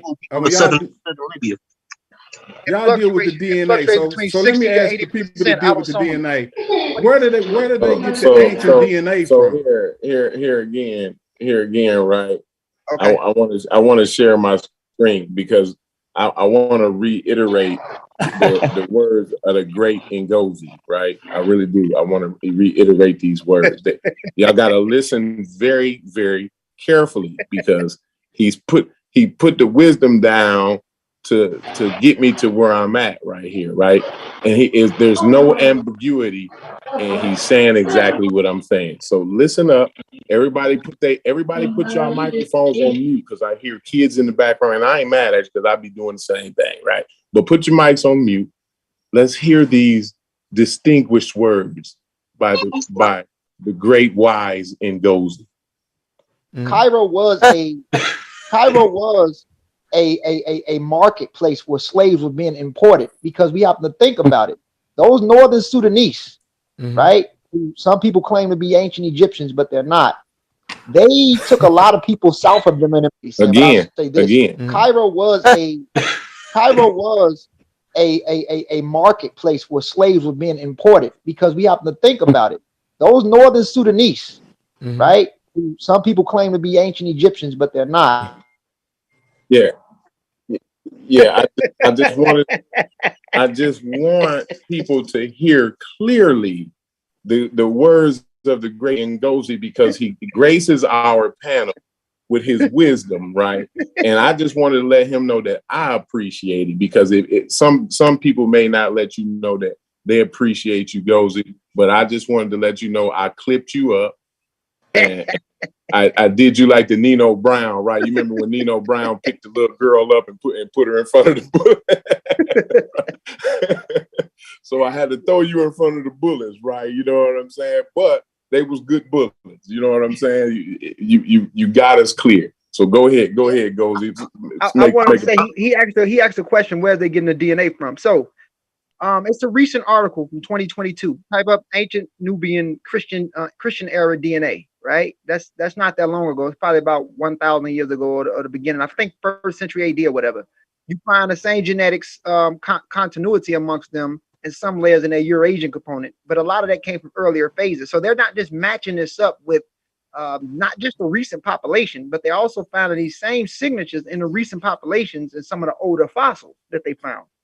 That's where they're matching it up at. So they're able to knock out, when you look at the principal component analysis and when they sequence DNA, they're able to knock out what layers is from the recent later Earp component and from earlier Eurasian components. For example, the reason why they're able to know how human beings left out of Africa, ancient North Africans or modern North Africans, when they block out all the later signals that they have from Eurasians, they also have the ancient North African component in them, which showed that where Homo sapiens dispersed from. So when you read things about like the Nubian complexes, they didn't really cross through Ethiopia like some people believe. They crossed through Sudan, through the early North African component. You get what I'm trying to say? So they're matching this DNA up with the fossils that they find. That's what they're matching it up with. The fossils that, like in the Christian area of the northern Sudanese that they found recently. This is what I'm trying to figure out. Because we ain't talking about Christians, we ain't talking about nobody but. Okay, well, let's take out. Okay, so check this. Hold on. Let me suppose this question so it'll be clear for you. So when the civilization starts out, it starts out in Taseti.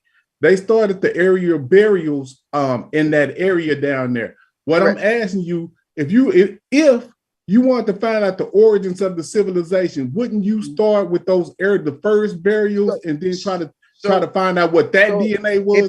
If you go to Wiki, you can go to Wiki if you want to use it. Some people use it. They do have proper citation on there. You can type up Medjai and look up the pan graves that was found in Taseti. Again, even amongst Taseti, there was a difference between those populations in the upper region in North Sudan. The burial practices was different. Right. But what I'm asking for is the DNA from the people who started the civilization. They have dental analysis from the population that formed the Pata Playa.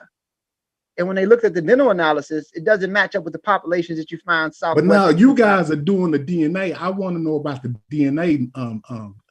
Amir, I'm not really interested in dental records. Based off Muhammad Hassan, when he tested the earlier layers of Sudanese, their Y chromosomes varied based off the Y chromosomes that they had in the earlier time period. His name is Muhammad Hassan. He's a geneticist over there.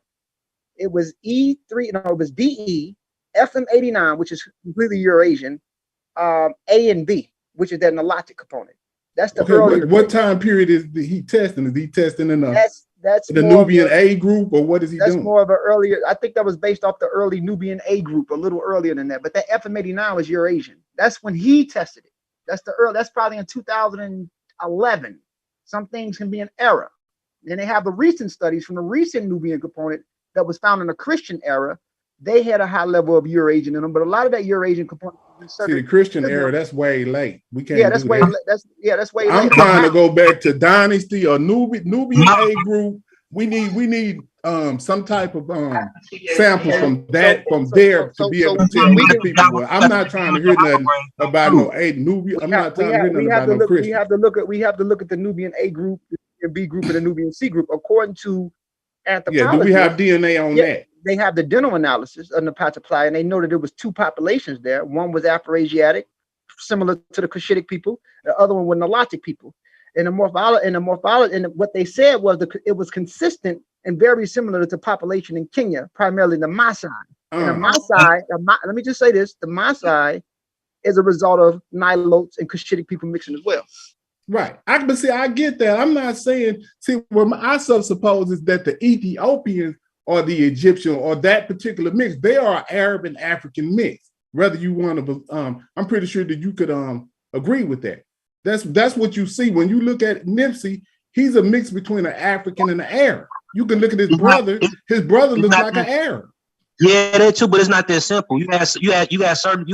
I'm not trying to go too deep into the genetic part of it because I already know they don't have nothing from Nubian A group to Nubian B group to make an analysis on. They do know that the Nubian A group morphologically, matter of fact, Josh sent me some, morphologically were different than the Nubian B and C group, because the Nubian A group, when they looked at them, according to, it's a book called Ancient Nubia. When the anthropologists gave them, they talked about the hair, they had straight hair, they were dark skinned. So you have an idea what they was too, because they were connected to the pre-Proto-Neolithic B group. The pre-Proto-Neolithic B group, you can even see the artifacts with the Nubian A group which is very similar to the pre-Neolithic B group. And what but without no DNA, y'all guys can't suppose that. No. I'm going to give you an idea. Listen to me. Sudan was not homogenous either. This is a cross route for Homo sapiens. In the south or in the midpoint, you do have an Nilotic component that did develop there. But you also have populations that back migrated into Sudan a long time ago. It's primarily the northern part of Sudan. So I want you to look up something called the seated women statue. If you look at the seated women statue, you see the same thing with the with the Nubian A group, which is very similar to the pre-Neolithic B group. Ask yourself the question, why is it that this early Syrian, the pre-Neolithic B group, and the Nubian A group has the same artifacts when it comes to what they were leaving behind? That's letting you know that there was an early Eurasian component that was already lingering through North Sudan a long time ago, primarily via the Bija or Proto-Bija before the later Arab edition that they got inserted in them were already partially Eurasian. Those are those Afro-Asiatic speakers. But I'm just saying, and goes, what y'all do, y'all basically deal with the DNA. But then when I ask you for the DNA for the source civilization, there is none. So basically, you can talk about similarities in burial practices and all that. Right. None of that really matters to me. You guys are talking about DNA, but you don't have DNA from the source of the civilization. I gave you something to the Nubian A group from Muhammad Hassan. You don't want that. And no, is it DNA from what time period? Yes, Muhammad. Yes. And what time period? It's from the early Nubian A group that people keep talking about. Okay, well, put that link in the back chat so I can check that out. I need that. Got you. And if you look on the wiki page, look up Nubians and go to the genetics of the Nubians and on the wiki page. No, I'll check it out. I'm gonna give him Muhammad Hassan piece on the DNA that they found, so he can have an understanding of what's going on. Those people in Northern Sudan. But I haven't heard of anybody testing anything from those particular groups yet. I've heard of 3 mummies being tested so far. I have not. They tested those 3 mummies only in Abu Sir. That's Egypt. That's not Sudan. Sudan is some totally right. different. So I haven't heard of anything being tested, anything south yet that we can get anything. So that would be greatly appreciated. No, y'all can go ahead. I just trying to but they do got like grave sites and bones, but they haven't sequenced. Yeah, I know about that, brother. Geechee, Muhammad Hassan. I don't know. You remember that Nubian study that they did on the Nubian A group? I don't know. You talking about from the islands, the Dongola Island and the not the Dongola, that one too, but no, the earlier one from the Nubian A group when he tested the Nubians of that region, and he came out with the DE, the FM89, and the A and B marker, which showed that it was a Nilotic component and that Yap positive marker already there. Oh yeah. And too, if y'all get a chance, check out the Jebel Jahaba grave site. It show you the different people that was there. Jebel Sahaba 13,000 years ago can also help you, brother. I got to give you that. It talks about the morphology of the people being different. One was similar to typical tropical Africans. The other one was very similar to, Ethio-Somali or early Eurasian. Soy Kiata say Ethio-Somali. I run with that one. Or Eurasian in between North African Eurasian. Ibero Maroon. Or you can use what Christopher Arias say, or a Northern Uritic type. It wasn't homogeneous. Ever.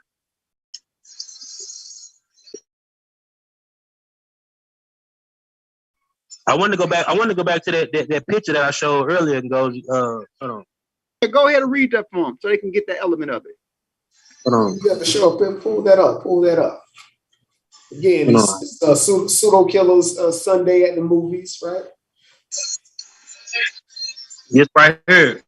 It's a Ethiopoid subtype that is often regarded as a northern branch of East Ethiopoid.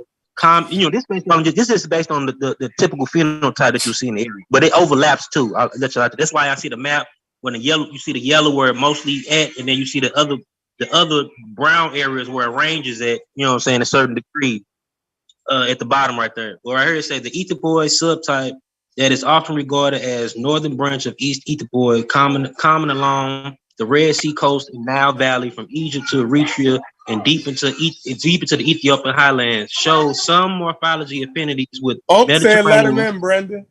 Mediterraneans and play Try again.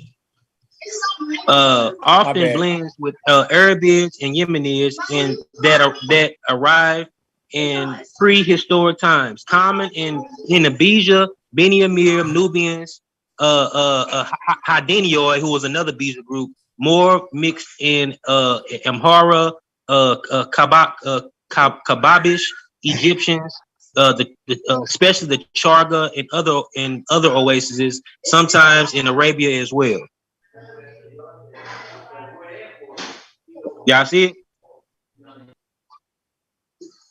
Yeah, we see it. Hold on, let me show y'all something else too. The other people that was there, and this too, like this is certain other little aspect of Egypt. These people from Egypt too. You know what I'm saying? You see what group? And you had hold on, let me show you. Go to phenotypes. Let me show you the Nilo component that was there. You had the Nilos who was around. These people, you know what I'm saying, especially the Seleucids, you know what I'm saying, and the Deaconids. They, you know, these are all throughout the Nile. You see the yellow and the brown on the map. And then two, if you go to East Sudanid, these are the Kadofian people, the people that are closely related to us. You know what I'm saying? They, you know, the East, South. No, don't say that. No, they ain't gonna like that. No, bro. Kadofian language is in Western Sudan, bro. And these are Niger. Well, yeah, that's the Niger Kadofians right there. Yeah, I understand what he's saying. These are Kadofians, but all of us are Niger Kadofian. Niger Kadofian is the mega family. Niger Kadofian is split into two families: Proto Niger Congo and Kadofian. These the Kadofians. You know what I'm saying? The people that stayed more east. But when we spread into the Sahara and spread into West Africa 12,000 years ago, some of us stayed back. You know what I'm saying? In them zones around the Nuba Hills and shit. Around used to be a composite called the Yellow Nile, which stretches from the Western Nile basin into Chad. You know what I'm saying? He said some of us. You know they ain't trying to hear that, bro. That's all I'm saying. That ain't us. I'm not saying that it's not us, but these are closest relatives that's in the East. Right. Besides the Bantu who back migrated, you know what I'm saying, more recently. And these people also intermix with Nile Nilos too, because they're surrounded and minoritized around Nilo Saharians. You know what I'm saying? Because you do have what you call they call Sudanian Kadofian. Sudanian Kadofian is a Nilo-Saharian language, but Kadofian is Niger Congo language or Niger Kadofian languages. You know what I'm saying? They more related to us. You know what I'm saying? Niger Kadofian, even before we even went to West Africa and mixed in with Middle Stone Age people, we were in the East. You know what I'm saying? E1B1A comes from the East and spread into the West. 12,000 these people you showing, these people are Africans to me, so I don't have a problem with this. The other darker complexion. What I'm talking about is when you get it. Now let me show you the Egyptian. Like when them Ethiopian dudes, when they start mixing, you know, with back migration, you know, they start mixing this, they start becoming looking like this, because even though these people still got E3B. Okay, now stop right here. What time period are they supposing that these people that started looking like this was in the area? You talking about all the way from the inception? So you said you talking about from the inception of the Nubian A group. They've been there since the Neolithic period. Yeah, they've been. But I'm talking about they was down in Thai City when Thai City originally. Yeah, man. Let me know when y'all finish, yo. I don't understand how do you. I'm going to show you. Start a mixed civilization like that. Man, nah. I don't understand that, bro. I'm not. I got it. Get in here. So listen, let me play a movie clip. That's what we doing, yo. It's Sunday night the movies, man. I just don't understand how you start something off mixed. Sunday night like the movie. I don't see it. I know you don't see it. You ain't supposed to see it. Nah, I've never seen somebody start off a mixed civilization. I know we don't let that nature don't even support all that. humans are mixed, bro. Come on. I got that. We all have admixture in us. I'm 5% European, gotta grow but up. I look like an African. You gotta grow up. Come on, man. All humans are mixed. I'm 5% European, but I look like an African. Yeah, let me finish. Let me finish. This is my last thing. I'm gonna say when the movie clip you be banging right now, but you don't got when the basal Eurasians is back migrating in early before that SLC 45 shit kicked in, it looked like this. You know what I'm saying? They look like vidoids. This what it goes. We'll be talking about the vidoids. Like when they first back migrated in the mix with those Amadi components, they would look like these people, dark skin, curly, the wavy hair. We gotta stop it with what people look like. We do not know that. Africans are the most diverse on the planet, We bro. gotta Right stop there that, within bro. We Africa. do That not doesn't know make what them sense. people look like, bro. How long ago was that? You was not sure of that, bro. You ain't had a hidden camera back then. You playing, yo. Man, they just like this. What they look like? Like how you know that? They don't know. Come on, man. All right, let me go. I ain't trying to rush you off, yo. I'm fucking with you, yo. That's a good website, man. What's the name of the website, bro? That shit fire. Human phenotypes. Yeah, you sent that shit to me 5 years ago. It's an anthropology website. Yeah, 5 years ago. All right, this is how we're gonna do this, right? Since this is Sunday Night in Movies, right? Y'all done played a damn video by fucking Tom Sawyer. Who the hell that guy was? So I'm gonna come with the expert, right? Coming out of Cambridge, black dude, right? He's doing a lecture in Cambridge. That's what I'm gonna come with, right? And when I first heard him about 7-8 years ago, right? He changed my position, right, on what an African was and what an African supposed to look like, right? So hopefully this will do the same for y'all, right? And I couldn't wrap my mind around it for a while, right? These are the things that Ngozi and Gullah Geechee and them was kind of talking about, right? They were saying that type shit, but I don't think they was explaining it good enough to my understanding back then, right? So I do what I always do. You know, I go to the experts, right? I'm not listening to none of y'all on either side. I just refuse to because I know how many mistakes I can make at times. Yeah, right? I need that link though in Ngozi, by the way. Right. So I'm gonna come right here, right? We at Cambridge. All right. We at Cambridge, we rocking. All right. And the situation brewing. Okay. So we're gonna come right here. We're gonna start right here. Watch this. This is Samantha Kiata. Let him tell you, right? Expert. He's a evolutionary biologist. Expert. All right, let's go. Biological perspective, you get something that's in the middle that seems to have different traits. Well, I would argue no, it's not a blending of anything. It's just own people that from a biogeographical perspective evolved right there in Northeast Africa. But this is what happens when you have a preconception about human variation being digitalized. So when you see something in the middle, a long time ago, you assume that it has to be the result of certain kind of mixture. Sometimes this might be true, but you can't prove it in a case like this, you know. And then another study more recently from Eugene Struhal talked about the Badarian cranium showed mixed, quote, racial traits.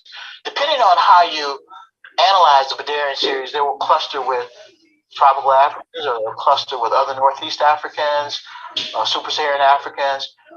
If you use a big database and you put extreme variants in it, they'll cluster in a group with Northeast Africans, and that whole cluster will cluster with Europeans. If you use another set of variables, you'll get the Northeast Africans clustering out, and the Europeans will cluster over here, and the other Africans will cluster over there.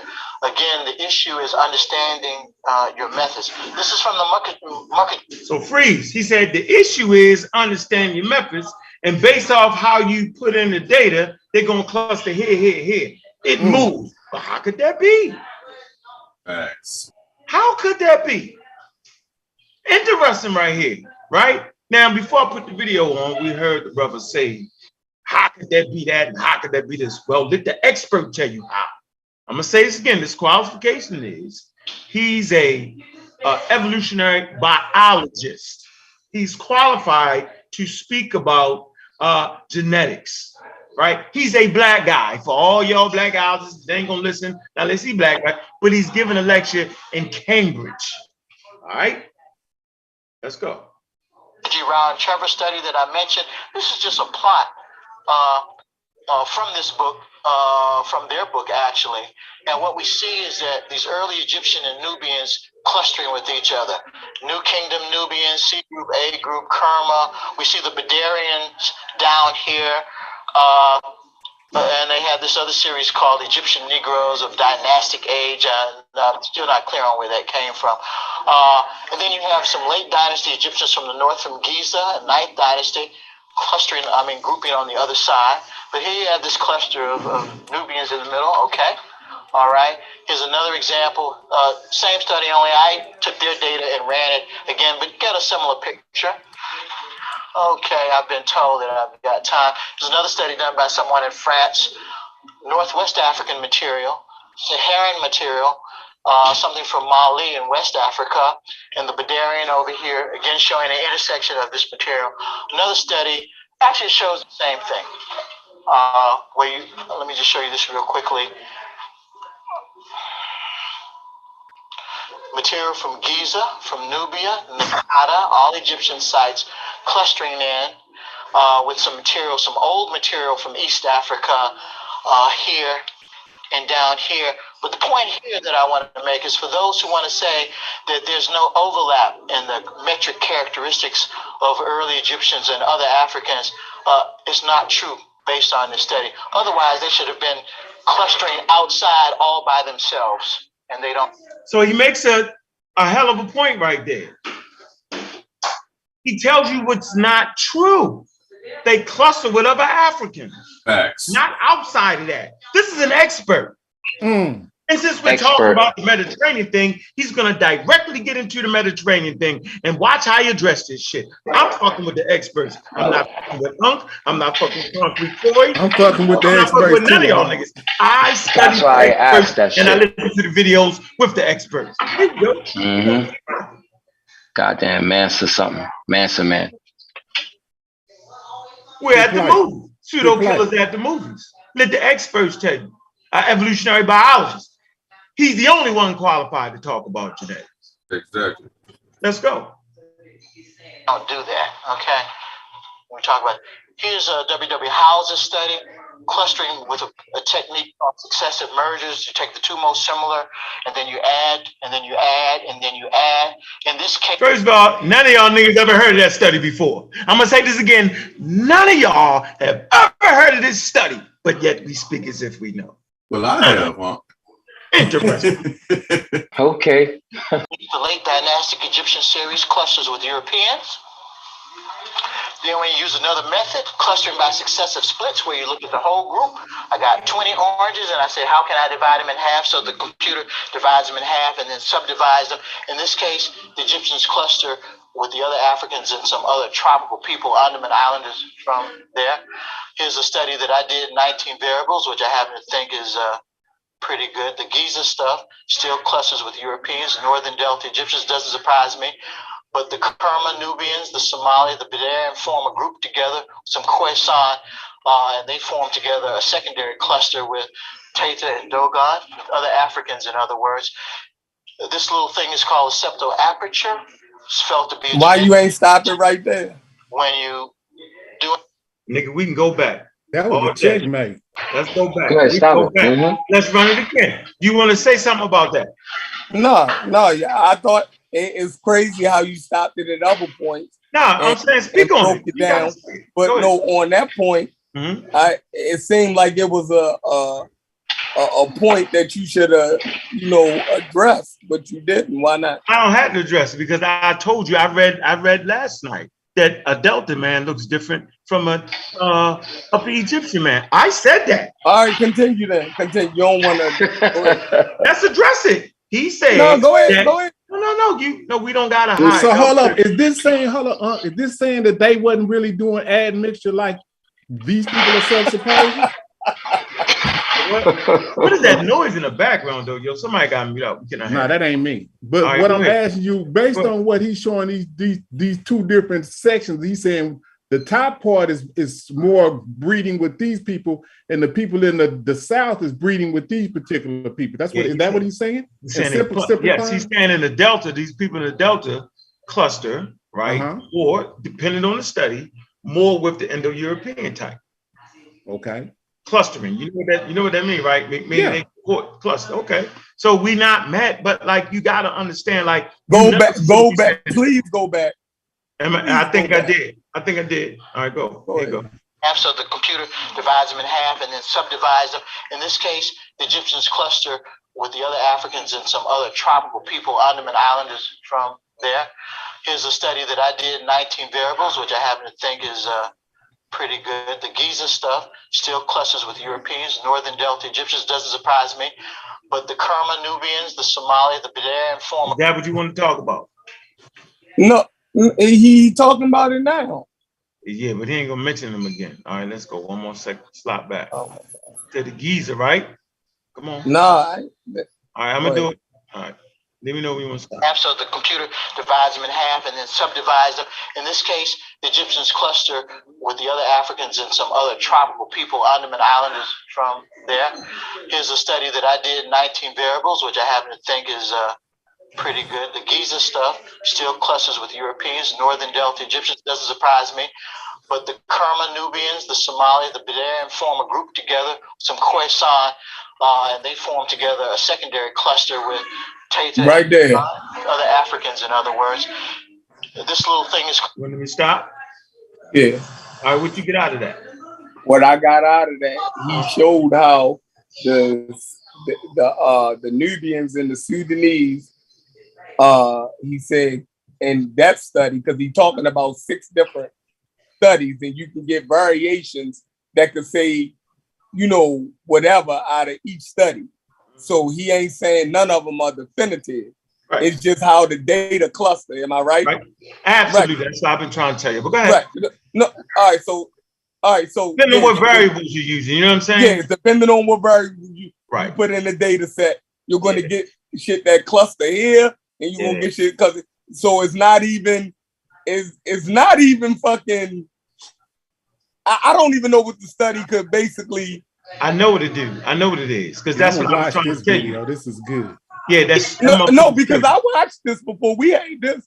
You've been showed us this, so yeah, you know what I mean. But we learn something every time we watch it, and I'm glad you bringing up this point, right? Because I also put a video in when they was talking about genetics and how depending on how you do the genetics, right, you can change how you cluster. It's crazy as hell, right? And I understand why it's that. Are you going with limb proportions? Or what are you going with? You feel me? So it's that's why you cannot say what a nigga and people adapt to their region. So environmental pressures, it is the main thing that's going to give the diversity, not the other things that you know what I mean. The whole mixing part, everybody thinking. Yeah, animals are environmentally based more than anything else. So like basically what he's saying, how he showed that that the Nubians and the damn Aryans. No, the Nubians in the last study that he said he did, he said that the Nubians, the Sudanese, and the Somalis, you know, all clustered. No, he didn't say. Yeah, he had them into that group in that last study. He said the Egyptians clustered with somebody else in that last study. Yeah, he was talking about with the Cory saying and he said everybody in the African sector, that's who they not in the last part that he fuck it. Go ahead. All right, hold on. We don't got to argue. Let's go back. Yeah, just go back. That's what he said, though. Yeah, I'm not making that up. Yeah, he was talking about the Cairo niggas in the Delta went with the Europeans. Let's say that. All right, let's go back a little bit. No, don't say that. Don't say. Can you make that bigger? Can you spread that out? Like make that video bigger? Like yeah. I specifically wasn't talking about the Delta. That's cool, right there. All right, are y'all ready?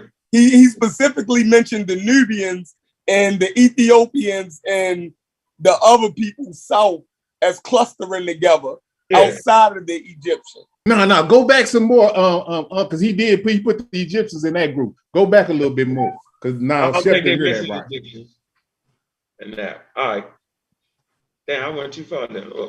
On this trait, you find out the Bedouins, 50% of the individuals, it's a very small sample here, had at least one of these septal apertures from cargo aces during the Coptic period, 55%. Other Egyptians from lists, the metric characteristics of early Egyptians and other Africans is not true based on this study. Otherwise, they should have been clustering outside all by themselves. And they So don't he do said the that. Egyptians Okay. cussed with all other Saying Africans. Look, that They there's no should have been. overlap in the metric characteristics of early Egyptians and other Africans is not true based on this study. Otherwise, they should have been clustering outside all by themselves. he says an overlap with Egyptians. Right.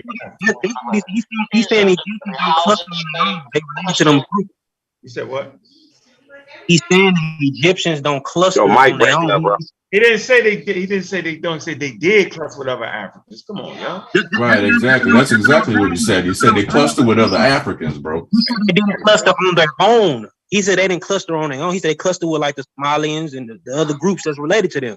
Right, yo, yeah. In one study, but he's going to mention other studies when they didn't. No, when the Delta kind of clusters with the let's just listen. Come on. Let's just play it. No, we good. We gotta do this. Like, come on, dog. Like, we don't do this, then what's the purpose of playing this shit? He finna say it now, though. Let him say it right now. He finna break it down. With a technique called successive mergers, you take the two most similar, and then you add, and then you add, and then you add. In this case, the late dynastic Egyptian series clusters with Europeans.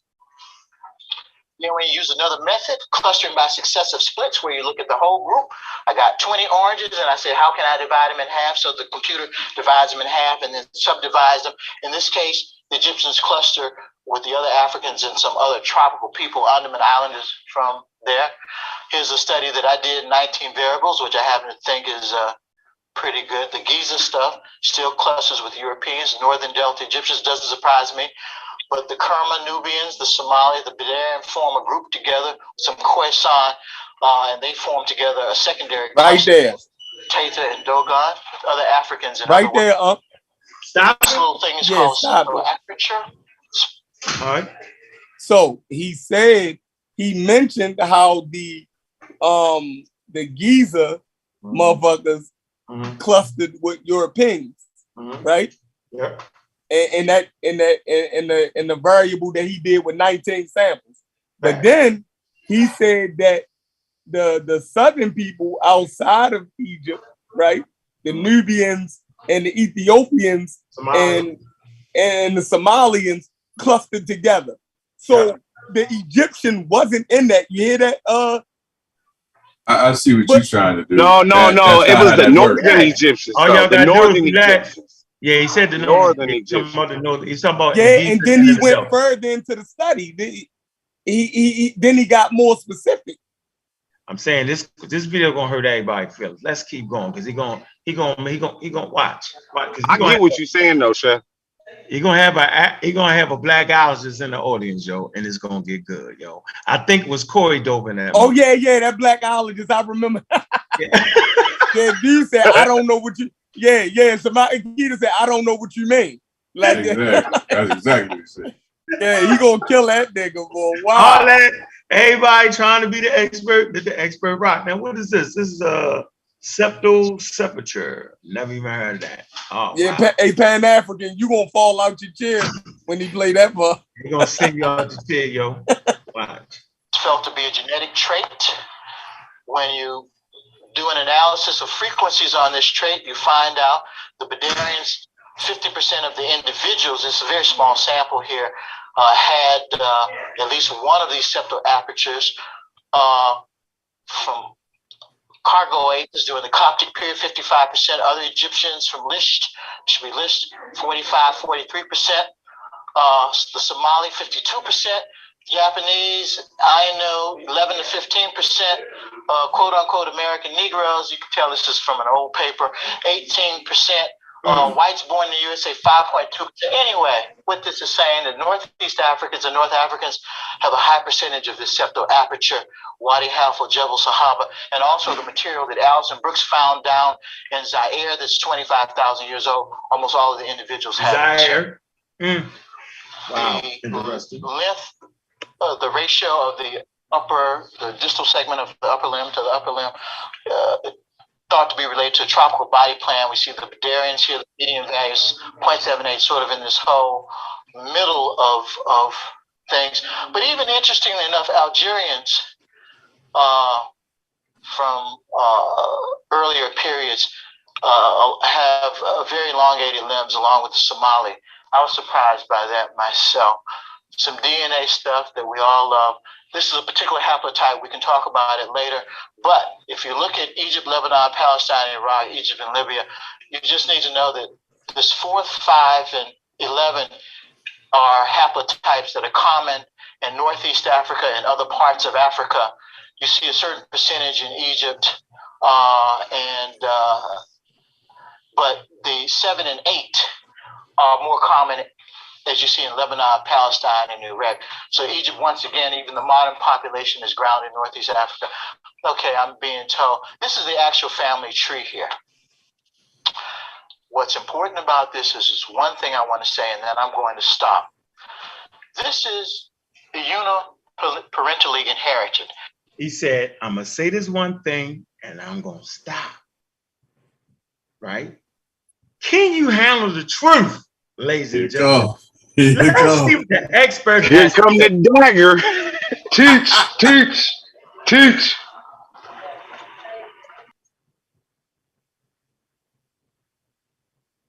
Damn, what happened? Oh, damn, Ankh then froze up. Right, I was about to say, we started talking, that nigga That was disappeared. the ancestors knocked you offline. So. The ancestors zapped you. That's the Middle East. That's the Middle East going out. They know the ancestors knew you were getting a little too excited. Dang. Oh man. Yeah, there you go. Right there. There you go. She had a glitch. All right, hold on. That was the Natufians. You're right. Whatever. Y'all funny as shit, yo. The Natufians check bro out. What happened? I don't hear no sound. Hold on. I'm going now. Hold on. Here I go. The Darian. All right, y'all gotta stop talking. Here you go. Mute up. Everybody got mute up. Background, and that's what this means. The background of 73% of all of the peoples in Africa today. 73%. The PN2 is found in West Africa and sub-equatorial Africa. I'm sorry. I'm gonna run that back again for all y'all Negro kings. Please, dude. It's the background, and that's what this means. It's the background of 73% of all of the peoples in Africa today. 73%. The PN2 is found in West Africa and sub-equatorial Africa. The P2 or M2 as it's called. This M35, 215 M35 is what you find in the Horn of Africa up to Egypt and over to Morocco.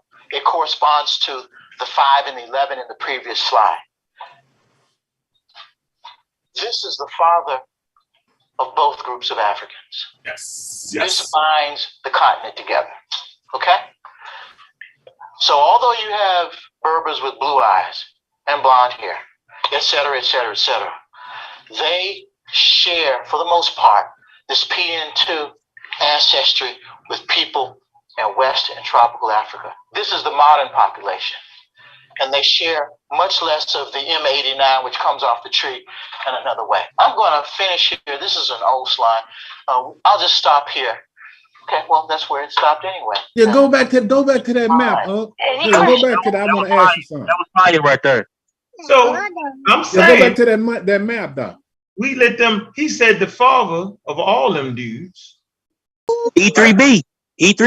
Africa, and 73% of the whole African population, even modern, coalesce with that. He said that. I didn't say it, right? He was actually talking concrete Cory and that motherfucker and all that. But wait until they get into the Mediterranean conversation. And this is what I was saying. Go back real quick. I want to see, what was that Berber line? Where was that at? That he showed? Was that outside of the south? Nope. He says, what if they got blue eyes and all that shit? Yeah, but I thought he showed them on another line outside of the east and west. They ancestor component is indigenous North African, and they come from. I got that. Hold on, but what's crazy is, and this is what I'm saying. It's like, we constantly say that North Africans are African, and then when we hear expert say it again, we act like it's a checkmate again. This is the most nuttiest. What? Who on here? How long have we hammered down and all agree that North Africans are genetically African. They are indigenous to Africa. How long have we been saying that, yo? You don't put a Yeah, we passed that. We passed No, that. no, we we passed that, do. man. No, you don't. Cory just came on here and made niggas some king in Middle Eastern. What are you talking about? What are you talking about? Yeah, and they just be did saying it. that West Africans and Well, West Africans see, ain't the same. they got a straw People say man. West Africa is not the Now it's a straw man. Now all of a sudden the straw came up. Expert, man. Yo, we let Cory. Middle East is nothing that was just explained. Wow. So y'all saying that? No, I'm saying I agree with you, Chef. Chef, it's just Cory got mad when we was. He the one dove out the window with a cape on and still falling, feet falling. Y'all straw You and man. Manson, the only two niggas. You and Manson. Y'all All right, this straw is the man. thing. You was Hold right, on. Cory. You was Wait a right, minute. Cory. Wait a minute. Listen, some people feel it's gonna get hurt in this video. I'm telling you, watch this. You think it's going one way, it's going another. Watch how this man handle the situation, yo. Watch this. I've been trying to tell you, I've been trying to say it in some kind of way. I get washed out. I'm not even mad though. He gonna kill a lot of people. Watch this. It's gonna get real nice because the Afrocentric guy is jumping out the window. Watch He this. not even Soy Killas not even Afrocentric. He talking. No, he talking about the guy in the audience. Ah, man, come on, listen up. I'm talking about the guy in the audience. That's why Asar know better to ask that nigga questions like that when he on his thing. Now y'all see. Right. All that Negro just he would have got clowned. I'm gonna say this real easy, real smooth. I am telling you, when Soy Kamata was on a Asar interview, he was nice as butter. None of that Negro Egyptian, the Afro, none of that. He would have got blasted live. Yeah. Kieta was using DNA and Afrez. Yeah, he was using all that shit. He would have smashed them out. I think Asar would have got him. Nah, bro. Nah, man. Yeah, all right, okay, man. Soy Killas is a colleague of Christopher Everett. Like, come on. Yeah, man. he wrote a paper for him. And Sarah Tishkoff. All right, y'all ready? Or y'all got something else to say about it? Nothing. All right, get out your system. It's like I said, I'll take the saw. Go ahead. Then again, when you think of it, yeah, who's y'all gonna join it? Yeah, let's go. About Schmuck's presentation. Okay. You mentioned about there being no European 65 years ago. Can you tell me when they first went into Egypt? When the Mediterranean people first went into Egypt? Hold on. That's the guy. What did he ask him? Cory question. There you go. That's the Cory question right there. That's the Cory talking about the Mediterranean. Watch this. Go back. Yeah. This is fun. This is gonna get real good. I swear. We're gonna laugh. There you go.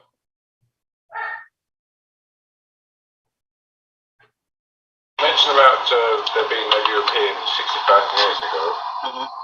Can you tell me when they first went into Egypt? When the Mediterranean people first went into Egypt? When I talk about 60,000 years ago, there being no modern people in Europe, what I'm saying is the best evidence that we have of modern people being anatomically, what we call anatomically modern people in any part of Europe is at the outside 40,000 years. Okay, and when you talk about Mediterranean people, we need to talk about that later on because, as I have tried to say, Africans don't all look alike. So some of what you're calling Mediterranean people are just some more Africans. Okay. Now you have to get your arms around that, and that's what the last slide was about with the PN2 transition, because most of the people there who had that PN2 transition, that particular gene, that genealogy, and its derived form is M35. For example, Berbers are M35, M81. Those people don't look like Congolese, but I'm trying to have you understand that they are carrying genealogically, in terms of their male ancestry at least, they're carrying something that ties them to the rest of the continent and does not tie them to Europe, even though physically, externally, you may say, well, gee, they look like Europeans. You understand what I'm saying? So when you ask me when did X, we don't use those concepts of Mediterranean race, Alpine race, Nordic, all that. That's from another era. You know, it's descriptive, and in actual fact, you will find you can find individuals all over the world who might conform to one of those sort of categories. You see what I'm saying? I think I want to play it again.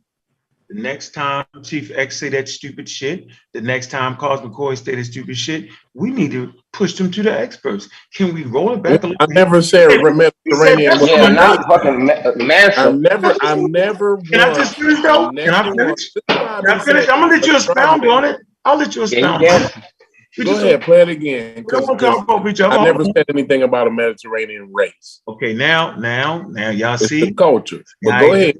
He didn't say Mediterranean race though. He said we gotta be honest. Mediterranean people. That sounds stupid. Mediterranean race. Don't use the word Mediterranean anything, bro. That's mine. That's his personal prerogative. That's his personal choice. No, bro. Scientifically, he's an expert, man. He's an expert, bro. See, he's an expert. Let me say my point.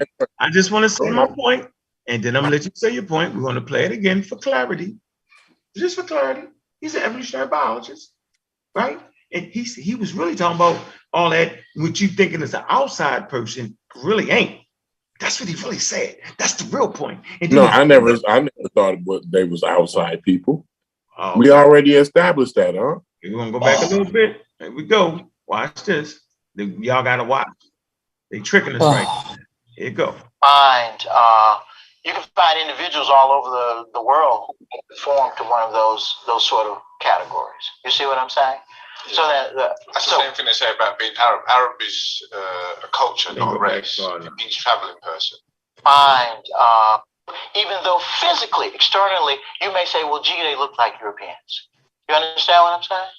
So when you ask me, when did X, we don't use those concepts of Mediterranean race, Alpine race, Nordic, all that. That's from another era.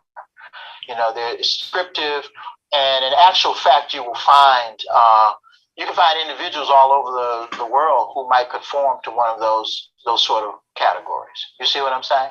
So that's the same thing they say about being Arab. Arab is a culture, not a race. It means traveling person.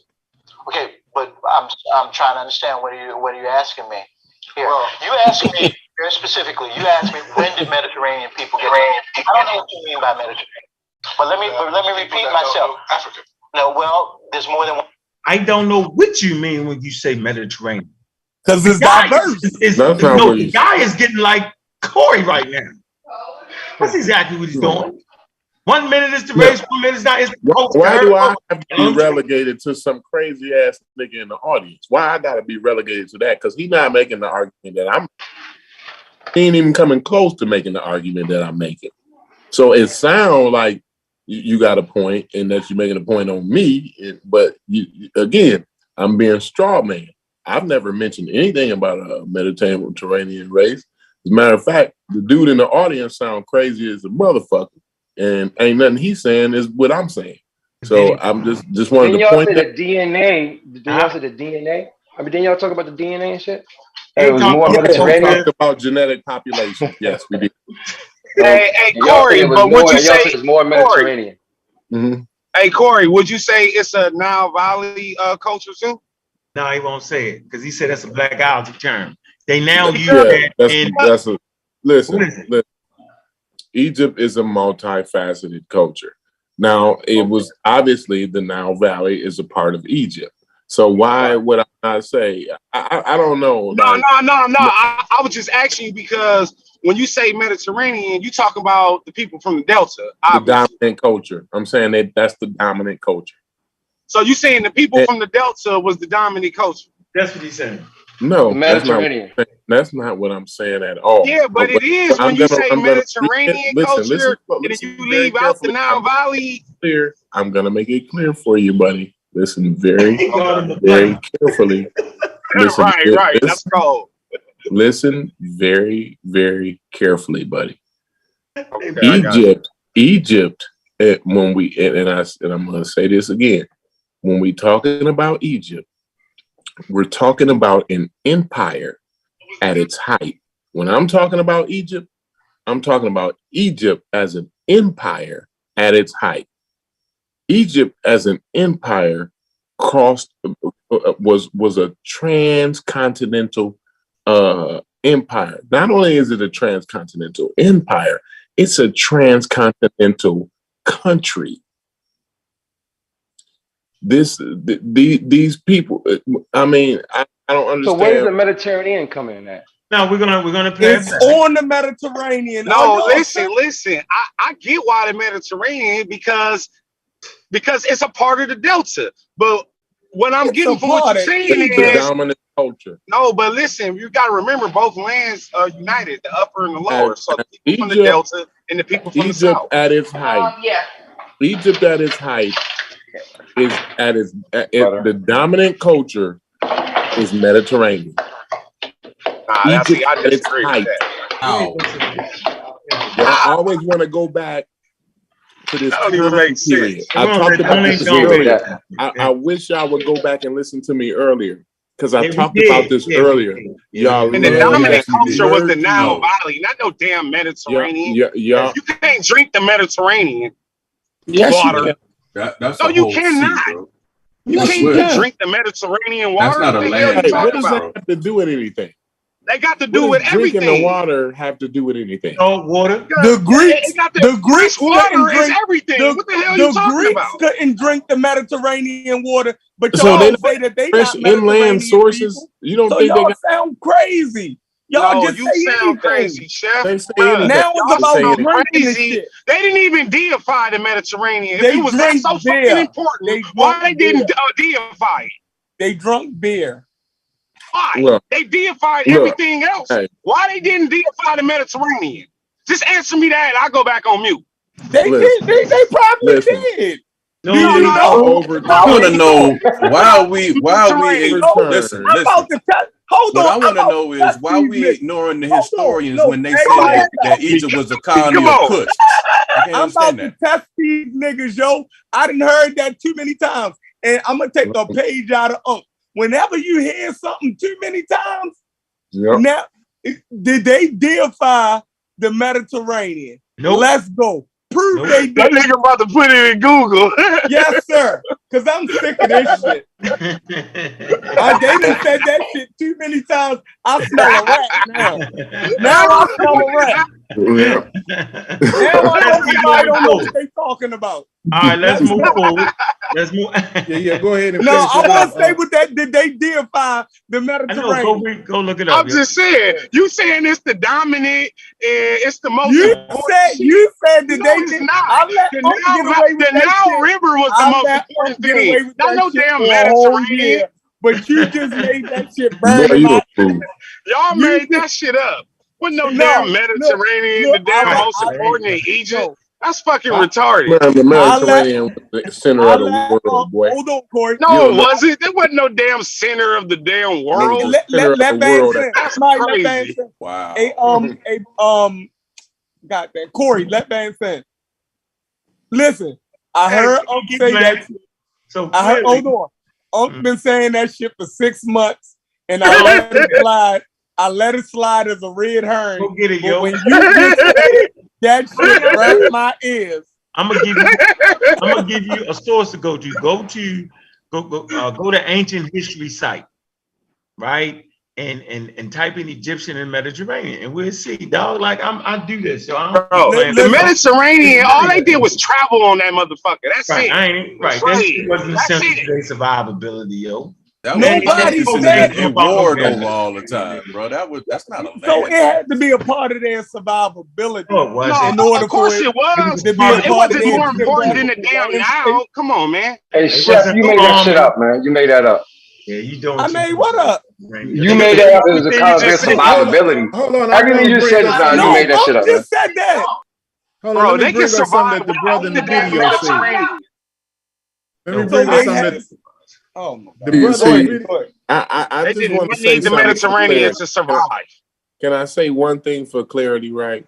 Okay, go ahead, Cory. Can we go back? Remember, way at the beginning of the show, Sheffer might remember. Oh wow! I said, ask ourselves the question: what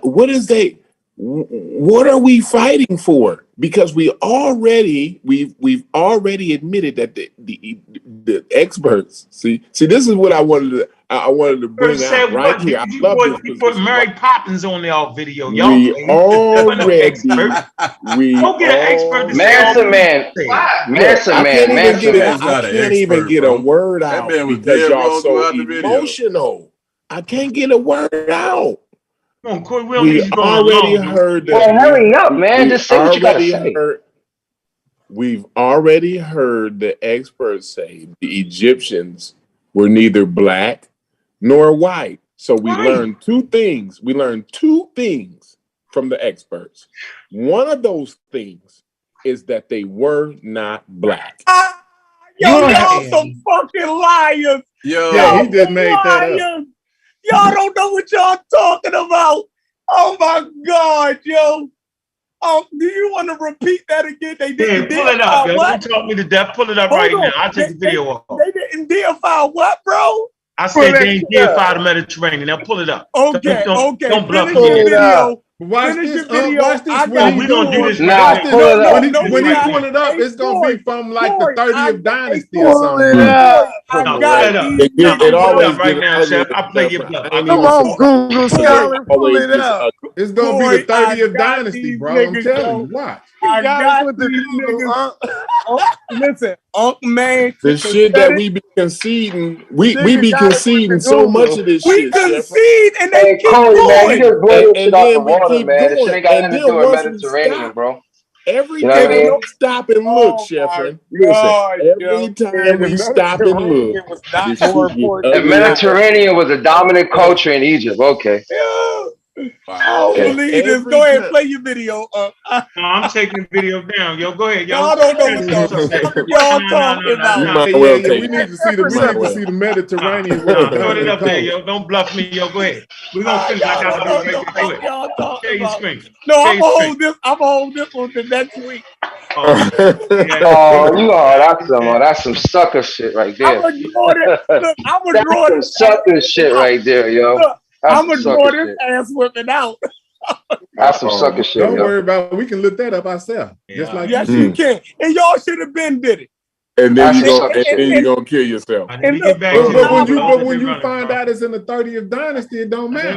I apologize for not looking earlier. I apologize for not looking earlier, yo. See, but let me ask Chef a question. I conceded to Unc. I said, man, Unc know what he talking about. He been studying this Egypt shit for 50 years.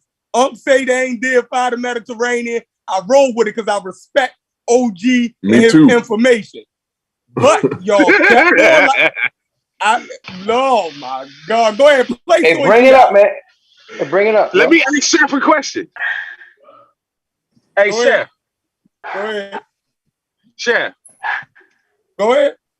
Hey, so what's more important, the Mediterranean or the Nile to the Egyptians? The Mediterranean. Nigga, you out your rabbit ass mind. Wow. Come on, Cory, are you just playing? You playing, right? The Mediterranean? The Nile was the source of life for the Egyptians and Kush, dude. What are you talking about? See, that's how I know y'all you niggas just trying to win an bed. argument now, bro. Yo, they getting ready to go to war over that hot dam in Ethiopia. The Mediterranean was the first information superhighway, bro. I mean, like. Are you serious? Yeah, you playing, Cory. Cory, you playing, Cory. Yeah, he playing now. He playing, man. He playing. He playing. He know that shit silly as a motherfucker, yo. How the hell you go on the ocean before a damn river? That don't even make sense. Damn, yo, they built the Nile Valley off the Nile River, bro. You have to travel along the river before you travel in the damn ocean. Look, that's y'all crazy. Y'all emotional. Soon as we start slowing down, y'all start saying, "You just wrong, yo." Right? Okay, because earlier I was wrong. crazy earlier. Right. Yo, we ain't got time for the bro. You didn't do right earlier. Hold up, not earlier, right? Y'all put yourself with that same things y'all saying now. Can I get a second? Hey, Brendan. I need to talk to Brendan. I need to talk to Brendan. Let me see if Brendan. They crying. They We just gotta go one at a Brendan. time. Yeah, he's still on the Right, one at a time, y'all. Hey, it's my turn right here. Brendan. I hear him I said earlier they was gonna say, Just like happened earlier. Oh, he crazy. Oh my God, I can't ahead with believe the he said that. information, man.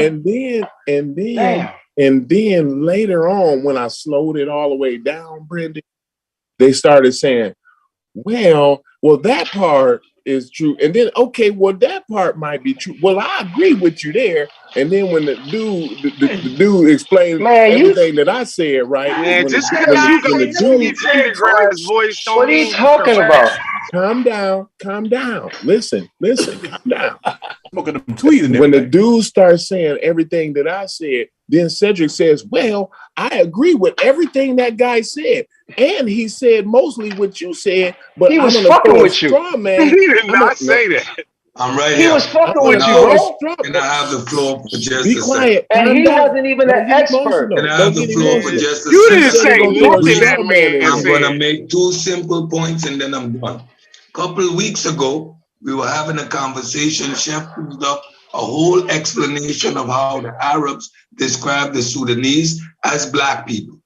Today, we get an explanation that even though their skin are black, they ain't black, but they are Middle Eastern because there's admixture in their blood. So now, because they've been on the continent, people migrate back and forth. Now, all of a sudden, the black population in the Sudan, regardless of their genetic makeup, is now people from the Middle East.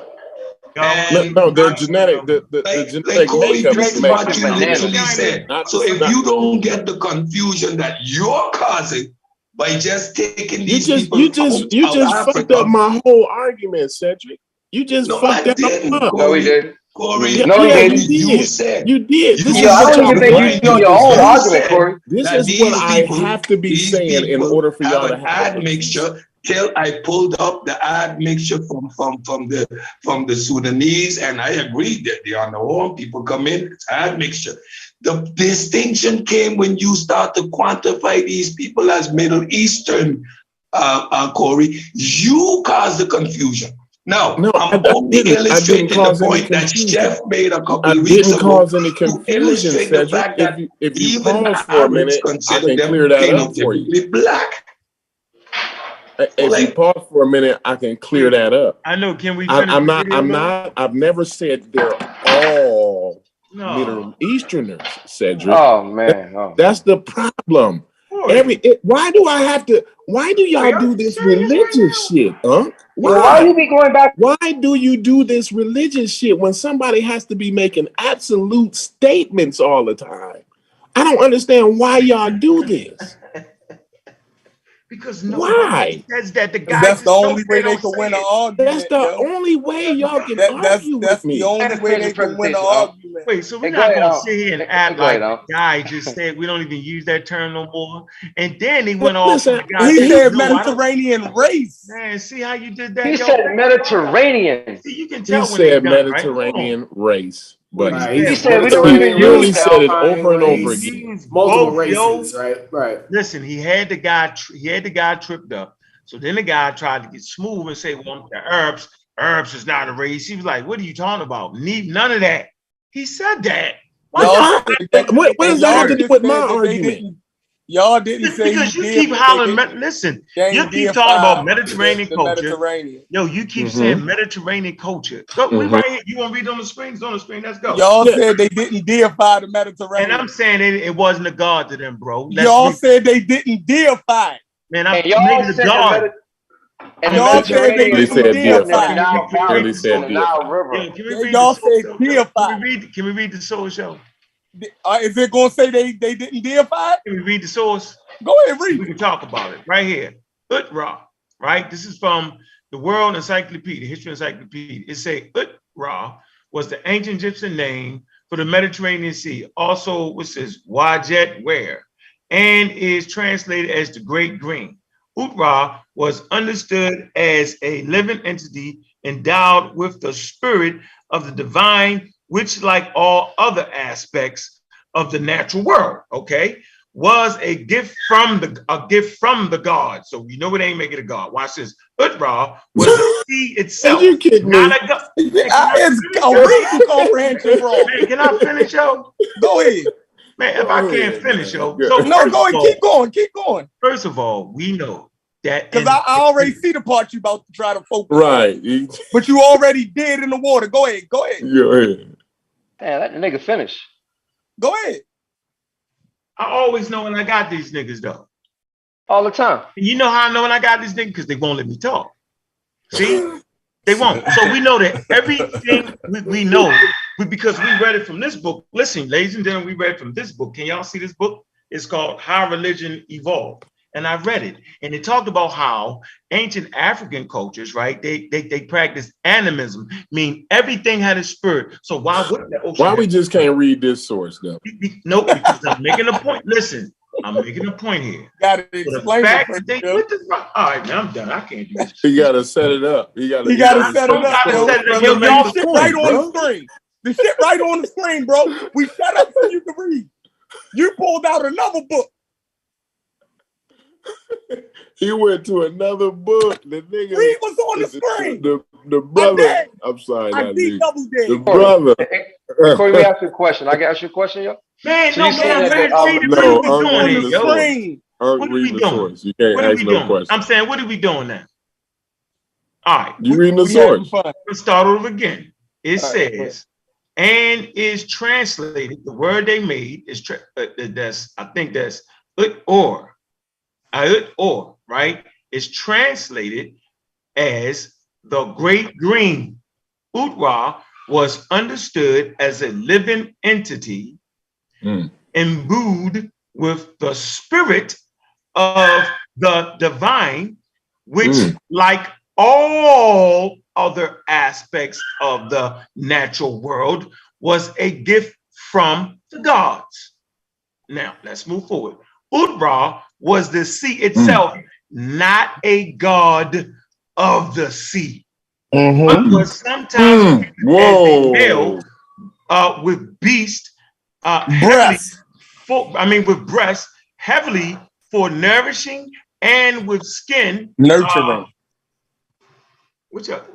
Nurturing. I said nurturing. You said nourishing. Nurturing with skin resplendent. I hope I'm saying that right. With the skimmer of rolling waves. Utra is often shown in the company with the images of the Nile River, linking him sympathetically with the mother of all men, which was one of the titles of the ancient Egyptian gave the Nile. Now, from my opinion in this, what I'm saying is everything in the Egyptian natural world had this spirit, right? But things like the Nile, they made it a god, right? Utra was a god too. He wasn't a god in the. He was not. He was not. He was a. It wasn't a god in the ocean, in the sea. The sea was a god itself. No, it they wasn't. Deified it. The sea was called Utra. No, man, how y'all get that out of that? Deified the sea. But how we get that?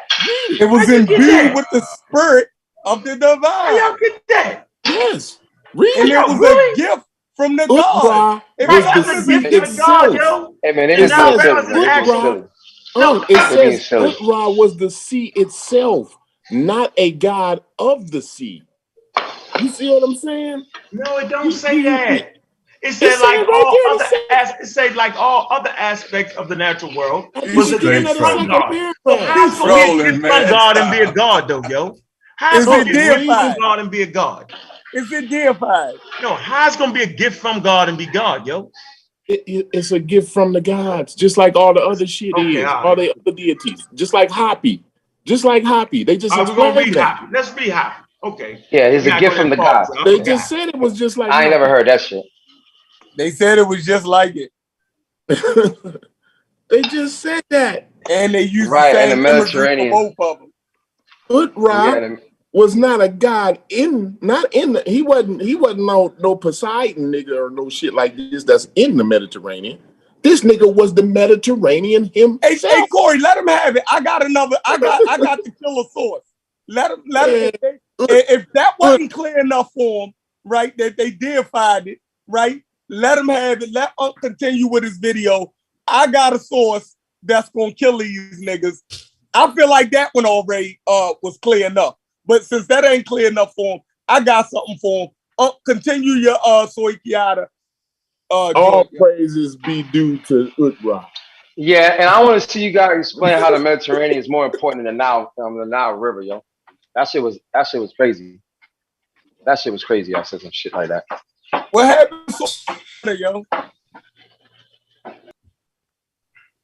Happy is a deity. Smash, get on the panel. Happy is a deity, just like Utra is a deity. They compared the two. Said it wasn't, bro. How y'all not see that? What? I can't do it. I can't. Thank you. All right. I can't do it. I can't. Yeah, you need not to do it. Yeah, you don't want to do it, yo. You don't want to do it. I think they're just fucking around. Hey, man. if y'all can't read English, that ain't even. Man, it said it wasn't a god, yo. It clearly said it was a living entity. Man, because everything was living. It wasn't a god in the ocean. Yo. How y'all gonna run that stop sign? Are y'all serious right now? It had divine in it. It had the divine spirit in it. It was a living entity. It's just fucking with you, yo. It was linked to nurture. You know what I mean? They just fucking with you, yo. The motherfucker had breasts. Mm-hmm. It was You know, Chef, yo, Chef is good for that, yo. He like fucking with you, so don't even follow that shit up. Put up Soy Kiata again. Oh, that's they gone. No, shit. That's your wife. How we just hearing about Utra? Ain't left yet. All right, right here. Here you go. There's a clear difference right here. Listen. Since everybody just went crazy, don't nobody know now. Everybody's saying he's God. Now God. Look, now God. It's an actual now God. Right here, this clearly says was a gift from God. So I'm just trying to figure out what the hell is going on right here. Like, I mean, am I just losing my mind? And that's why we fucking with you, yo. We fucking with you. No. That's why I brought this book up, How Religions Evolved. And it talked about animism with everything has a spirit. So of course they would have a spirit in the water. Because everything is living to them. Of course. But what it's not this. Now they ain't fucking with me. Look, Hapi, ancient Egyptian, was the god. Look, was the god of the annual flooding of the Nile. Okay? This says right here, Utra was the sea itself, not a god of the sea. And they playing. Man, let me keep moving, man. Hey, man, go ahead, man, because they fucking with you. That's just nonsense at this point. Yeah, they fucking they just keep doing it. I get it. Slow them down. Let's get back because he on their head. Here we go. One way to be African. There's more than one way to look African. There's more than one way to look Asian. There's more than one way to be Asian. That is what you have to, from my perspective. I got you up. You is a goddamn lie. The people in southern India are just as Asian as the people in China, who are just as Asian as the people from the Eurasian steppes. You know, they don't look alike. And you measure them, they don't look alike. Yeah. Let me put another way. For example, you have Elizabeth Taylor playing Cleopatra. Okay. What I'm talking about. Well, what do you mean? What are you talking about? When did that sort of look into Egypt? The thing is that number one, who was Cleopatra? You. Well, what I'm saying, Cleopatra was probably a Macedonian. Well, she was a Macedonian. From near Greece. Yeah. That's what I mean. When did people look like that going to Egypt? Well, I don't know about Elizabeth Taylor specifically, and very specifically, but I would dare to say that within the Nile Valley, within the Nile Quarter, within super-Saharan Africa, there have always been people who were lighter skinned and straighter haired from 60,000 years ago. Always. They're not new. So they give me the whole bullshit about they don't got the straight hair on the mummy. They did all of that yesterday. Let Craig Joe's Kiki, ha. Yo, say, man, having straight hair don't got nothing to do with being a Eurasian or none of that. Let me hit the rewind because they tricksters. We don't call these guys tricksters. Oh, look at the hair. Oh, the hair. That's not how you confuse me with the Nubian. Here you go again. Niggas is new to this, man. And, very specifically. But I would dare to say that within the Nile Valley, within the Nile Quarter, within Sub-Saharan Africa, there have always been people who were lighter skinned and straighter haired from 60,000 years ago. Always. They're not new. That's my whole point. In fact, I could make the argument that those kinds of characteristics actually originated in Africa. Yeah. That they didn't come from someplace else. They're part of modern humanity, or they're part of humanity. And there's no reason to believe that they could not have originated in Africa. Incidentally, skin color can flip back and forth from an evolutionary point of view. We now know every 15,000 or so years. It's not the sort of thing that, it takes 100,000 years, million years to live in one place. And skin color itself is not always an accurate index, even in current situations like in Brazil and Venezuela. It doesn't necessarily give you a proportion. So he tells you the skin color can flip back and forth. We said this, that the way that people look today don't mean that's the way they look back then. We said it 100 million times, but we all got laughed at. Aha, words got twisted. Ha ha, he. Keep going. Listen to the evolutionary biologists. You said Uther wasn't a god, right? Well, very fair-skinned, but actually have more quote-unquote black ancestors than some people who are actually darker. So you said Uther wasn't a god, right? Hey man, let's stay on this topic right here, bro. Yo, hold on. You stand by that source, right? Yep. And if I'm proven wrong by that source, then I'll just be wrong. You doubling down on it. I read this. That's what the source say, bro. And if you got something else, all right, I'm saying. I didn't say it. The source said it. I understand. Hey, Chef, are you gonna bring that shit out now or next week? Listen, man, I didn't say. Listen, what I'm saying is this: are y'all sure wasn't a god? Bro, if you got something else, bring out your information. Based off what we just read, is not, Chef. Okay. Right. Now, if you show me a source, so just based on what we got to do a tiebreaker. Not based on any other knowledge you got, right? That was your source from when you first mentioned it. Right. That's your original source. That's right. So the best thing to do is let Smash and them go through it, or Brother Reggie go through it. And if I'm wrong, I'll tell the people I was wrong on that. All right, cool. That still doesn't take away the berating and the jokes on the Nile being called the Nile Valley. Y'all said that's a black algae term. Y'all remember that? Am I correct or am I just tripping? Y'all remember the joke, right? Yeah, we said that. So what? Okay. It just shows that we all can be wrong sometimes. Right, I ain't mad. Right, I'm good. I ain't stuck. Right, we good with that. It's not a problem being wrong. There's only other groups of individuals that think they can't be wrong and can't learn something. That definitely ain't us. Yeah, but I stand on that God window until you knock me off. I'll take it. But watch how he put it together, though. Watch.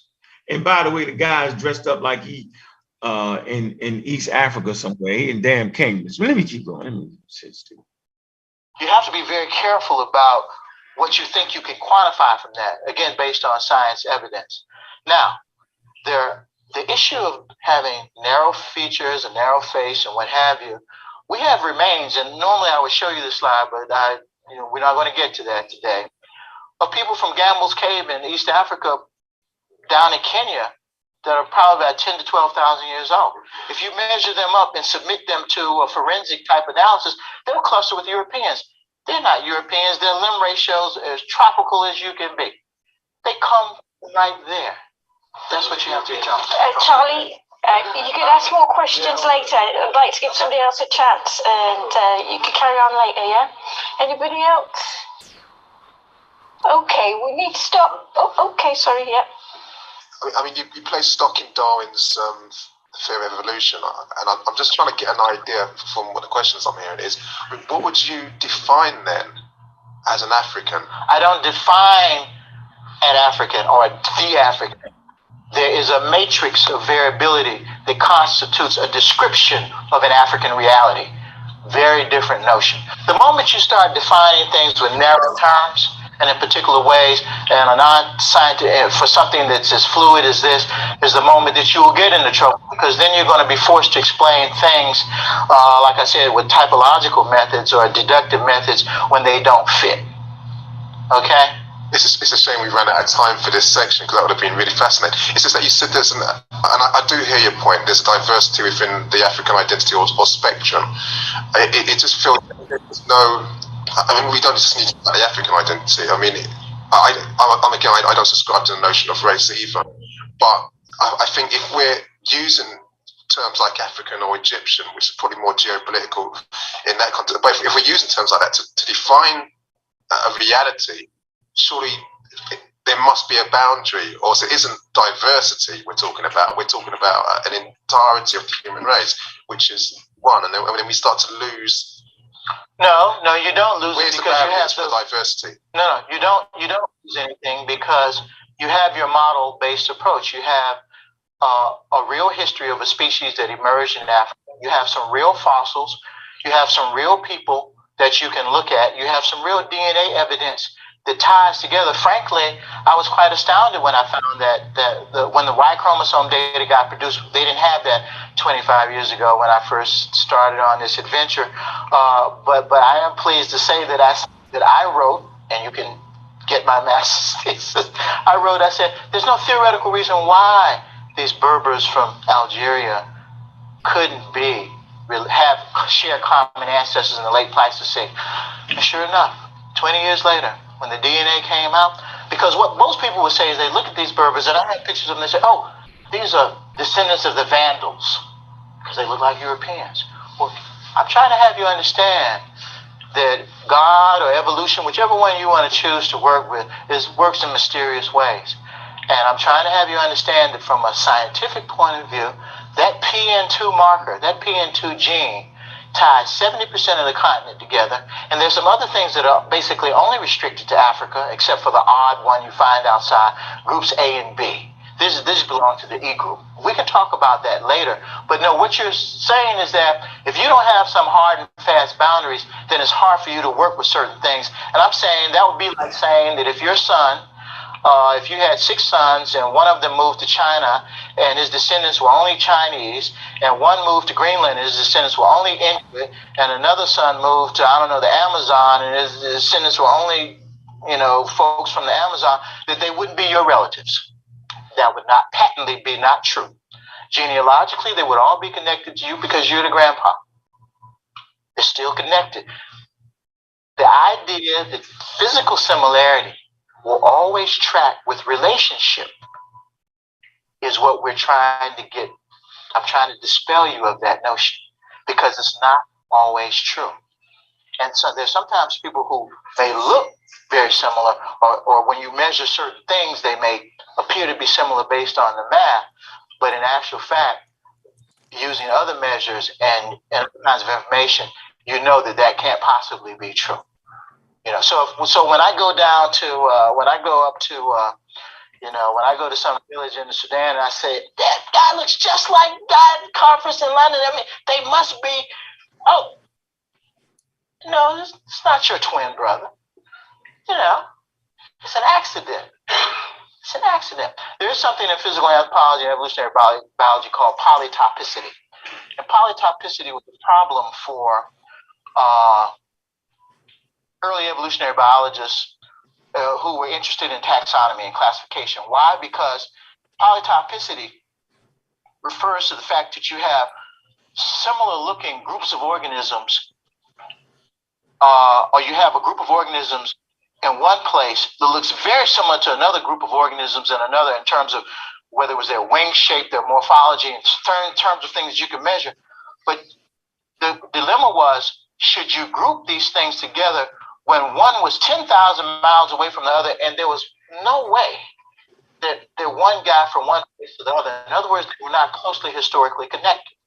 So it's called polytopicity. It's one of the problems with the subspecies concept for zoologists, and the subspecies concept in zoology is the same as the race idea for human beings. Only with human beings, there's even more problems than there were for the zoologists. Problem of classification.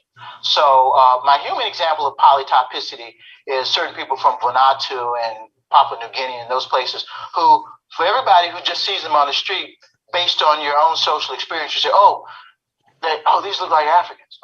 These are Africans. Well, no, they're not. No, they're not. Their lineage DNA says they're not. where they live says they're not, and their languages definitely put them very far afield. But they live in tropical climates. Modern humans were tropical to begin with. Are these retentions from early migrations? Or are they just reacquisitions of tropical traits? Now, no one can answer that, but their DNA clearly ties them to Asia. I mean, the lineage DNA. And there's some other interesting things about DNA too.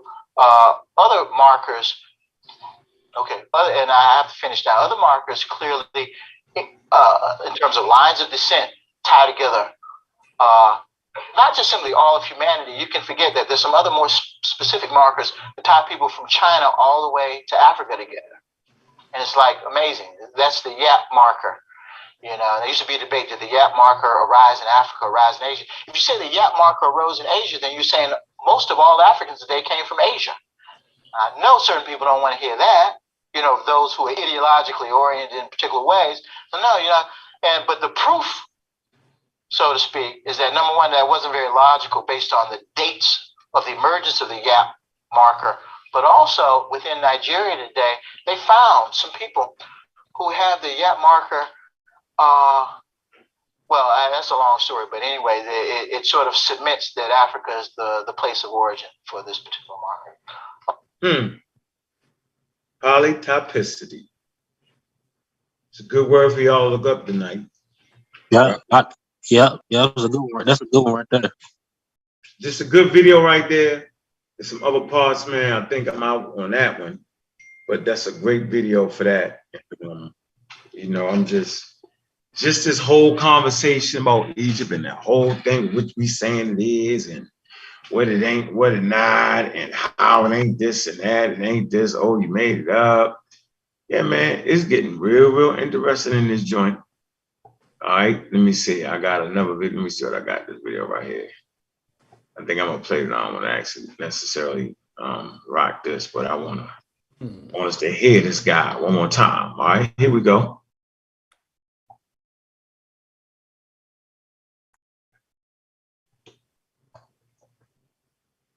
In terms of human history, deep human biological history, Africa has a special role as a place of the emergence of modern humans, whether from a single population that has crossed the threshold and diversified, or whether from multiple populations that have intermixed to create the fundamental basis of modern humanity. Ancient Nubia and ancient Egypt share roots, common cultural roots in Northeast Africa. He just said it. Ancient Egypt and ancient Nubia share common ancestors in Northeast Africa. God damn. We gotta replay it again. We got it not in the Mediterranean common roots, but people in the Mediterranean and Mediterranean culture and all these buzzwords that the experts ain't even using. The gig is up. Fucking nonsense. Let me run it back again because I ain't play it again, Unc. I need to hear that again. Yeah, Cory, you listening, homie? Nope, they all left. Of course not. I'm here. I'm on Utra. Hey, Chef, you listening, Chef? Man. Hey, Chef, you listening? I'm still in the Mediterranean. Hey, everybody, y'all listening? Because everybody said the Mediterranean shit. And again, they all on that. Here we go. Ancient Nubia and ancient Egypt share roots, common cultural roots in Northeast Africa, in the Sahara, and along. He said common cultural roots. I'm going to say it one more time. Who are you saying it to? There is no expert, right? Like the man said, that's old and outdated conversation. Oh. He said share a common root and culture. I didn't say it. Now go find a video of an expert that says something different, and I'll show you a video coming from 1975. We're not doing that no more. So, yo, is that Mansa guy still holding up? Y'all still agree with that Mansa guy? We're not. The who? I'm not listening. I'm not even saying the same thing that Shevlin saying either. I'm saying even if you do get a Mediterranean culture, them niggas from the South birthed that shit. You know what I'm saying? Them niggas, played a big role in whatever the hell it is, whatever you want to call it. You know what I'm saying? At the bottom of the screen, it says, all right, hold on. Along the Nile Valley. The ancient Egyptians and along the Nile Valley. The Nubia and ancient Egypt share roots, common cultural roots in Northeast Africa, in the Sahara, and along the Nile Valley. The ancient Egyptians and the ancient Nubians can both be described, especially in the earlier periods, as being descendants of Northeast African indigenous populations. As one writer said, all of these people are Africans, and I define Africans as people whose biological histories have emerged and their identities have emerged in Africa, and where any mixing that took place on African soil. The Egyptians did not come from any place else other than the Nile Valley. Their identities and any other ancestry that they may have had were all forged together in that space. I'm just saying, yo. The saying is, forget the and I swear these guys is gonna come back with all that. But what they can never do, they can never show you an expert saying exactly what this expert is saying. They can never do it. You know why they can't do it? Because they all made it up. I'm not debating Chief X. I don't got to. Why? Because he's not an expert. Man, he's garbage. And he's just talking craziness. Chief X said he ready to debate you right now. Not even listen to Chief X. I'm not doing it. I'm not paying him no mind. Right? Cory too. Bring up the expert that is saying what this man is saying right now. He said right now. Hey Cory, where your expert at, yo? Where your expert at? And me. Hold on, y'all. He said right now. I never said Egypt was just Mediterranean. I keep saying it's not a Mediterranean civilization. Y'all say it's mostly Mediterranean. How is that, man? How is that? Y'all say mostly Mediterranean. How? Cory is saying most. Look, it's whatever y'all want it to be. Listen, it's whatever you want it to be, bro. Listen, he said right now he will cash at me the $100 for you to debate him man. right fuck now whether Egypt was a Mediterranean culture. He said the 100 is yours whether he win or lose this motherfucking debate. Let me tell you, we don't have Chief X, man. Had a conversation with you. Where are the breadcrumbs from the Mediterranean? Tell him keep that $100, man. Yeah, you can keep that. Tell him go buy. That's what I'm trying to find out. Tell him go buy the shoes that he tried to steal. You know what I mean? Where the bread come from in Mediterranean cuisine? Where's Cory at? Where's Cory at? Regardless. Here we go. Where's Cory at? I'm going to hit the play button. Where are the breadcrumbs that came from the Mediterranean into Egypt? Plus, I want to hear the person who said that the Mediterranean was more important than the Nile River. I want to hear that person too. Now, this is my thing. When you have ancient historians who said that there were a colony of damn Kush, I'm trying to figure out where are the breadcrumbs from the Mediterranean. Y'all making a straw man argument. Y'all guys said. So if you go and look in History Book 3 by Diodorus, I want to know exactly how that works. I noticed that. I noticed this. Get all you niggas tied up in a bunch, right? Really? Because you always come with that bullshit, Chef. Yeah, he throws out. Come with the bullshit. He throws out, right, his arguments, right? And he act like a nigga is saying what some racist is saying. Right? And then y'all run down that motherfucking rabbit hole, and every time he makes y'all act like he made a point against you are me. Hilarious, man. It's like you throwing out old racist Western concepts. Y'all doing that shit the whole time, saying that the Mediterranean culture is more prevalent in fucking Egypt. No, who said more prevalent? The red Mediterranean race. Come on, man, stop. Ain't nobody say Mediterranean was more prevalent. Ain't nobody say it was a Mediterranean race.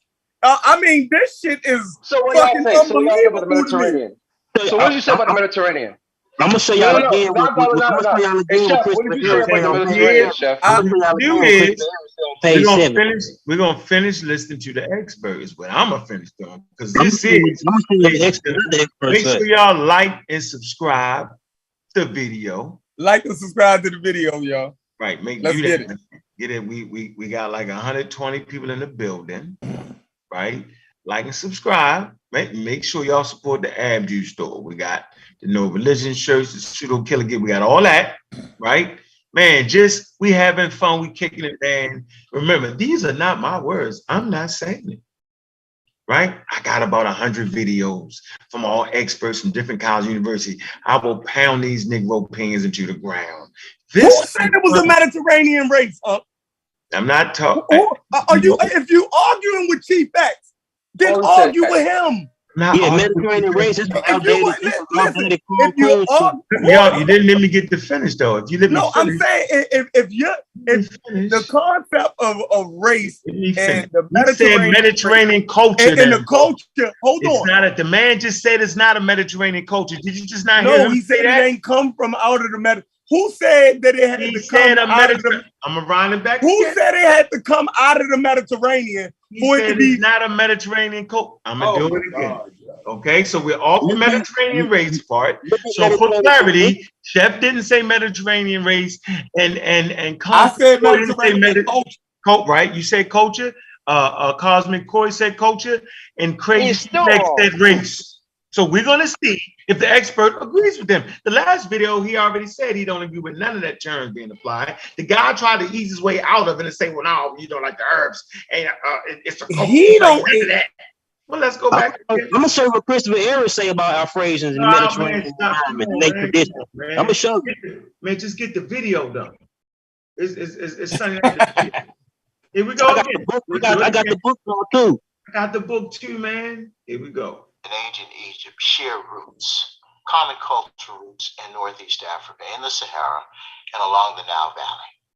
The ancient Egyptians and the ancient Nubians can both be described, especially in the earlier periods, as being descendants of Northeast African indigenous populations. As one writer said, all of these people are Africans, and I define Africans as people whose biological histories have emerged and their identities have emerged in Africa, and where any mixing that took place on African soil. The Egyptians did not come from any place else other than the Nile Valley. Their identities and any other ancestry that they may have had were all forged together in that space. One becomes better known, and one's writing becomes translatable, which is purely an accident, the discovery of the Rosetta Stone. Otherwise, we would not be able to read the Egyptian hieroglyphs as well. They would still be a mystery as well. We have not recovered something similar for later period Nubia. I don't think in terms of race in general. I don't, and when I say this, I think about it in two different ways. Darwin essentially suggested that in order to say that a species was subdivided into subspecies, which would be the equivalent of races, that the populations involved would have to be almost incipient species. Okay, so a high degree of substructuring. I can tell you that you cannot use the idea of any difference or being able to tell a difference either at the molecular level or physical level as indicative of or requiring the use of the term race. So I say there are populations, but no races, and I'm not the first person to say that. All of these people are connected to each other, and dividing them in a way that implies a level of discreteness that the term race implies is inappropriate. Were there people with darker skin, lighter skin, curlier hair, less curly hair? Yes, there were. There is no evidence that the ancient Egyptians who did medicine, who made observations, and sometimes detailed artwork about the environment around them, animals, plants. There's no evidence that they had a theory of human variation that would be commensurate or similar to notions of race as they were developed in Europe. There's a deep shared ancestry in the Sahara of these societies. The fact that they were sometimes in conflict, we should not impose our reasons, our ways of thinking onto why this conflict may have occurred. The conflicts were political, social, probably over the same issues. Let's not read ideological ideas about the reasons of this conflict back into the past. We have to avoid stereotypes. We have to avoid the old ways of thinking, but just put into new data sets or new. It's raising this ugly head again. We have to avoid all of that. We call that race science, where now the DNA, data, Indo-Europe, it's a bunch of bullshit, man. I got 30 slides that I will present, right? Talking about DNA, what it is, what it ain't, the limitations, what it can do, what it can't do. Study is real. The study is real. Tiger. Yeah, I could have sworn this man said everything that happened in Africa. When it comes down to at what point did you say they was not indigenous Africans, huh?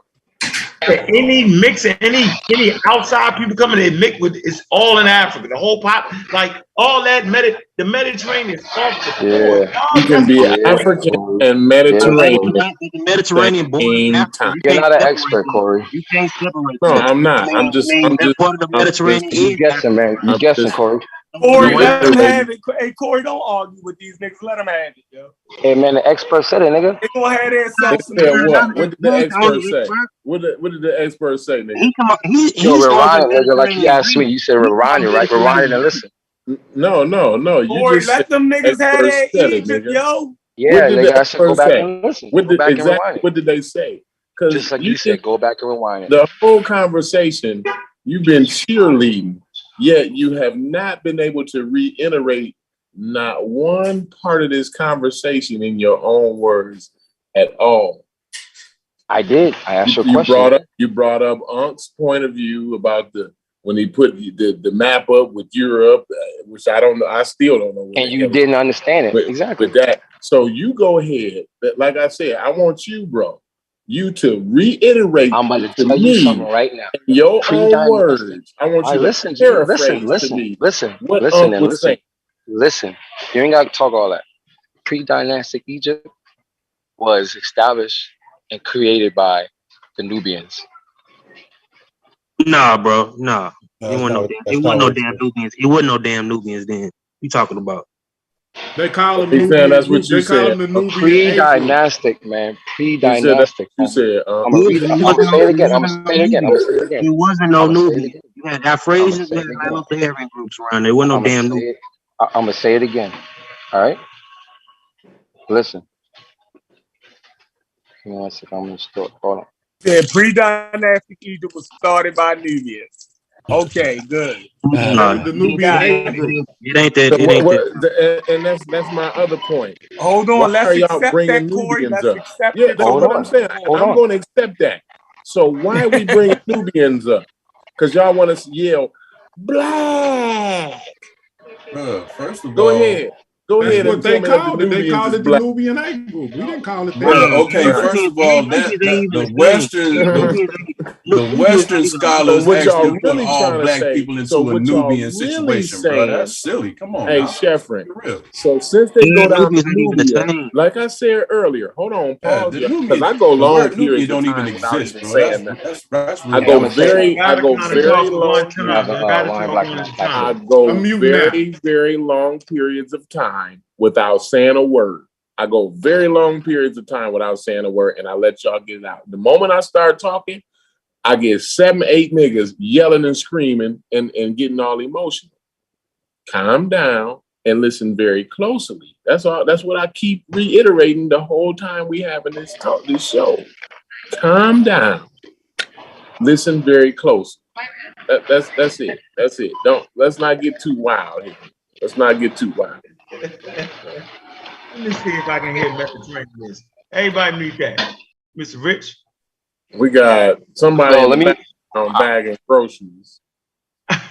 We got somebody else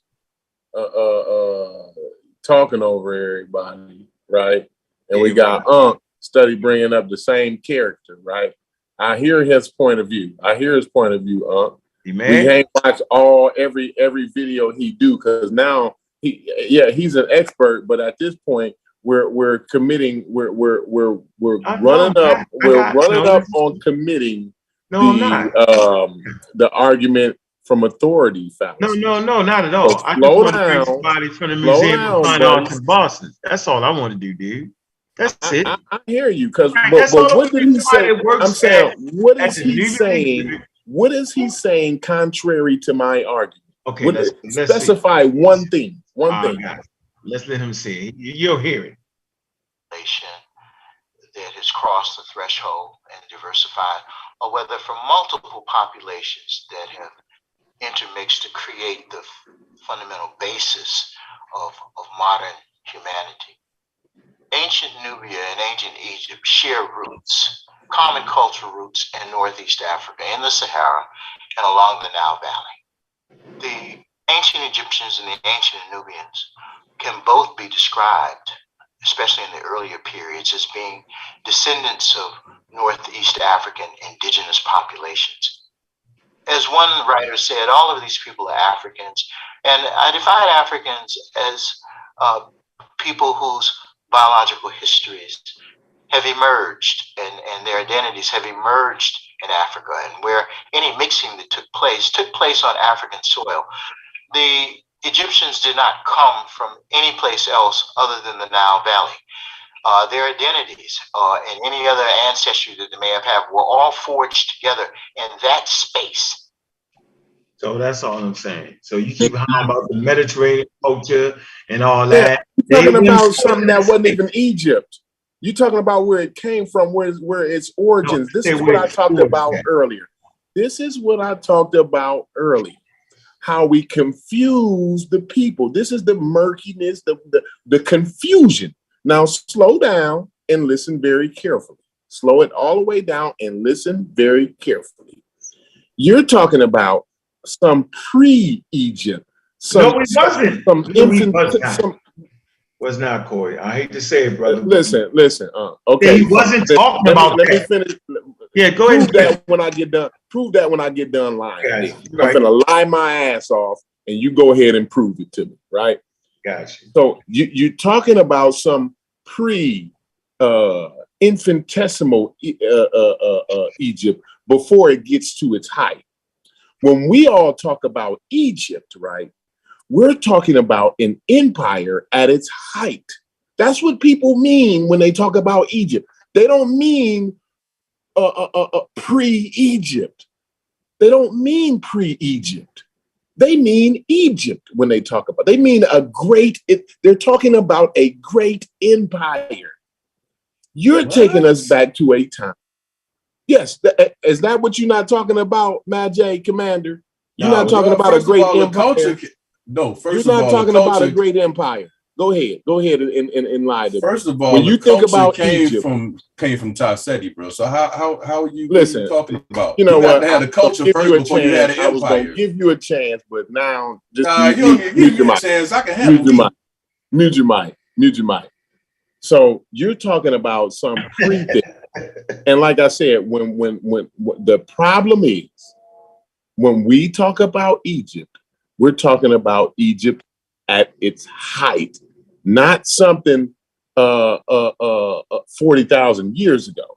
This shit y'all keep trying to pull on. You know what I'm saying? 40,000 years ago. Let's come up here to when Egypt was at its height. That's what I want to talk about. That's what matters here. And y'all can fake and say, oh, no. We don't care about the Egypt in its greatness. We don't care about Egypt at its height. We're talking about the Egypt that wasn't even Egypt yet. That's the Egypt we talking about. So go ahead, and prove to me that I'm a liar right now. Go ahead. All right, got you. Here you go. Liar, liar, pants on fire. Your nose as long as Pinocchio's. You're lying. Here you go. He's lying. Because that ain't what that guy's talking about. We're going to do this again. We're going to see if he's talking about time before Egypt. Let's see. Let's see. That would the culture begin where it came from. Mm-hmm. So if Egypt came from, if he says the words came from somewhere, talking about a point where it came from before it was Egypt. So go ahead, show me, continue to show me where I'm lying at. I don't call you lying. I don't think you're lying. Go ahead. Let's go. I am. You finna show me. Ancient Nubia and ancient Egypt share roots, common cultural roots in Northeast Africa, in the Sahara, and along the Nile Valley. The ancient Egyptians and the ancient Nubians can both be described, especially in the earlier periods, as being descendants of Northeast African indigenous populations. As one writer said, all of these people are Africans, and I define Africans as people whose biological histories have emerged and their identities have emerged in Africa, and where any mixing that took place on African soil. The Egyptians did not come from any place else other than the Nile Valley. He said the Egyptians didn't come from any other place but the Nile Valley, Corey. I never said they did. I've never said they did. So no, you said we talking about something. No, he want to debate with Chief X, but he don't want to debate with Chief X. Right. I've never said they came from anywhere. I've never said they came from anywhere. I've always said these was indigenous people. So why do you keep saying that we talking about they can't be African and Mediterranean? Yo, he wanna argue Chief X points, but he wanna argue on with you. Stop. Hey, Cory, stop that, yo. You gotta stop. I'm a little more scientific. Chief X got common sense science. I got real science. So you know what I mean? I know science ain't common sense. It's counterintuitive. Like let's act like tell by this. That's the elephant in the room. Because that's the elephant in the room for you. No, every man pop up every 5 minutes and tell me what he gonna do. I ain't $100. You put all his claims. It ain't like we not in a back chat together where we tease like we know what each one of us is saying, yo. So if you keep levying these arguments right now, though. I'm talking to Cory. But you know what Cory's saying too. He just that's why I'm talking to Cory right now. He said prove to him what he was lying. And I just proved to him the guy wasn't talking about. No, because you didn't play the part I was talking about. You didn't play the part. You playing games. I didn't. The part. Man, that the you had to keep playing talk about they was mixing in the Sahara, right? But they clearly tell you that the ancestors of the Nubians, right, and others, they come out of the same population. That's the remote times. And then it said the ancient Egyptians, right? They give you the whole piece. We're not talking about no remote times. So you know why? And that's crazy, right? Because that's we're talking about Egypt. Right. So that's what Cory is arguing. Pharaonic Egypt. Right. So now I see what Cory, why he made his whole argument starting this morning. Right. With the whole Nubian people. That shit, man. Y'all niggas see? I see it now. Now I don't think he put it together right. He just but bullshit. I see the angle of his attack. I ain't doing that shit, man. And then y'all try to little boy something with $100. That's where they look like $100, nigga. Hey, Sheffer, I don't like that nigga for $100. I don't like that nigga for $100 is murky in Sudan. They think the water murky in Sudan, but it's really not.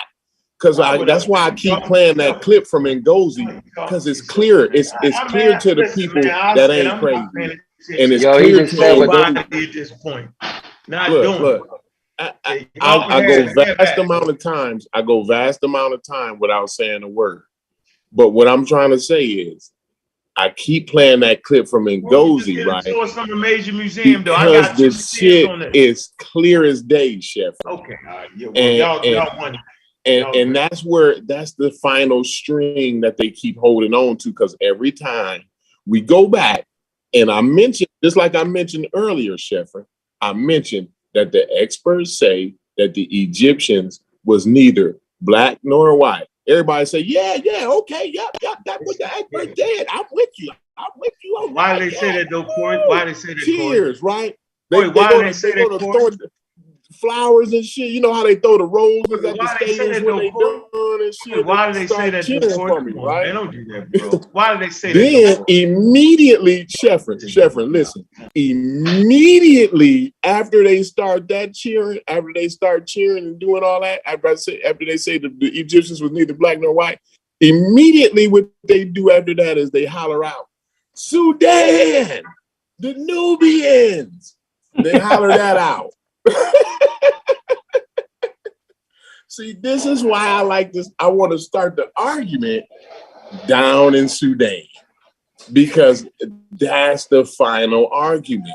And we already got clear. We don't need to. I don't need to talk about the Mediterranean. Right now, the Mediterranean is a red herring in this argument today. As far as my argument today, the Mediterranean is a red herring. That you lost on. Okay, cool. No, yeah, you lost on that shit. You lost on that. Nah, you lost on the Mediterranean. That's why it's a red herring, because I clearly won that one already. It's a red herring because I won it, and y'all keep bringing it back up. That's why. That's why it's a red herring. But it's not about that today. I'm not talking about that today. I'm talking about Sudan. That's why I went all the way down. See, I talked to my strategy to Brendan. Brendan knew where I was going.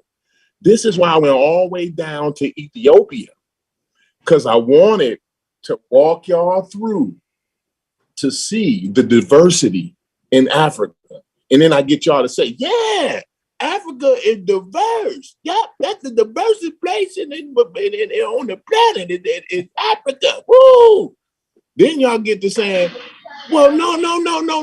When it comes to the Egyptians, everybody all the same. Nobody got a right to be individuals. The Sudanese, they got to be Egyptians. And like Ngozi said, they want these Sudanese people to be Egyptians, but they're not. Wow. Ngozi is a bad motherfucker, man. He a bad motherfucker, boy. I'm saying, like, So did the experts say that? They don't. Yeah. Listen. Did the experts say that? Listen. Yeah. Listen. So talking experts. I'm gonna break this book. The expert just said that, yo. Yeah, yes. He talked about that. He talked about that. He said that they had a common cultural origin in the Sahara. He said that's what he said. So show me where he said with the people, that they bro. was the same people. So what's the problem? So while everybody's talking at the talk, I will continue to show sources. I just showed you an expert from the Boston Museum of Fine Arts, right? That's what that source was. We can keep acting like I didn't show that source. We can do all that. Here it goes again. Said he wants the link. That's called the Museum of Fine Arts in Boston. There you have it. That's an expert right there. Then I'll come to this presentation. Hey, y'all seen so the article that I put Next presentation I got right here is from the Green Ancestors of Egypt from the Green Sahara, right? From April 30th, 2022. Okay, that is strictly from the Brooklyn Museum, right? That's from the Brooklyn Museum. These guys are chatty patty at this point. Got a nut. I would be embarrassed away to say the term Green Sahara. Let him defeat the experts. I'm not doing that. I've never been $100 nigga, right? Nigga, I'm not. You go talk to your fucking self on the window some motherfucking way, right? I'm doing what I'm supposed to do. The experts. So let's come to the experts once again. These niggas have yet to bring one expert. But you arguing with them anyway. They talking trash. Nah, they brought Monster Man. They brought Monster Man. But you arguing with them anyway. I'm talking. I ain't arguing that nigga. I'm talking to Cory. You gotta be arguing with me. Remember earlier, Cory ain't saying that. I can show it. So you gotta be arguing with you first. The person that you just mentioned. So watch this. Okay, I'm gonna say this again.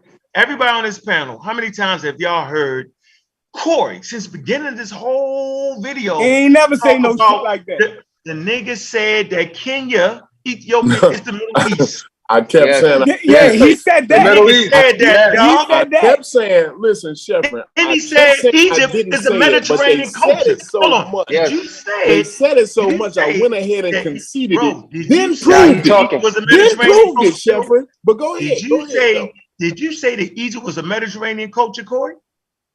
I said Egypt was one of the Mediterranean cultures. I keep reiterating. That's nigga. So I'm arguing. That's wrong. You, nigga. That's wrong. I'm arguing with you. You okay? That statement right got there. An argument with lie. So go get a source that says that. But that's a raggedy ass scholarship, yo. It's raggedy, man. That's raggedy. I'm saying, you ain't showing no scholarship, bro. You just been cheerleading for and you don't even. Hey, I don't got no sources. I know what the fuck I'm saying, nigga. I know what he's saying. I ain't new to this. I ain't new to this. You have yet to do it. You have. I ain't new to this, yo. I'm not new to this. Can I read the source from the Brooklyn Museum? 2022. Hey, look, I can't have no nigga riding in the car with me and he don't even know where the fuck we going and why the fuck we going. Right? Hey, I don't give a fuck. I don't give a fuck what you say, nigga. I've been doing this shit, nigga. You new to this shit. What the fuck is you talking about? You better drop this nigga off. Hey, Cory, man, you new to this shit, bro. I've been doing this shit, man. Cory, that's fucking hilarious. He has yet to reiterate to me anything Ankh is talking about, right? I just said the book's title that he's reading right now, yo. Yeah, he got it on the screen. Yeah. When I was in the grocery store, I said the same shit. What's his overall argument? What is Ankh's overall argument? What is he trying to say here? The bottom line. The culture was not Mediterranean, yo. The culture is not Mediterranean. That's what I'm saying, nigga. The culture is not Mediterranean. That's not Ankh's argument. That's the fuck I'm saying. Can I say something, please? God, because Ankh done conceded already that it was a Mediterranean culture. We've had this. I'm gone. It's not a Mediterranean culture, G. What the fuck is you saying? Conceded that. Get out of here, man. Hey, Shepard. Already conceded that, yo. He's been already conceded that, bro. Nah. So that's not y'all don't even listen to us. Nah, nigga. I ain't saying nigga. You did. You said yo, man, your scholarship was raggedy, man. Y'all some wild guys, yo. Hey, man. I said that it was a Mediterranean culture. Yes, you conceded. We talked about we went all into what Mediterranean was. We talked about the flora. We went all down. Y'all niggas. I didn't agree that bullshit. The whole came up at the end and said, okay. Yeah. Hey, can I say something? But what you wanted me to say, and I even said it, or I said it for you. You said what you wanted me to say in order for you to concede it is that it was a homegrown African culture. And I did that, and I still say it still to this day, right? But you got to admit to this man, right? Because dude in the car with you at least got to tell him, like, y'all finna go to the other side of town. Like, you can't just let player get in the car, he half drunk, and y'all going to the other side of town. You ain't even letting this nigga know, right? Come on now, huh? You got to let him know what you talking about. Already conceded to the Mediterranean shit already. You got to let him know that. Because he out on the limb by himself, and he think Cory, can I his door open. He riding. Let Gullah get him. Man, I ain't been ready to let Gullah get him for 5 minutes. God damn. No, my bad, Gullah. Go ahead, bro. You got it. I just wanted to show y'all Mediterranean cuisine because culture can be described by what people eat. You know what I'm saying? Hold on.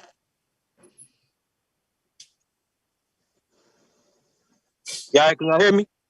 Yes, sir. I'm clear. Top of the page. Look, here we go. Mediterranean cuisine. Let me go down. Egyptian. Egyptian cuisine has ancient roots with evidence that, for example, cheese has been made in Egypt since at least 30,000 BC. Falafel or small fried. Somebody at the movies, man. Here we go. 3,000. Yeah, 3,000. I said 3,000 BC. Falafel or small fried what's that, croissants of beans and chickpea flour eaten across the Levant in the West but originating in Egypt. They are claimed as theirs by Coptic Christians. Dukkha is a dip made of pound herbs, hazelnuts, spices eaten with bread. Kashari is a foreign derived 19th century dish of rice, lentils, and pasta. Bella, what are you talking about, Bella? You said what? Like they racist. That's racist. That is racist, Gullah. How dare you bring something like that to our They didn't attention? get no food from the motherfucking Mediterranean Man, how dare dare you took out of that? How dare you bring that racist piece of paper? It say by to Coptic. It says flour eaten across the Levant and West, but originating in Egypt. They are claimed theirs by Coptic Christians. What is it? I'm trying to figure out what's the point. Some little make them you making them a Mediterranean cuisine. based off some little beans, and some cheese. Nah, bro. I'm saying the food, the cuisine, and the materials that these niggas collected. Some of this shit came from the Mediterranean, whether you like it or not. The Nile River Delta, the Nile leaks out into the Mediterranean. Like, so that's part of the Nile. Like, you can't deny that shit. Swamp in the Delta, yo. What are we talking about here? Pharaonic Egypt didn't start in the Delta. Eat no damn cheese. I'm not saying. The Pharaonic Egypt was the whole Egypt and up into the Levant, all the way up until you get to Anatolia. That's where Egypt was, bro. Hold on. Egypt was all the way up in Anatolia. Hold on. The United States didn't start in Texas, but Texas is a part of the United States and a part of the culture of the United States. So just because the shit started in the Northeast doesn't mean that it didn't extend all the way to the goddamn Pacific. And it's culture all in between there. So the fact most Americans don't wear cowboy hats and cowboy boots for the most. But we would never say that Texas culture ain't American culture because the political structure of America started in the Northeast. So now Texas and California culture ain't American culture. Is that what you're saying? Hell, Anatolian culture is Egyptian culture. You niggas is going along with that? It keep getting wilder and wilder, Chef. Anatolian, the niggas up in Anatolia was Egyptians, Shepard. Hey, can I share one more thing? This go ahead, keep killing me. And I got a source on that. Go ahead, though, man. Go ahead. Tell me the Anatolians wasn't Egyptians. Hey, yo, I know Ankh ain't leave. We let him play all his fucked up videos, and now when we start talking, he do it every time. Oh my God! I'm gonna show y'all something else from this from Christopher. This from Christopher Eric, African Civilization. Remember, he sort of can get a colleague, right? Look, this is page 140. It's called political history along the Lower Nile.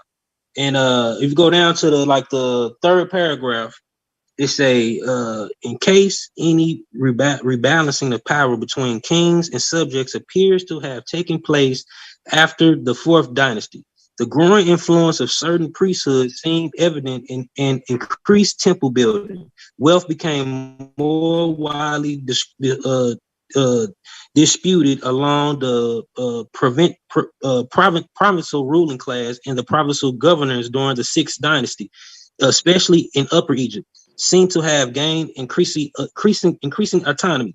Royally sanctioned long-distance trade continued to be important from the third through the sixth dynasty. The king's agents traveled not only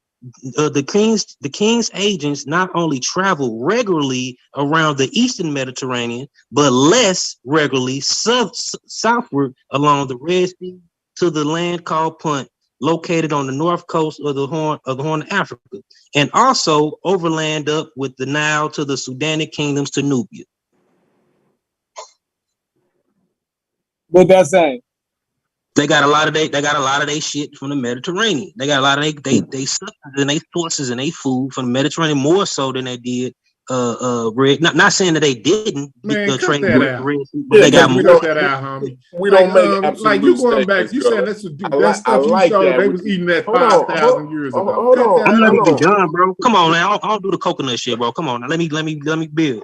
Hold on. Yeah, Gullah was absolutely right, but I wanted to point out something that you had to point out at the end is that you're not making absolute statements, right? So you said they got a lot of their shit from the Mediterranean, right? This is not to say, Gullah, that they didn't get some of it from inner Africa, right? Yeah, because we don't make it. It just said more regularly from the Mediterranean, but they still did trade with the Southern Africa, but just more or less, even though they did.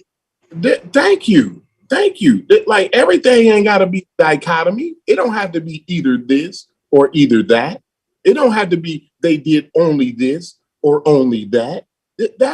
Y'all got to cut it out. Y'all just look at the empire. Every time they pull up the Egyptian map, that shit go all the way up the coast of Turkey. No, it don't.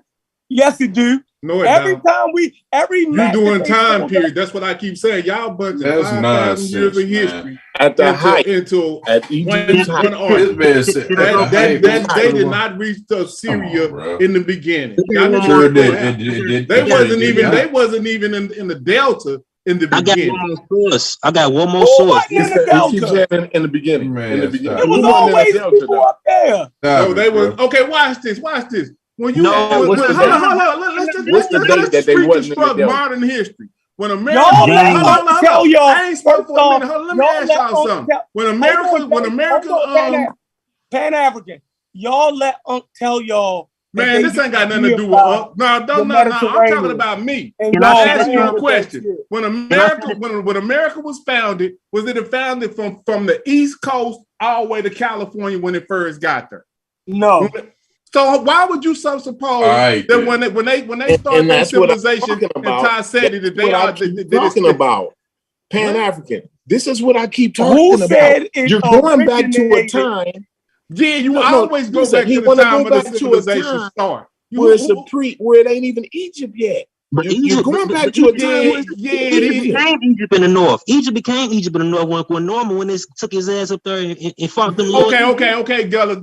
Okay, now show us where the borders was when Norman took over. Show us that. Show us where the he united the two lands. Yeah, but who's to say that the two lands was all the way to the Delta in the inception? What? See, y'all don't think y'all cut off. Y'all think y'all know it all, but y'all don't ask the simplest of questions. I got one more thing, bro. Page 70, African Civilizations by Christopher Ehret. This is Sorkin Edda's colleague. Look, I'm gonna take it to the beginning of the Heliocene. We still in the Heliocene period right now. If you didn't know that. Right here, it's a one notable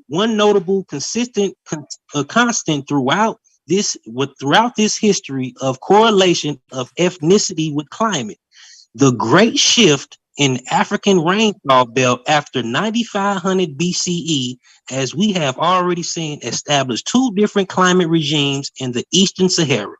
Mediterranean grasslands advanced far south and became more extensive in the Red Sea hills, while in the west the northern Red Sea hills, dry Mediterranean steppe vegetation extended as far as southern parts of modern day Egypt. In this regime, rainfall arrived in the cool seasons of the year, equivalent to the winter times in the northern hemisphere. But from far southern Egypt southward, the tropical African steppe prevailed, and its rains coming at the same time as the northern summer.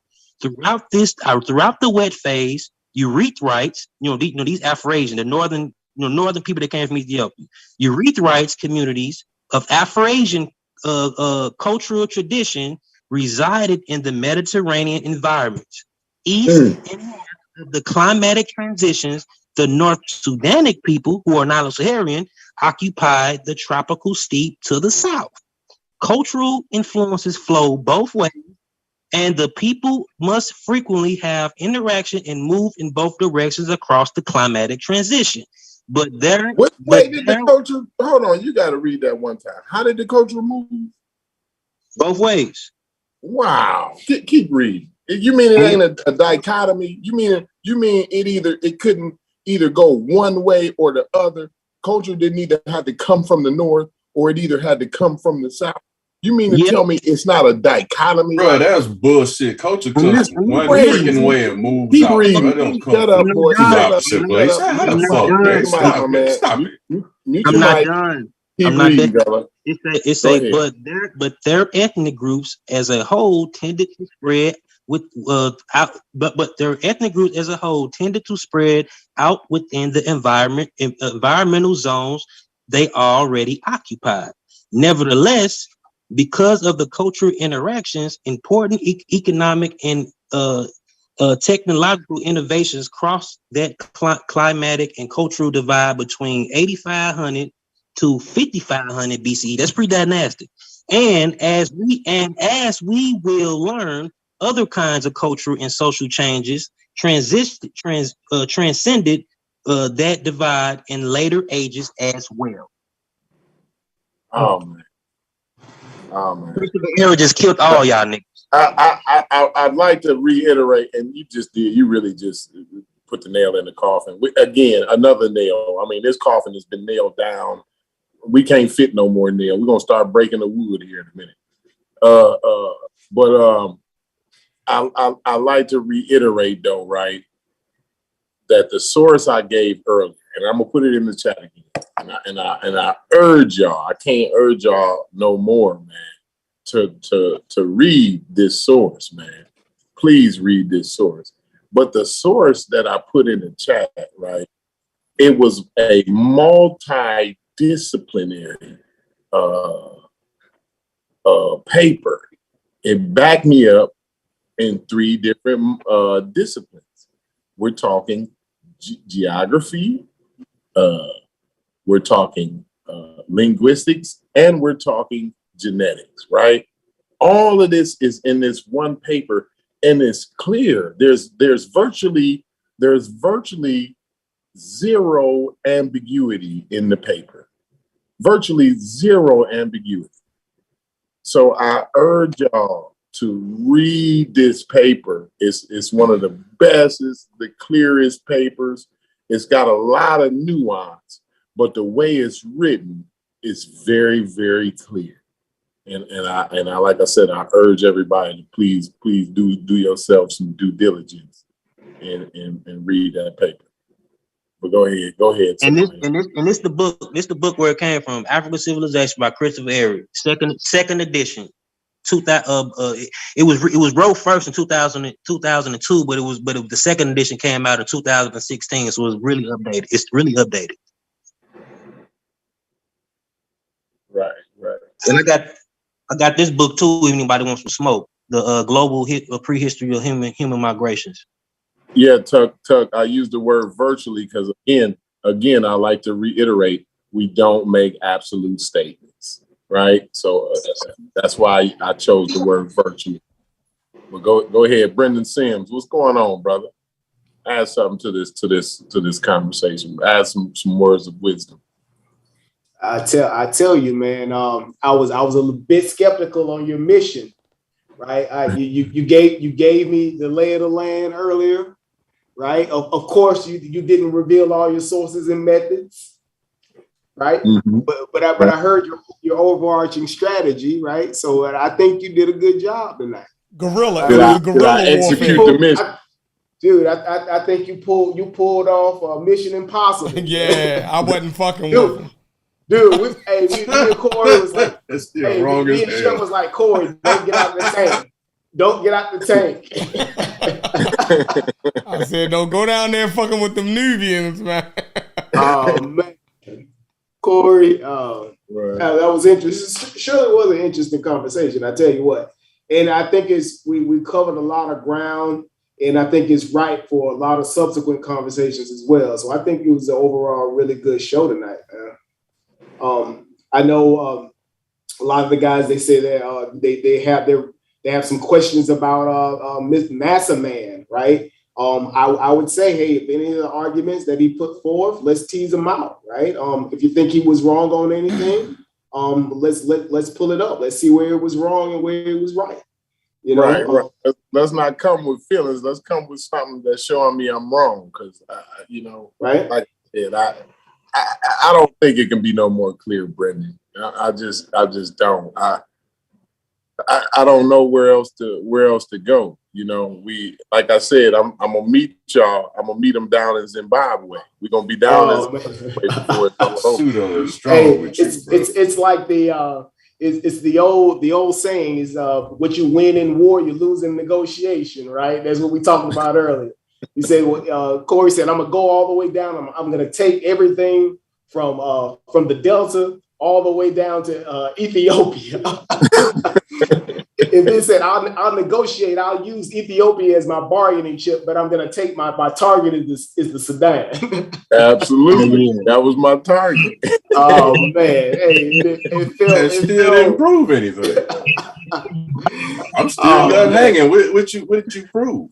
I proved everything I said. No, you didn't. Yeah, you didn't, because I'm still waiting on those breadcrumbs from the Mediterranean. I'm still waiting on this Mediterranean. I'm still waiting on that. We just broke it down. We wasn't. You broke down what? The Mediterranean. I'm still waiting on this Mediterranean now. So you brought a whole bunch of modern crap. You took a whole bunch of modern crap. That's a red. And you tried to apply it to the ancient. Ain't no red herring. You said the Mediterranean was more important than the Nile River. Exactly. You said that, Cory. Cory, come on, what's man. the guy's exception? That's what I'm finna get. This Venice. Cory no more. You debunked yourself. What's the guy's name, Chef? This Venice. What's his name? Venice. No. The guy from the video. My name's Venice. No, I gotta look that up, man. Sheffer had the guy's name, the Mediterranean guy, man. That's what y'all refer to me as. That's what I'm taking.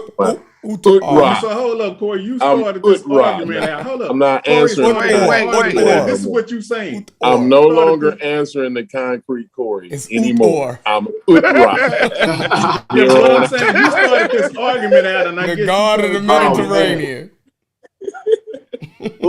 Rob, that was the bombshell of the night. We got to get to the bottom of Rob. Yeah, we got to get there because Ankh led y'all into a burning building, and y'all ran through that motherfucker with him. Nah, I just got a question though. Go on. Okay, so like we understand like the Mediterranean Sea was important because you had to keep it on lock just from like a military base standpoint. Because it was the door. It was like how you got in. So you had to keep control of it. I understand that.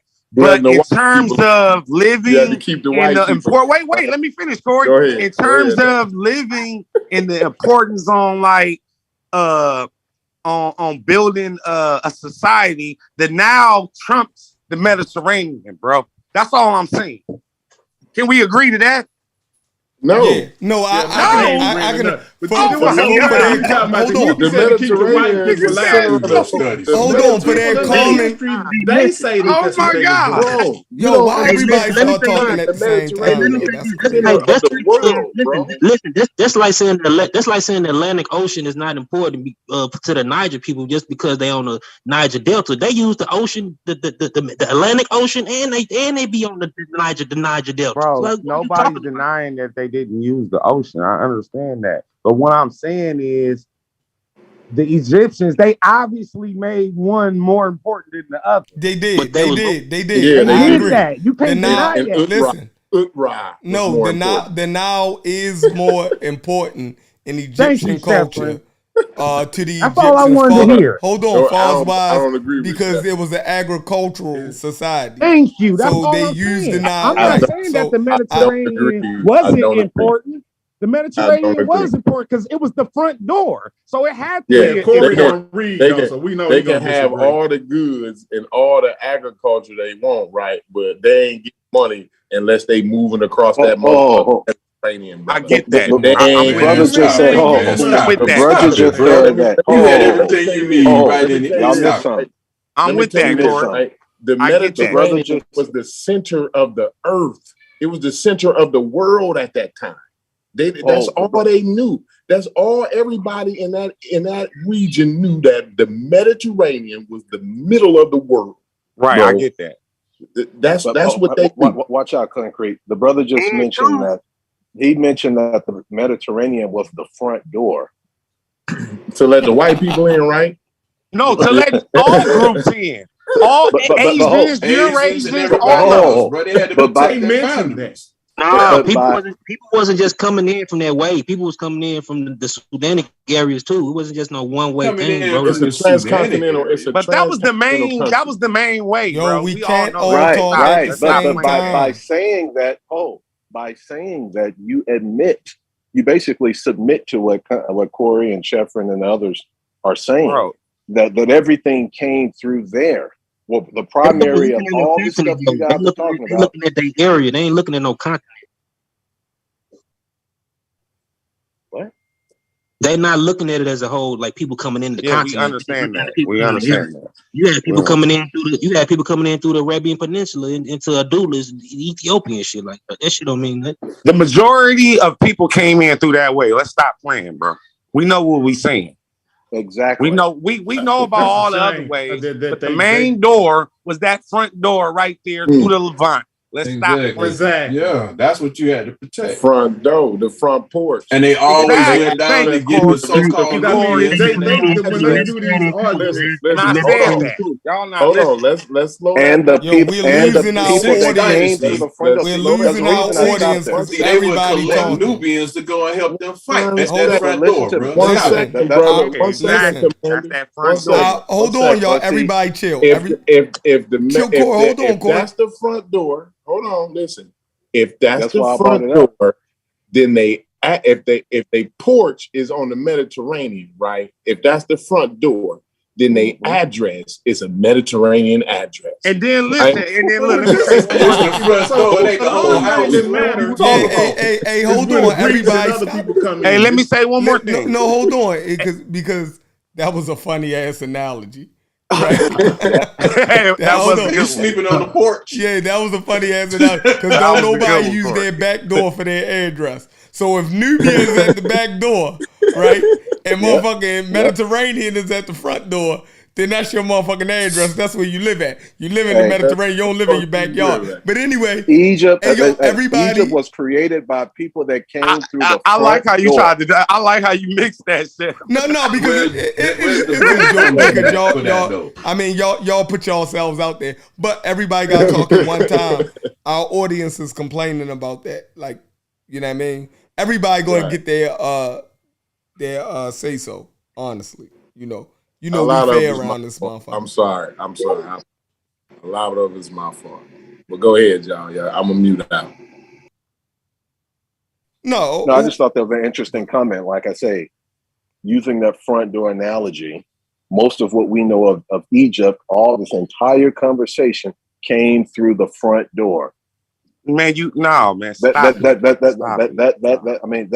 essentially what everybody. Stop. That's all the talk. Don't do that. Don't do that. All right, let me ask a question. So, you remember when Ankh had that map and he showed like it was the migrations of basically the Green Sahara of like when it dried and when it got back green. So we know that it was a certain point in time where you couldn't even live in the Delta. It was a certain point in time you couldn't even live, like the Delta was not livable. So are you saying so when I'm saying is when the people was living further south, they was black. That's when Egypt was cultivated. That's when they was Nubian. That's what I'm telling you. You saying when they lived further south, they was Nubian. When they moved further north, they turned into Egyptian. You keep throwing Nubian in it. I'm not even talking about no damn Nubians. All I'm telling you is that it was a point in time you couldn't What live in the time Delta. was it? The What Delta time was was it? not livable. Yeah, you're talking Give me about a the early date. Holocene, the early not There just the you go. Delta. I didn't know the name of it. You know what I'm talking about. Yeah, not just the Delta. The entire Nile region was treacherous, right? Because Yeah, that was the time when the waters were, that was a wetter period, right? So nobody was trying to live right next to an extremely treacherous river. Are you talking about pre-wobble? No, bro. We're talking about before the drying of the Holocene, right? Before Right, so we're talking pre-wobble, right? Yeah, this is before, right? This is before you. Right, before the wobble. So this is what I'm talking about. This is what I keep talking about. No, but listen, but people keep don't going back to a time. Wait. Listen, I brought that up for a reason. Wait. But I brought that up for a reason. At this time, bro. Well, if you don't, wait, let me tell how you. Let me finish. You say that the people came from the Mediterranean, and No, you don't go back to the beginning let of me it, finish. the beginning of Egypt. That don't make sense. Y'all gotta let a nigga finish, bro. Back. Go ahead.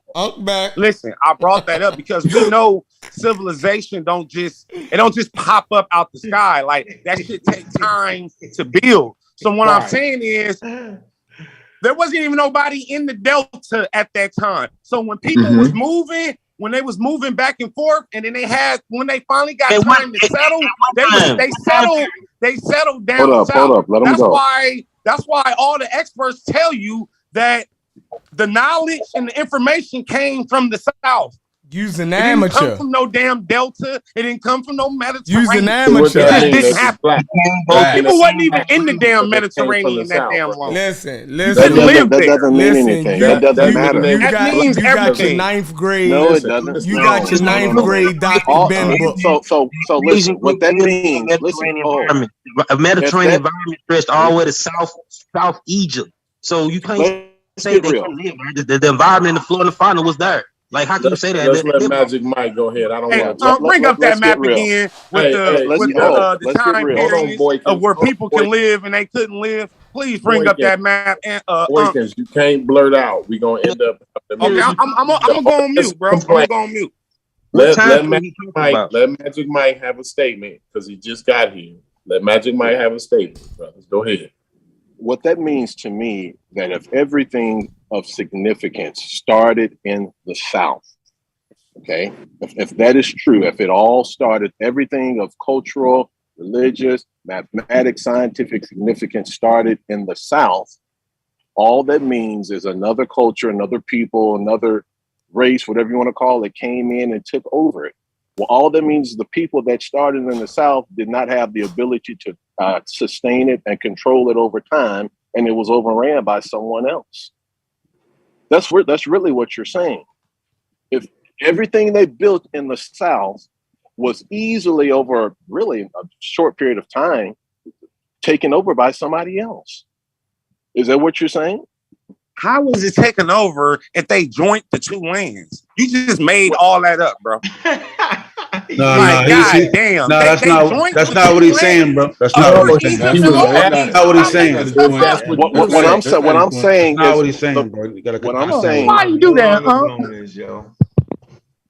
Just killed himself. What is the two lands, yo? Please, can somebody tell me the two? Y'all some funny guys, man. Hold on, what's the two lands, yo? Upper and Lower Egypt, yo. Upper and Lower Egypt, bro. You know what I'm talking about. Not the Sudan. What? What he's saying is but listen, Chef.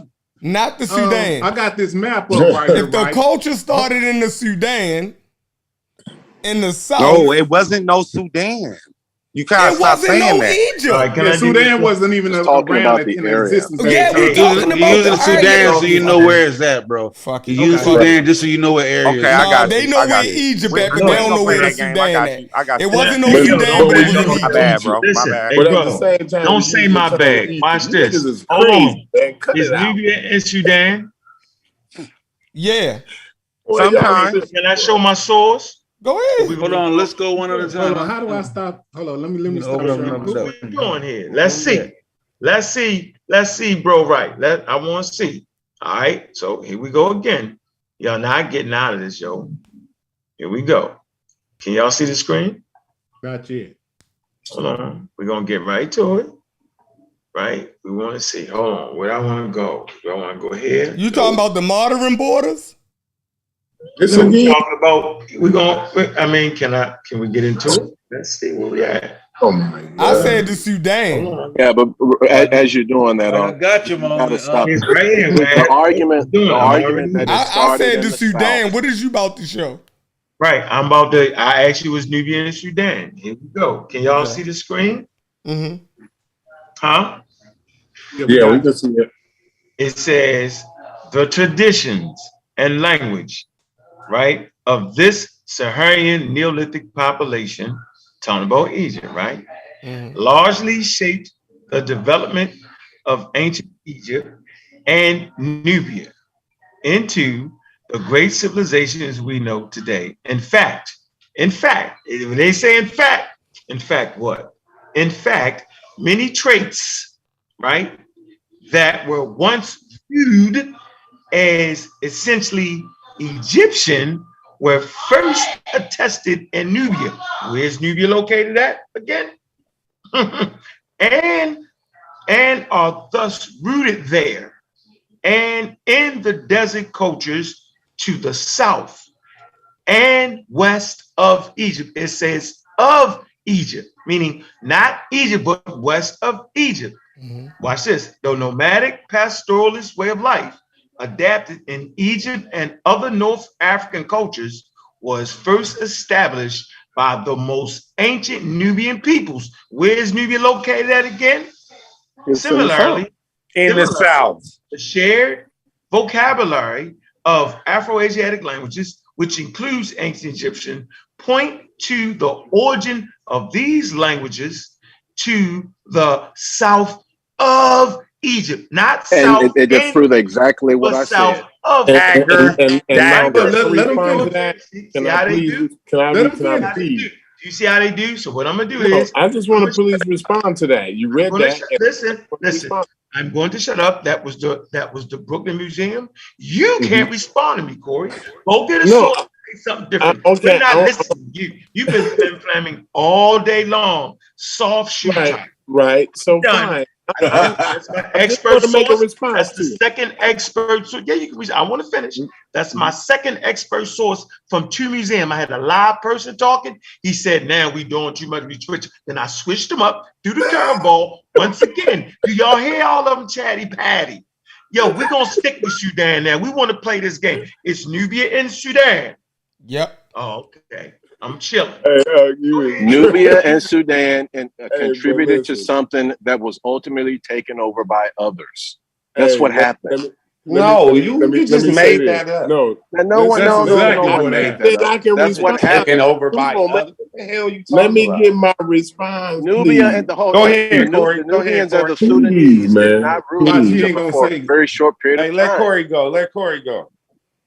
All right. I want to respond by saying, so you brought that up. Are you bringing the new? See, this is the part where I'm so glad that he did it again. Read that. Right. I'm so glad that you read that because this is what I'm saying right here. This makes it clear, and I'm glad we can pause right here. This is so good to me, right here. Listen, you brought that up. And I'm gonna tell. I ain't even gonna ask you why, because you ain't gonna keep it real. I'm gonna tell you why you brought it up. You brought that up, and you read that as to say, since it started in Nubia, the Nubians was black. The Nubians is black. That's what you saying. These Nubians is black. It wasn't no Nubian in the Neolithic period at all. Listen, I'm not talking about. We're not doing the white and black stuff, man. Please don't go into the terms. Please don't. Please, let's not talk about the terms, please. What he's saying is these people were black. That's his whole argument. He didn't say that. That's what the expert said he read. No, listen closely, bro. Listen closely. Therefore, since those Nubians were black, you see what I'm saying? Now that makes the Egyptian culture started by black people. What's wrong with that? That's the ultimate argument. And what I'm saying is, yeah, but that's not scientific, bro. We can't do that. Say that again, brother. Say that again one more time, brother. I said that's not scientific. We're not doing that. Hey, now I like you. Now I'm starting. I was not liking you for what's a minute. not scientific? Yeah, now I like We're not doing the black, white. That's Yo, did y'all see what he actually did just now? That's been his argument from the get-go, though. It didn't say all the culture came from New. You see how he twisted it, right? Oh, good. Right. I saw that. I saw Good. that. So that's another thing. But that's another thing he been arguing. That nigga, y'all keep hitting that him. nigga twisted into the white black shit. Come on, bro. Listen. Why they do that? No, that's what he claimed y'all been doing. Let's go. Hold on. Hey, Cory, you a slick motherfucker. Cory. Hold on. That's what he been claiming y'all been doing to him. Right? You see that? Yeah, what? Like making it seem like he was saying something like and black and white, like it was no movement in what he was saying. Like it was 100%.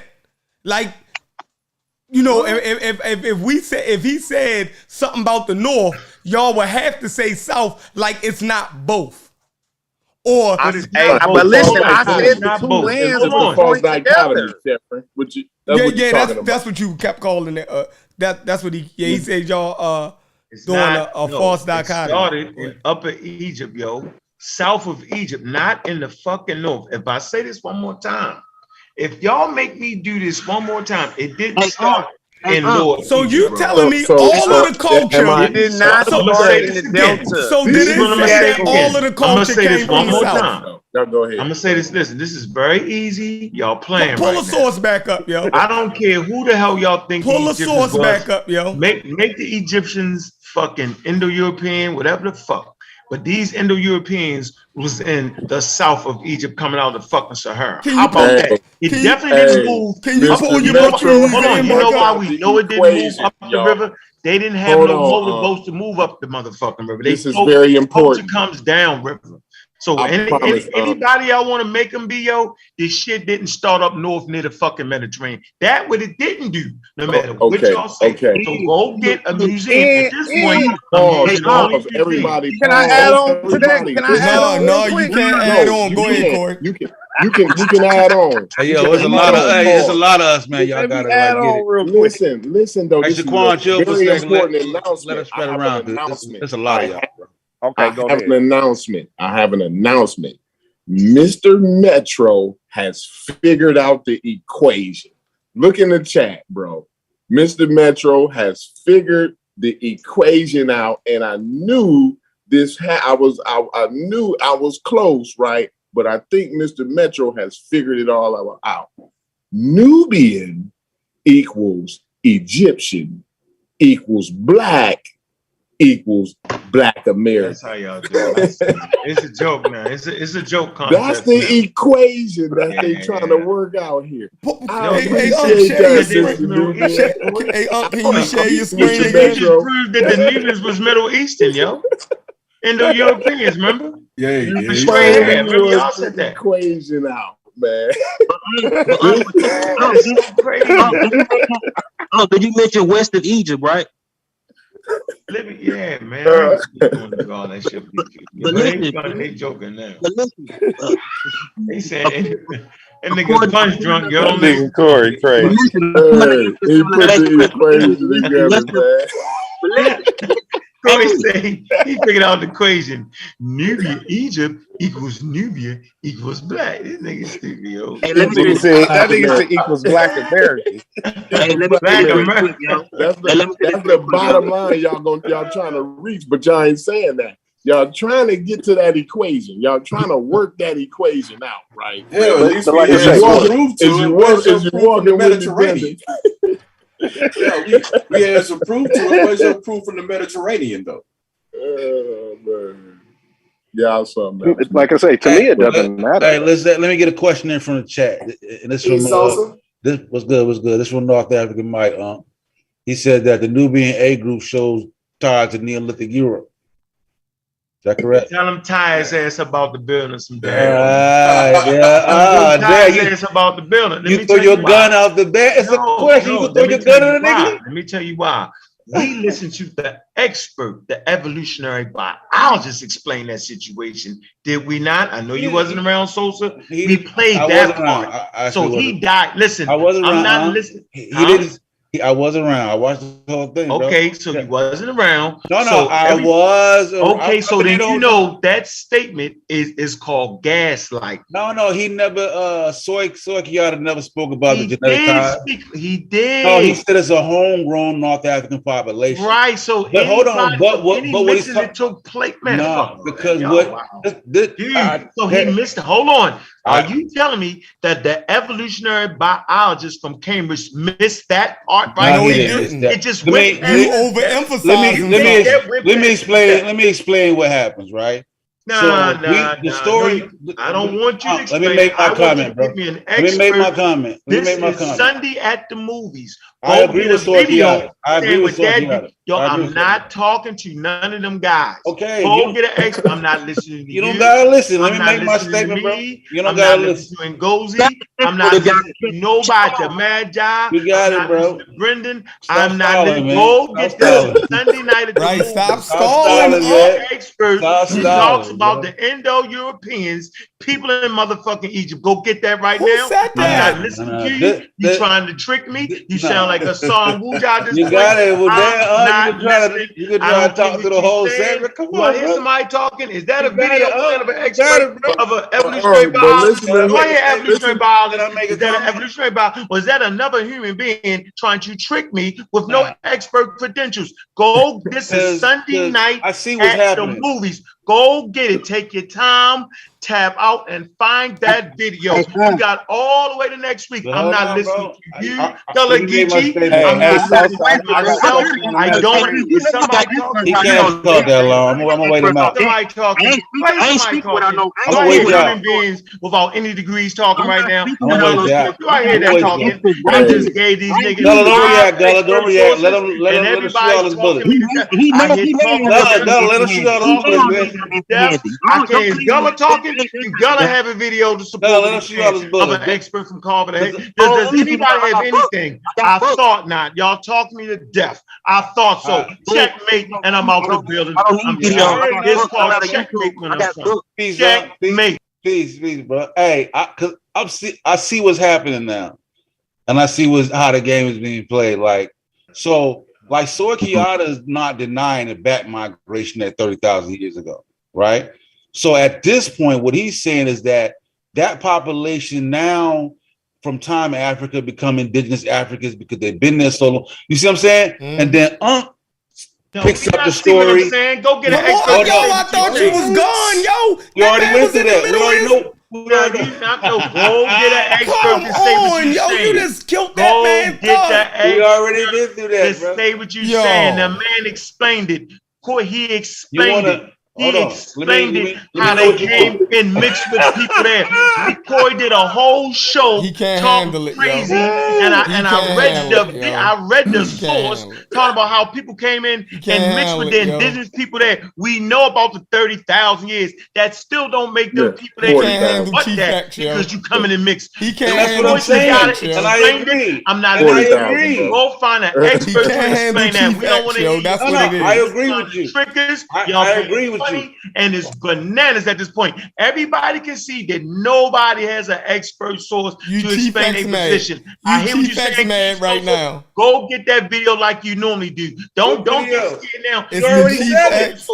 Go get this is Sunday night at the movies. I gotta get it. So you want me to get a video about the back migration? You not have an expert to say what you're saying. It's called Sunday night at the movies, not Sunday night. I got you. King Sosa try to explain himself into the game. You can't do it, and I'm not listening, bro. Do you want a video? Let me ask you what you want. You want a video about the back migration museum? Is that the Boston Museum? That's how Egypt make these niggas act, yo. That's how Egypt make these niggas act. Do you want a video from the back? Do you want a video explaining the back migration? No, he foaming out the mouth, yo. Because I see how it was being done. Like he already admitted the back migration part, right? Mm-hmm. And then he's picking up the story at the Savannah stage. You see what I'm saying? So he's skipping the middle. So when Cory Killas speaking about an African population, he's already conceded the mixture. Right. And he's talking about the mutated people. Now they're African. Right. Right. If you don't have that context, you're missing. So he's not denying any type of genetic connection, shit like that. So I want to know, like, who are the people in the Savannah? You know what I'm saying? What are the people that makes up the Savannah that go over to that region? And I think Magic Mike's argument is that even when they went to that region, the region wasn't itself bad. There were people there, and they basically Magic Mike is saying they ran it better. They took control and they flourished there, and it spread upwards. You know what I mean? I got a question. Yeah, that's basically what I'm saying. That's I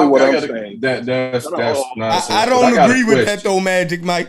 See, I'm listening to Magic Mike because he's the only one that went to a fucking museum. I don't agree with that. The rest of y'all niggas is stuck at home. Y'all basically saying playing video games. Magic Mike just came back to one of the largest. We'll find a video for the movie night. No, Magic Mike. I'm not listening. Magic Mike. I ain't talking to you, bro. I'm talking to Magic Mike. Hold on. If that's the case, hold on. If that's the case, Magic Mike, you would be saying that those Nubian people established Egypt, and then some light-skinned people came in, or some northern people came in and took it from them.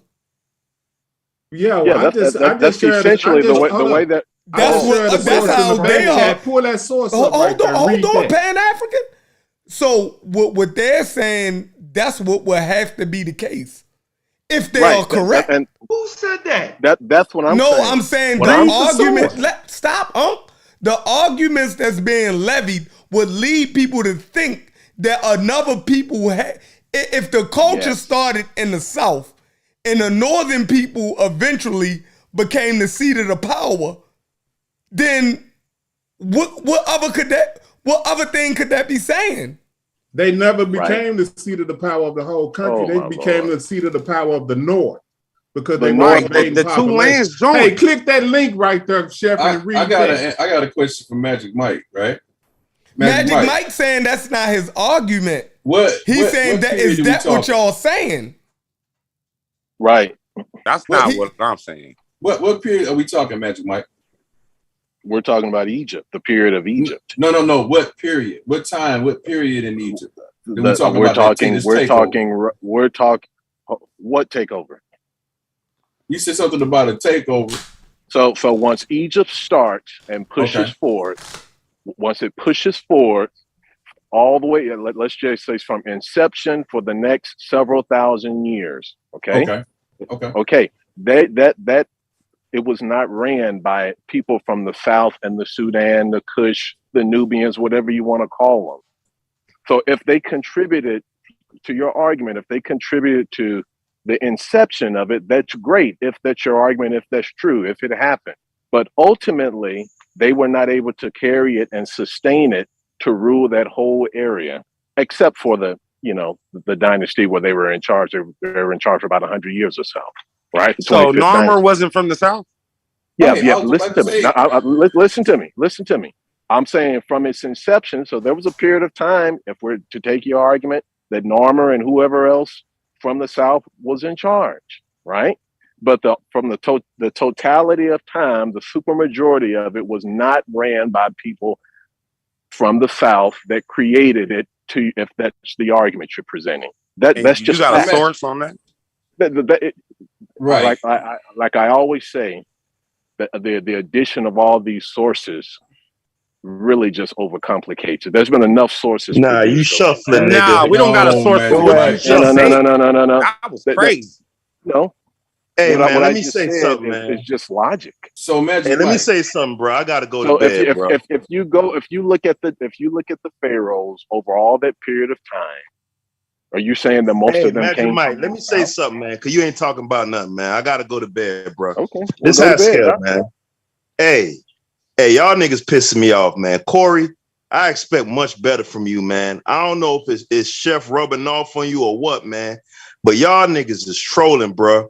When that man said, goddamn, what did the Egyptians value more, whether it be the Nile or the Mediterranean? And you sat there and was like, the Mediterranean. You know your ass was trolling, Cory. He you said know your that. ass was trolling, bro. Now, you talking about this Mithra shit, right? Them people I always fuck this word up, but they anthropomorphize everything, right? There's a difference between anthropomorphizing something and venerating something, right? Now, y'all know damn well them rainy seasons and all that shit, that's what they use to make them calendars. That's what their source of sustenance. That was literally their life force. That's the shit that sustained that culture. Y'all niggas gotta stop playing, bro. And I know y'all having fun. You know what I'm talking about? But y'all niggas is trolling, bro. And Haskell, listen to me, Haskell. So wasn't just troll. Hold on. So wasn't this trolling? Bro, I just got on. So did you hear for the last 10 minutes Unc trolling? Nah, I've been here y'all ass trolling for Hold the on, last so 2 you didn't hear? hours. Oh, So 5 hours. okay. You ain't Oh, hear. that man wasn't trolling. He hit you with some facts. No, that man was just over talking everybody trolling. Nah. But here's the thing, bro. I expect better from you, Chef, and better from Cory. Now, I'm a nigga, I like to have fun too. So, you know what I'm saying? Sometimes niggas just having fun. I get it, bro. But y'all being serious too at the same time. Like, come on, man. The Mediterranean meant more to the Egyptians than the Nile. Come on, stop playing. Y'all I playing, never said bro. that. Hold on, bro. I ain't never say that. Playing. When did I ever say that? No, Chef didn't say it. Cory said. I never said no shit like that. No, Chef didn't say say that. What is he saying? And listen, when Cory made that statement, he was talking about the whole context of the entire Man, his area, ass was trolling, just nigga. Egypt. Fuck all that whole context. That's some let me ask you a question. Calm down. Calm down. All right, hold on. Egyptomania. Wait a minute. Hold on. This we heard for the last 30 minutes. We heard this scenario. Are y'all saying that the people in the South started Egypt, but they couldn't hold on to it? Did I hear that statement? So let me explain that. Watch this. I never said that, but let me explain to you how archaeologists said in the museum. Watch this. It say 19th and early 20th century historians largely interpret the archaeological evidence on the African continent through a racist filter that rejected the notion that Africans could create high civilization. Today, we're talking about today, 2022. Today, this is what they're doing today. Not concrete, Cory, not none of them. This is what they're doing to Egyptologists amongst experts. Is the Egyptians Egyptologists have data that, watch this, they have. Hold on, can you start back over? What? Hold on, can you start back over?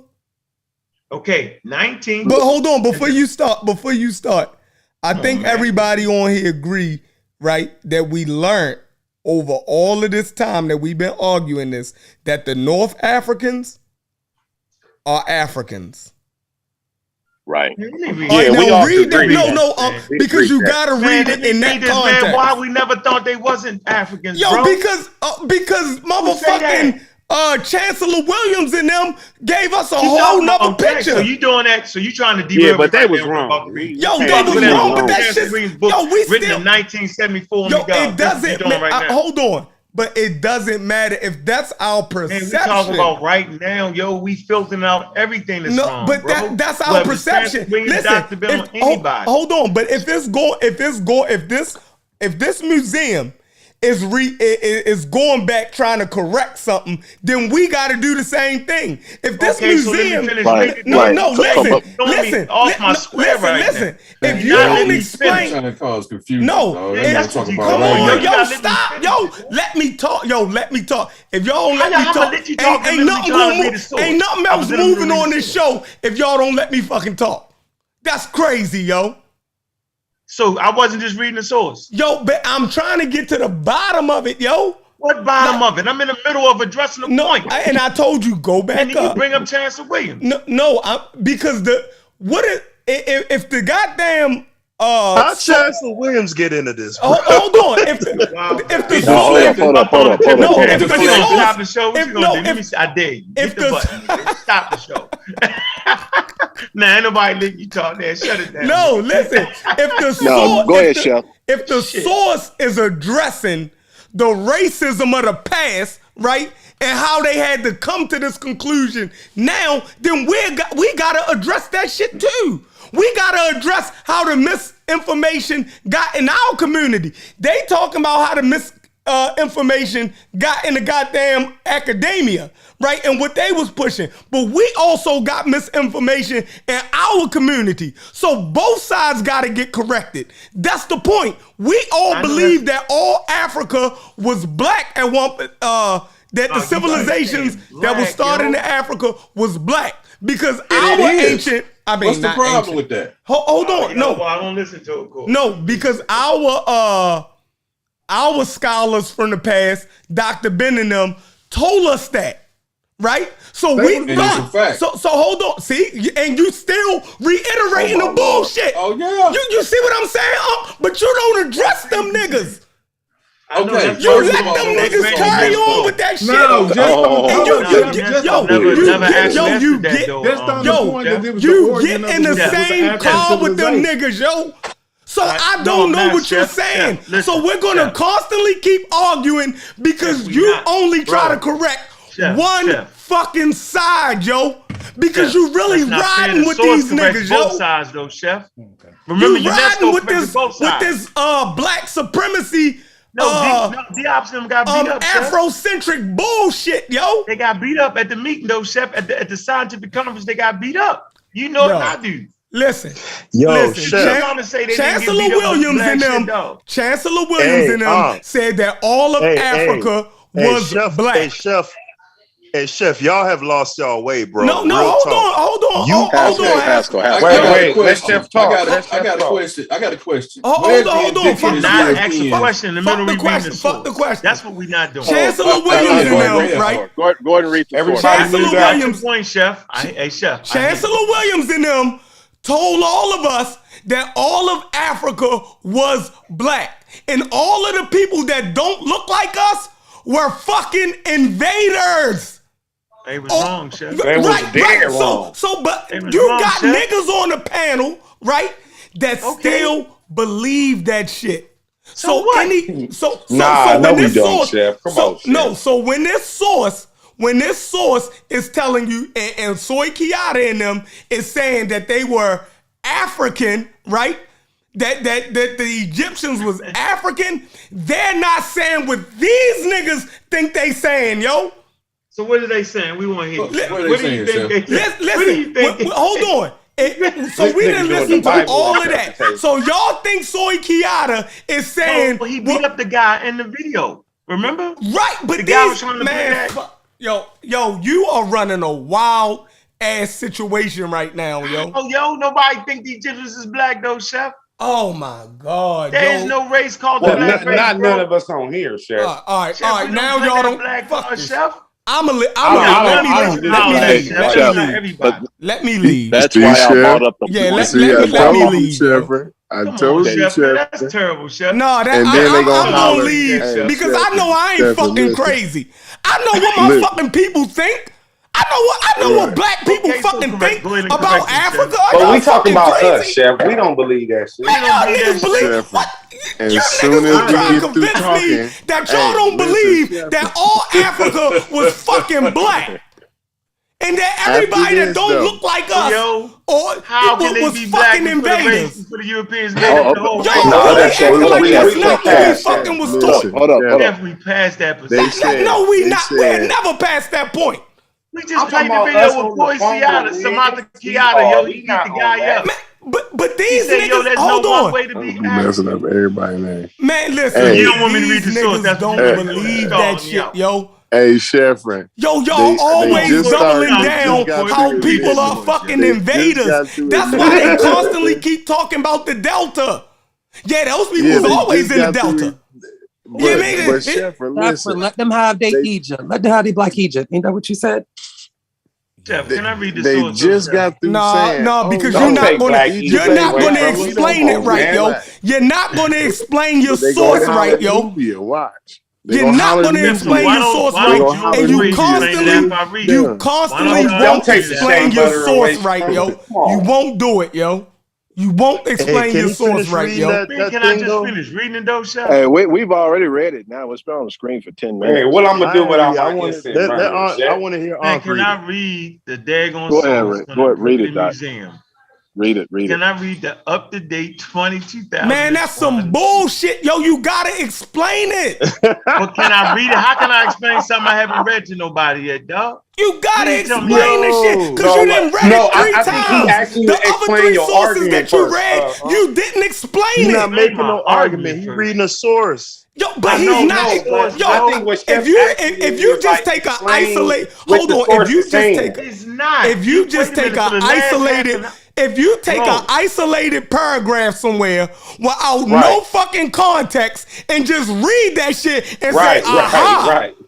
Are y'all you can apply the context. Are y'all crazy? Bro, wait a minute. Okay. Are y'all fucking crazy? Read it. Everybody go No, I'm gonna get the fuck out of here because I see what's going on. Hold on. Y'all trying to tell me I didn't raise my voice. Yo, you didn't hear me say for the last 20 minutes, y'all was saying Magic Mike made a statement. He said, are y'all trying to say them North Africans always been in Africa, yo. They are African too, yo. Oh, I'm done. All right, you won, yo. You won. That's what you were trying to do. In that context, if it's a homegrown African civilization, then those people that don't look like us, you did it, bro. Those people that don't look like us, they African too, and they could have started Egypt. That's the motherfucking point. You niggas ain't start Egypt. Hey, yo, you did it. You won. You got it. Right. Good job, bro. And Chef. Good job. No, don't end, Chef. So y'all, okay. I want y'all to know that I explained to you why I was reading this source. Because it was a statement made that some kind of way, right, that people that started Egypt ran out of Egypt and then the other people took over. Did I hear that? That they couldn't hold on to it. That's what Concrete Cory said. He said all that shit is if we were saying that it was some kind of different fucking population did that. So if you let me read the source, I can prove my point. I know what I'm saying. Hold on. Let me do. I'm gonna start saying a different population. Let me start a new string so I can get the fuck away from you. Nobody's saying a different population came in there. But Sosa, if they're agreeing with Magic Mike's sentiment that a different group took over from the original creators, I ain't then saying that though. What I said, that's not my point. All those people are there. The people that are coming out of those people. We're not gonna read that source. That's how we're gonna do this show, bro. That's what Magic Mike said, bro. He said the people who originally created it couldn't sustain it, and some other people he said the population. That's what he said, bro. No, he's saying no, they wasn't uncreated. You don't understand. He was just saying that there was a population there. They couldn't do nothing with it. That's not what it is. The same shit, man. 6 of one, half dozen of the other. Right. No, all those people are Africans in Africa, bro. Couldn't hold it down, and the other niggas had to come and clean that shit up. No, when they talk about shit. No, when they're talking about the people that developed what will become Egypt, they're just talking about a population. No. Let me restate my point. I'm gonna restate my point, and I'm gonna jump off. That's what y'all let him clean it up. Then you go ahead. I'm gonna mute out. I'm gonna mute out. Then you go ahead. Then I'm gonna jump off because there was so much talk about the significance of. Read the source, Magic Mike. I'm gone. Read the source. Read the source. Go ahead. Yeah, so I could have sworn we read UNESCO. And UNESCO said they wasn't white or black. So anybody still arguing that after 1974, that Diop shit is crazy. Because that's not what it is. I thought we all established that. Yep. That when you start talking white and black, it's racism. And it was forged by scientific racism. When we talking biology and the biological organism that's in Egypt, we can't say black or white. Do we all understand that? I'm sorry, babe. I know I'm young. I'm just saying. I mean, come on, y'all. I mean, we just being funny now. My bad. You don't have to read the source, so I'm gonna go in. Go ahead. Yeah, you're rocking me to sleep right now. Go ahead, get that source, man. Because it's not fair, to do that shit, man. But you got to understand the reason that you're saying. Well, the reason that some are saying is that it started from the South is to tie in. That's not the truth. They might. I didn't even finish read it, dog. Okay. It says from the 19th and early 20th century. Historians largely interpreted the archaeological evidence on the African continent through a racist filter that rejected the notion that Africans could create a high civilization. Today, Egyptologists have data that clearly shows that Egyptian culture was, right, invented by indigenous people in the southern Egypt and spread towards the Mediterranean Sea about 3000 BCE, right? It's this evidence includes distinctive jaws.